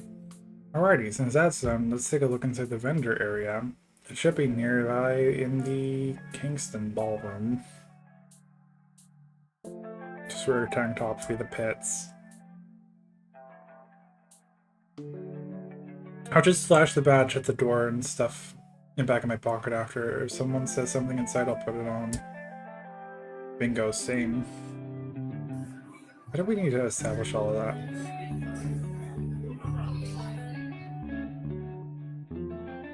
After sharing your badges, you and Morton head into the vendor area. Damn, it's bigger than I imagined it to be. Location is everything, as they say. Oh, Rusty! Morton points in an exaggerated manner towards his approaching friend. What's up, big fella? Just walking around after getting registered, you? Just got done walking around in here.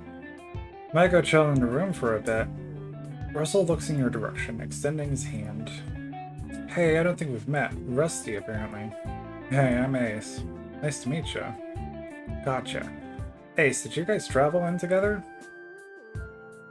Yeah, we did. Still got some lag going on. Might be nap time soon since the coffee's wearing off. Ah, good timing. I'll finally be able to meet up with Reed. Oh, mate.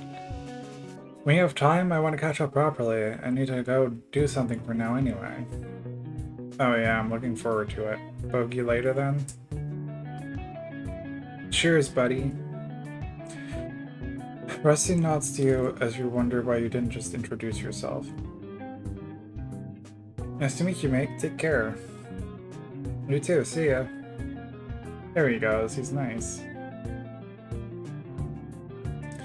Oh, he's a top bloke. Everyone needs a friend like him. Cool, so shall we look around? Yeah, lead the way. The next 30 minutes are spent walking around each and every table, and carefully scan with your eyes across the treasure trove of games and merchandise. Morton close at your side. Once in a while, the tiger makes a pleasant grunt, but not much more. Nearly an entire loop is made of the room. Hey Ace, want to meet in the lobby in a few minutes if you're free? Oh, the lobby? I guess it's fine. Oh, yes, I'll be there. Oh, nice, there's another exit right there. Right here. Evil phone sound. Or anything catch your eye? Not really, except for that drinking one.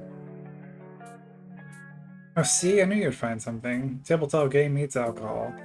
Actually, you could just apply drinking rules to any game. Yep. Morton yawns the whitest yawn you've ever seen. You cool if I go take a nap? No problem. I plan on staying out for a while, so I'll see you when it's time for food. Oh, I get it. He's a bull shark. Cool. Cool, I'll set an alarm for a couple hours. Cheers, you. He gives you a slightly affectionate hug, and then he parts ways. You pull your phone out to let Reed know that you are on your way. Gotta know, but I hate reading this with you.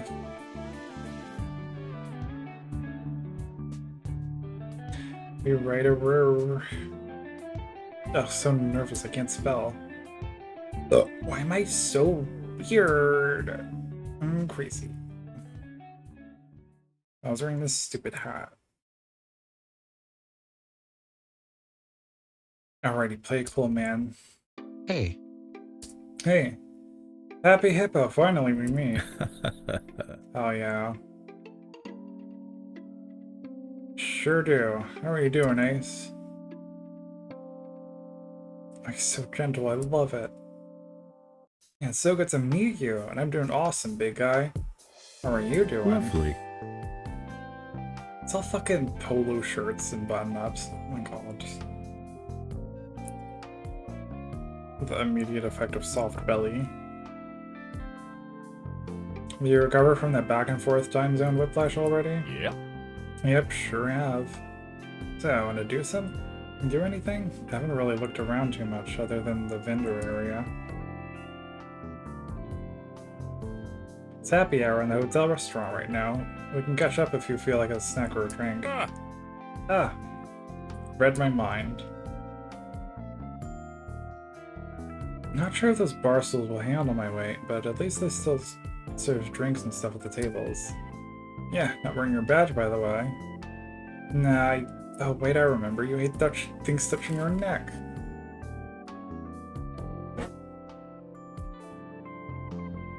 Is this what, like, the writer thinks a Chekhov's gun is? That's right. It's refreshing that your special friend remembers details about you, and spirits are high. What have you been up to? Sorry that I've been a little unavailable. Sleep's got a little bit wacky, and I'd love to sleep in. Hey, it's cool, man. No need to worry. And no need to be sorry. I've just been hanging out with a friend and supporting her. Supporting? Yeah, her name's Odette. She's actually running the convention. We've been friends online for a long time. Oh, cool. Unless the server bot comes by to take your order. Hey-ho. What the fuck was that? Whatever. Hey-ho, what can I get you fine fellows? The Zetaphire singer, please.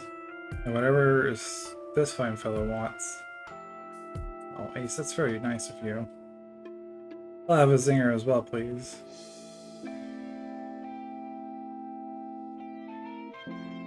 Shucks, I was hoping one of you would order something green. Then I could have said... It's not easy being green. I'm quitting. That was awful. That was... hideous.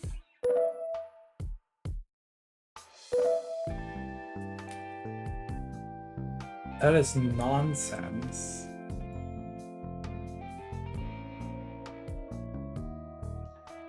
No.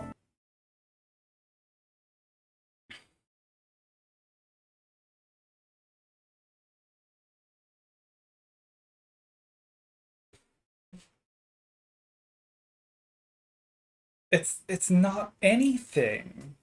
It's not anything. It is just a gesture towards a thing that Kermit the Frog says.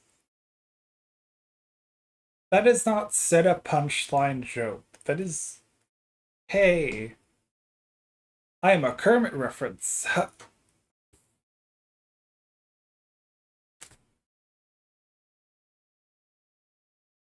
It's amazing that that's what did me in. Like, okay, okay. And he's not even green. He doesn't even, like, look like Kermit. He's just a frog. Oh, okay.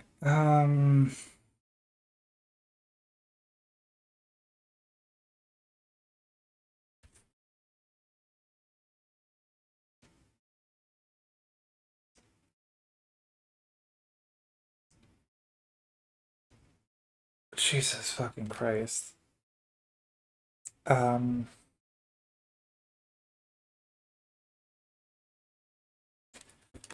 We need to get furries some writing classes.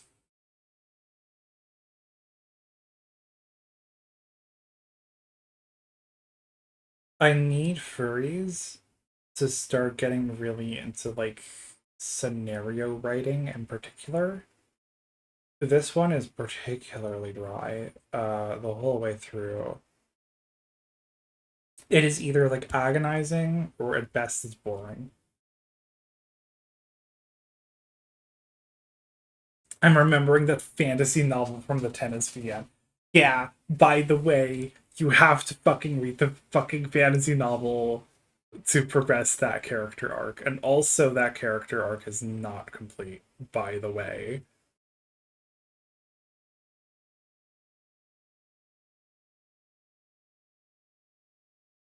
Don't start fucking soft launching your fantasy novel at me.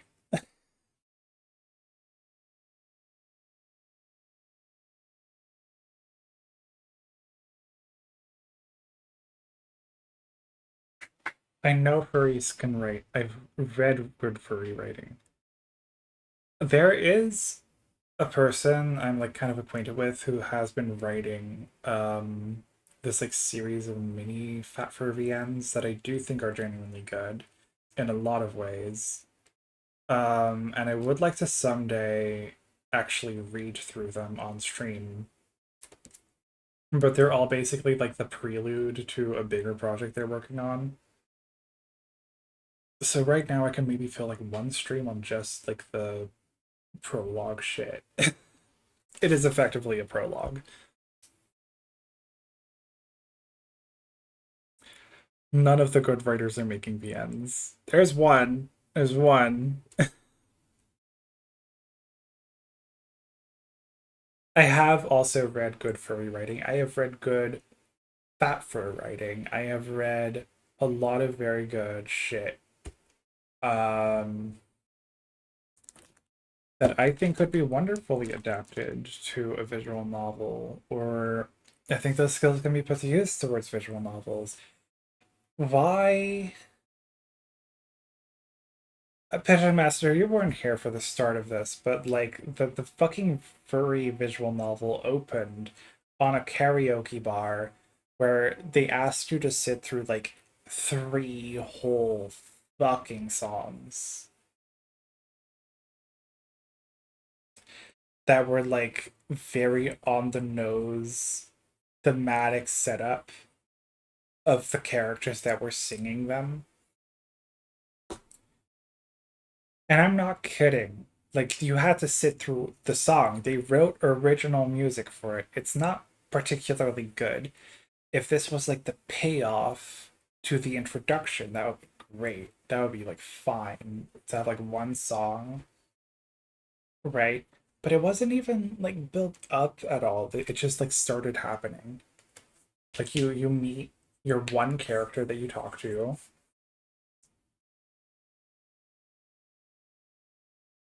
and then you do karaoke.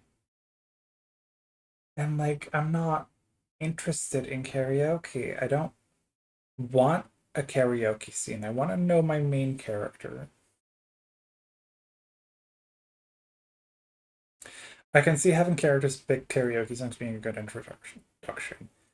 Yeah, like I can almost see the vision, but like the fucking skull dog character sings a song about, oh, he's wearing masks. That's what the point of the mask is. It's like that shit. It's like that tier of writing. There's a version of that scene that works as like the opening, right? But it's just not presented well, like at all. And it's insufferable. And I don't get to meet my main character. And also there's like a whole glossary. These fans need a fucking editor. Yeah. I'm sure they have playtesters. I'm sure these have fans. This is a really, really like big, elaborate, bloated fucking project. I'm sure there's like multiple artists involved. There's voice acting. There's animation. There's so many fucking people working on this shit. And it's fucking bad. It is hideous. Let's learn soil science. I love that bit actually. Compared to this shit, compared to this VN, that was amazing. That's good, Flo. Yeah, that exactly, right? Like, let's take a break and learn about something completely fucking stupid and niche as like an introduction to a character who's already kind of weird. Pauses my muscle for a wrestling VN to learn about Silt and Lung. I kind of want to go back to that. I kind of want to go back to that. I kind of wouldn't mind just like booting that fucking up again. am playing that on streams more. Because compared to this one was at best boring. It had kind of fumbled the intro, but just commenting on every area of the city. Yeah. It has a very similar problem. Spectrum of Hybrids has a very, very similar problem in that it has a glossary of terminology. And at first I was like, okay, interesting addition, that might be neat. And I saw how many fucking terms were in it. It's like 80 terms or something. And then I saw the types of shit that I would put in the glossary. One of the fucking glossary entries is like the song one of the characters sings. I don't need that shit. One of the first glossary entries you get is like the planet that you're on, and it has details about the circumference of the planet. It has details on the population of the planet. Why? I don't need that shit. It feels... The introduction in particular just felt like getting a Wikipedia from another world, right? It's fucking awful.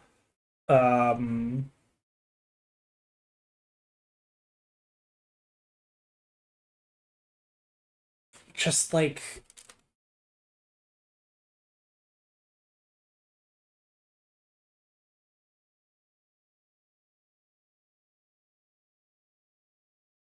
Just thought of a way to improve the city intro, actually. Have that apathetic character give you a map you can interact with, and you can ask me about certain areas, but I'll give a very aloof and brief comment.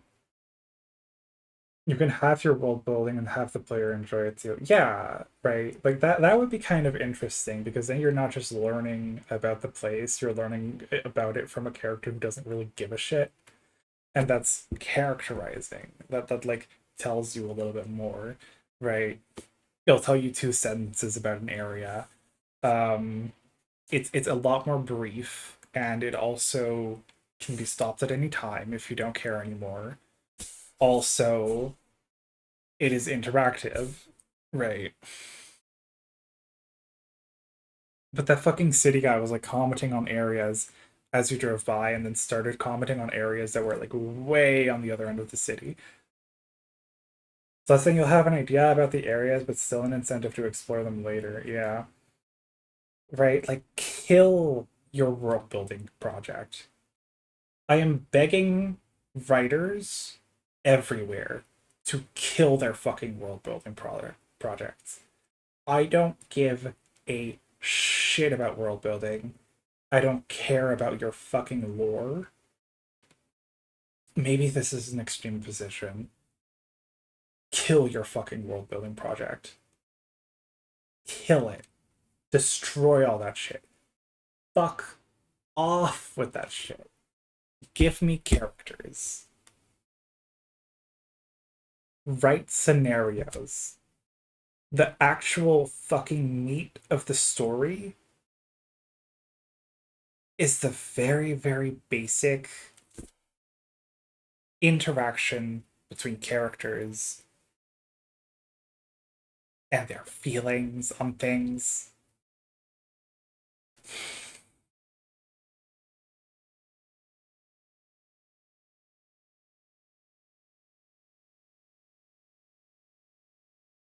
I'm reminded of this post I saw on Tumblr at some point, where like someone from a world building subreddit got feedback from one of his test readers that the book read like a fucking Wikipedia page, like just a really long Wikipedia. And then read back his own work and was like, oh god, they're right. Kill world building. Kill your fucking world building project. Give me characters. Make them do things. Make them have feelings about the things they experience, about the world that they live in. That's your meat. That's your potatoes. Write scenarios. Not worlds. Write fucking scenarios. because that is the routine of your story, right? That is what the fucking audience interacts with on a very, very fundamental level, right? I, as an audience member, do not give a shit about your maps because your maps don't tell me anything about your protagonist. You can find a way to make a map say something about a protagonist, but on a surface level, getting a map or knowing the fucking circumference of your planet doesn't tell me anything about what you want to make me care about.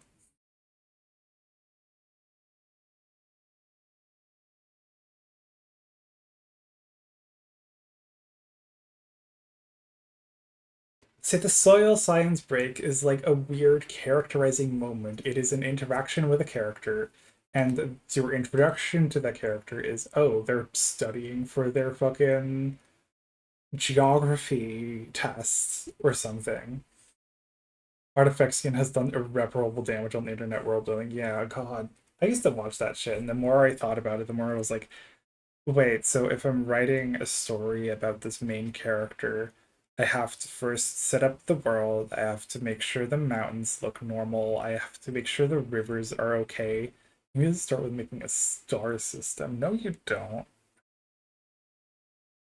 You need to give me a fucking plot synopsis. That's what you need to fucking do. Write a fucking synopsis before you do anything else. Bring in the world building when it's really fucking necessary, when you really, really need a world to contextualize the actions of a character.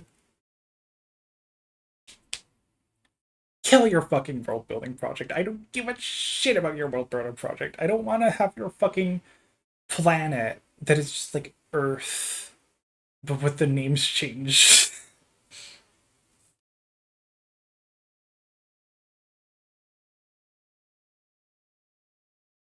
I don't need to know about ocean currents, yeah.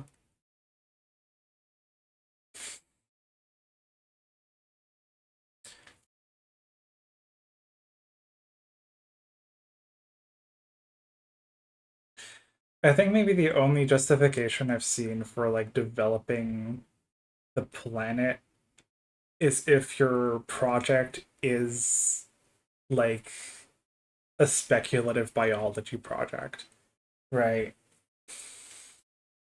Then, okay, it makes sense to like learn about ocean currents and learn about the world that exists because that brings you as an author opportunities to make new and interesting creatures develop over time, right?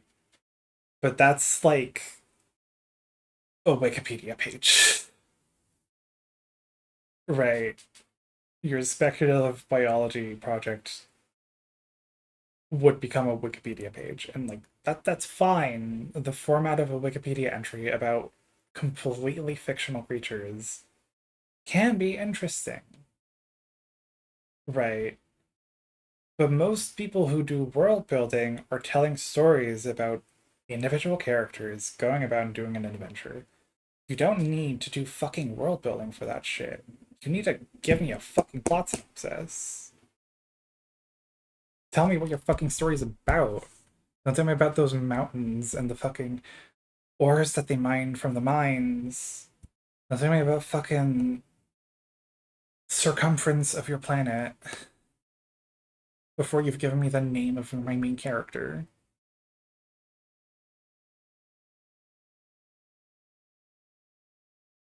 No, I have to place realistic tin deposits.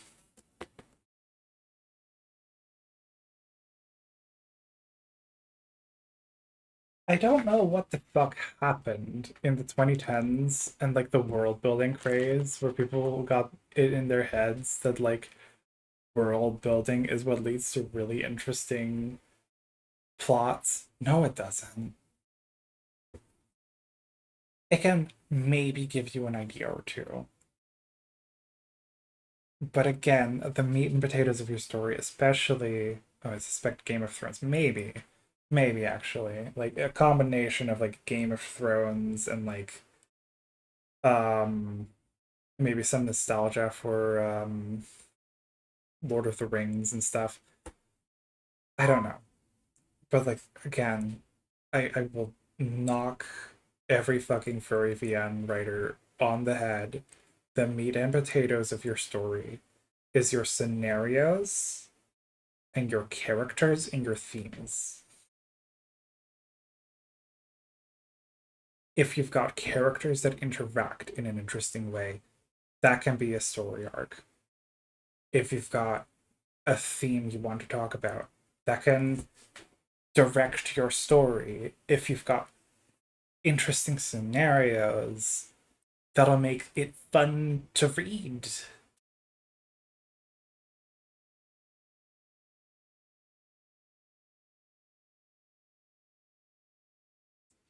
And the rest will come. Right, when details of the story don't make sense, you can fix that later. Right, just like, focus on that shit.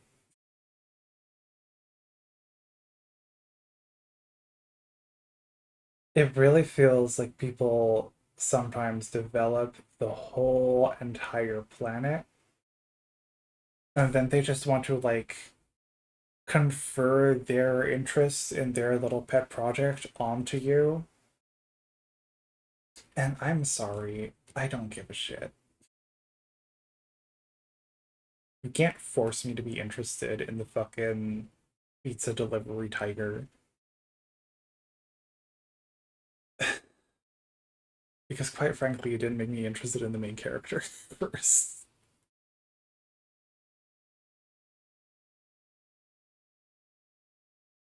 I think a lot of them also come from D&D, where you can't really plan that well for story arcs and such, but you can always make a world ahead of time and have players explore it. Yeah. But that's like...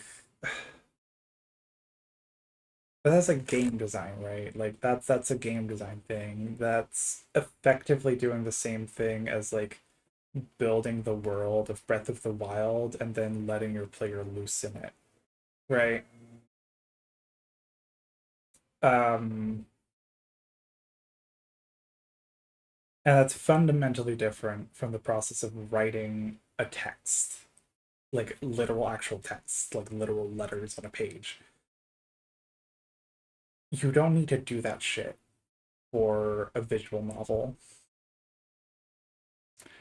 D&D nowadays gets marketed as a lifestyle brand, and storytelling tool. Yeah.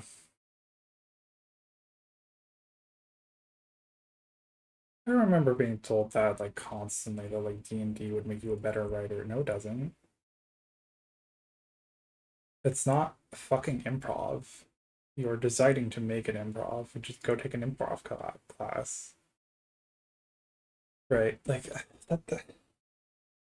Is that something that you need to do? Maybe like if you want to get good at storytelling on a very basic, fundamental level of scenario, character, and theme, do you take an improv class?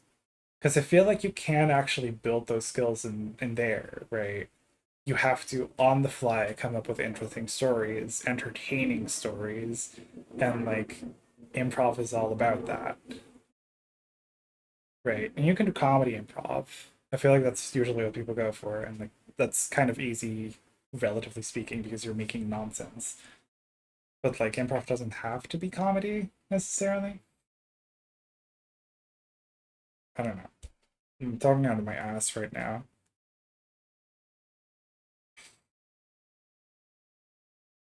In my college course, they did make me take like actual acting classes, and I had to write out like a scene to act out for one of my characters. And that was fucking hard, and it was embarrassing to actually enact that in front of a class of people. Sort of a trial by fire thing, I guess.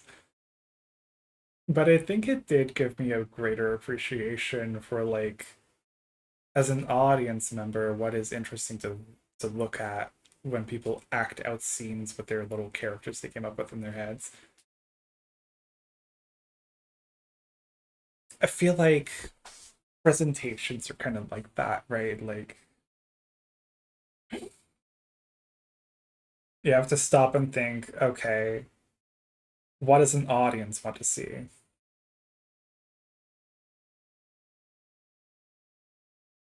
When I was 7, I did like autism screening or something, and the last task was like, look at these images and say what these characters would be saying, and I started crying. What the hell?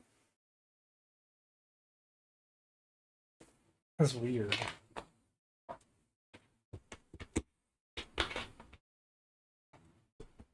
Um,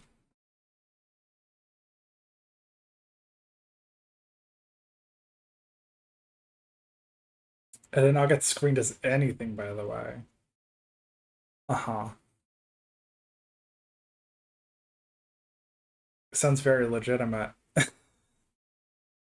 That must have been like in the 2000s then, right? Like, uh,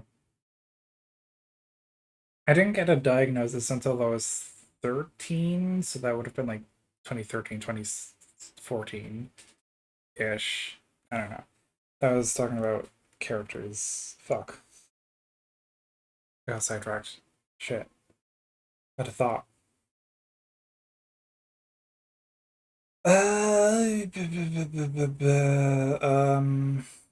The acting course, right?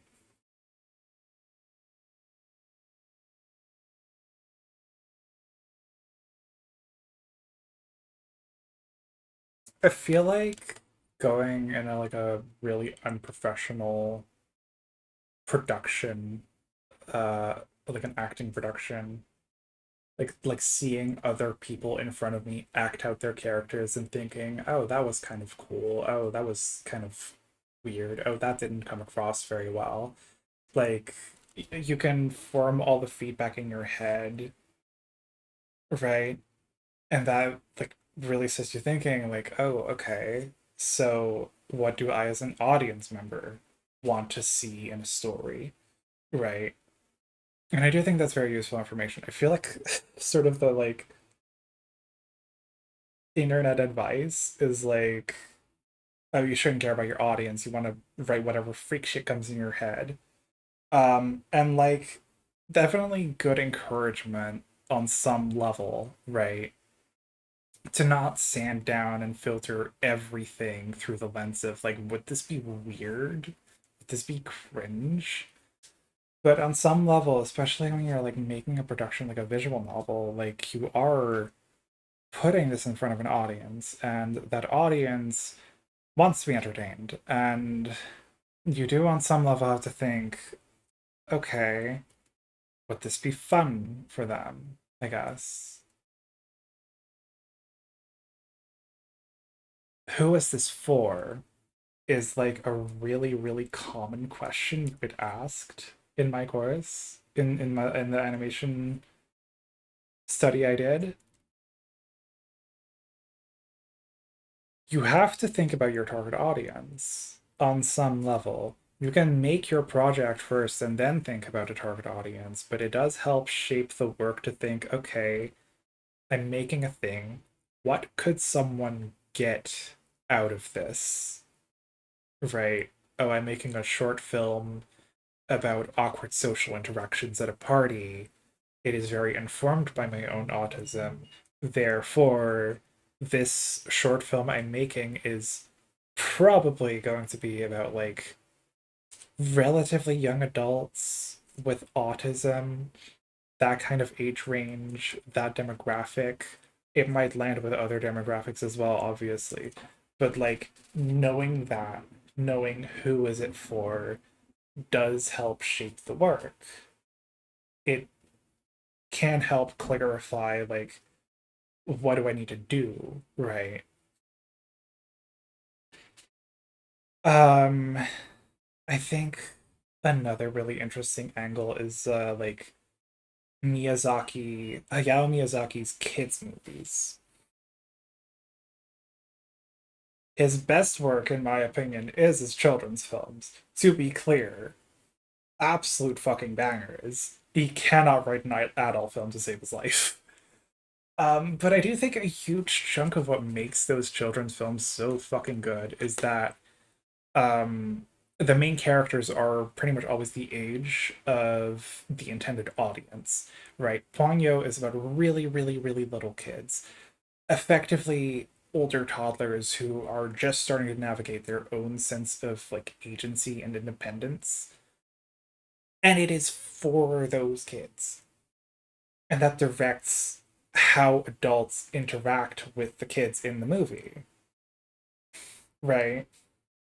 Those adults aren't just acting any way they want that makes sense with the setting or the lore or whatever. They are acting in a particular way that would make sense and help a child develop a sense of the world. Right. The target audience is actually important. I don't know. I'm rambling a lot. And I do think about that when I'm like thinking about my own characters and what kind of story I want to tell with them, you know? I want to make this is interesting. Okay. Okay, good, good. I have lots to talk about. This is something I do talk about, I think about a lot with my own characters and the kind of stories I want to tell with them. You know, I'm making a bunch of fat fur characters. I'm making a bunch of like wish fulfillment, effectively, right? I am making characters that not just suit my tastes. If I want to make them into a story, obviously I'm going to do that because I'm the one making the thing. It's for me. But I am also thinking, what would an audience member be interested in getting out of this narrative? Also, wish fulfillment, yes, but I want to also kind of like challenge or confront the audience with stuff, you know?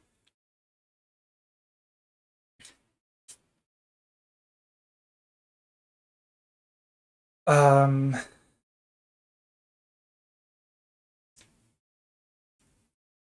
like, what does it do for an audience member? What is erotic to an audience member? What is entertaining to an audience member in the context of fat for art? I think it is interesting for me personally to explore sort of the like weird, complicated feelings around the enjoyment of fat bodies.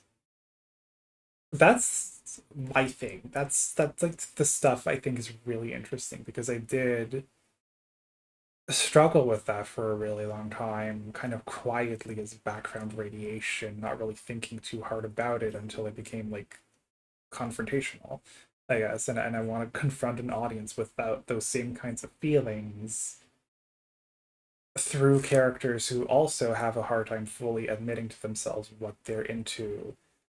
Characters who also feel a bit embarrassed or ashamed about the things that they like, right? And I want to confront them with like, okay, how does that interact with real life fat people though? What if you put a character who isn't quite swayed entirely by the idea of openly liking fat bodies in front of like the fucking dream, right? The fantasy. And I think you can write really interesting stories about that. And that's maybe kind of the one thing that this story did, that this visual novel did, Spectrum of Hybrids, that I did kind of appreciate is that in a couple parts, it was very, very open about discussing attraction to fat bodies, about gaining weight in like an attractive way.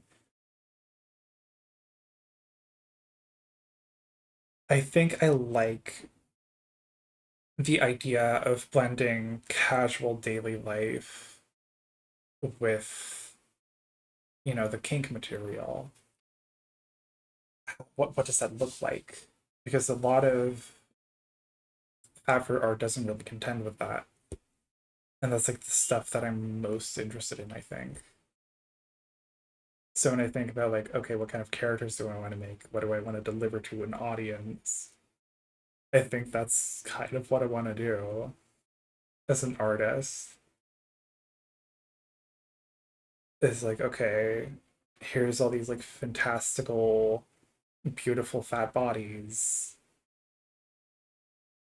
Let's make them have like real life feelings about it and confront an audience with what that looks like, I guess.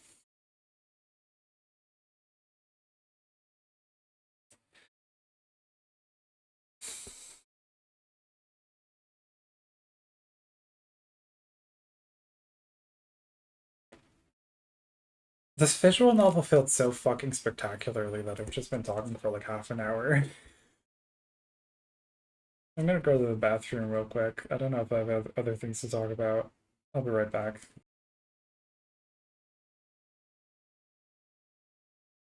Yummy snack.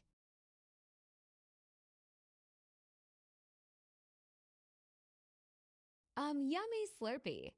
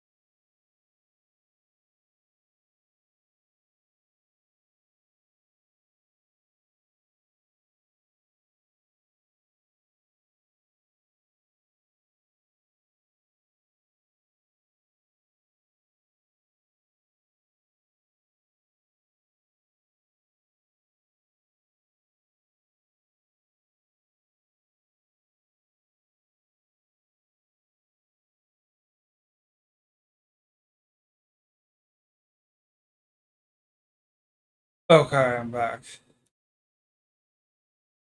I think I've realized that I have nothing else to talk about, actually.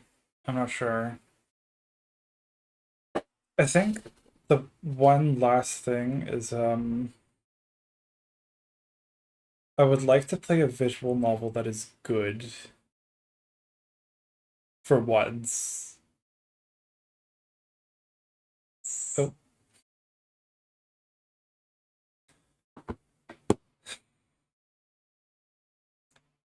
Don't know where to find them.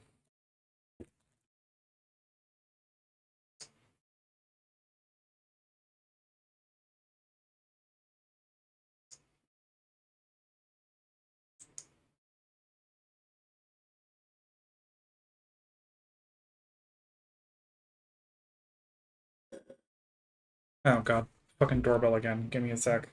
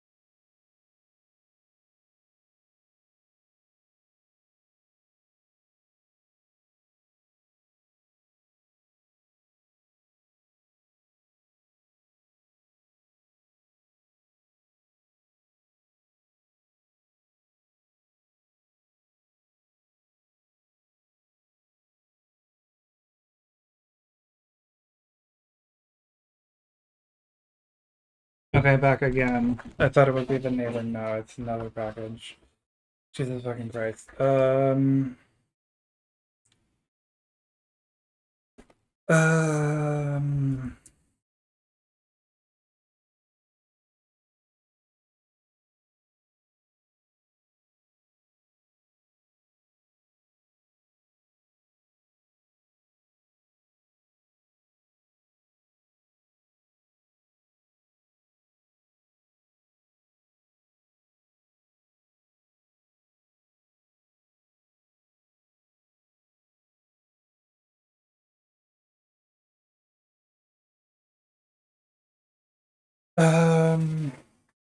Nah, I think I'm just gonna have to stream actually. I'm not gonna drag this out any longer. I think I would like suggestions on decent visual novels that are enjoyable. I might at some point have to give in and play Echo or Ad Astra or whatever the fuck. Of course, I'll eat my snack and Slurpee. I'm gonna go and get a pizza. I'm hungry as fuck. I'm gonna play Vians myself so I don't have any wrecks. Okay. Well, bye-bye. I hope you enjoyed me ranting and raving about fat furs. Bye-bye.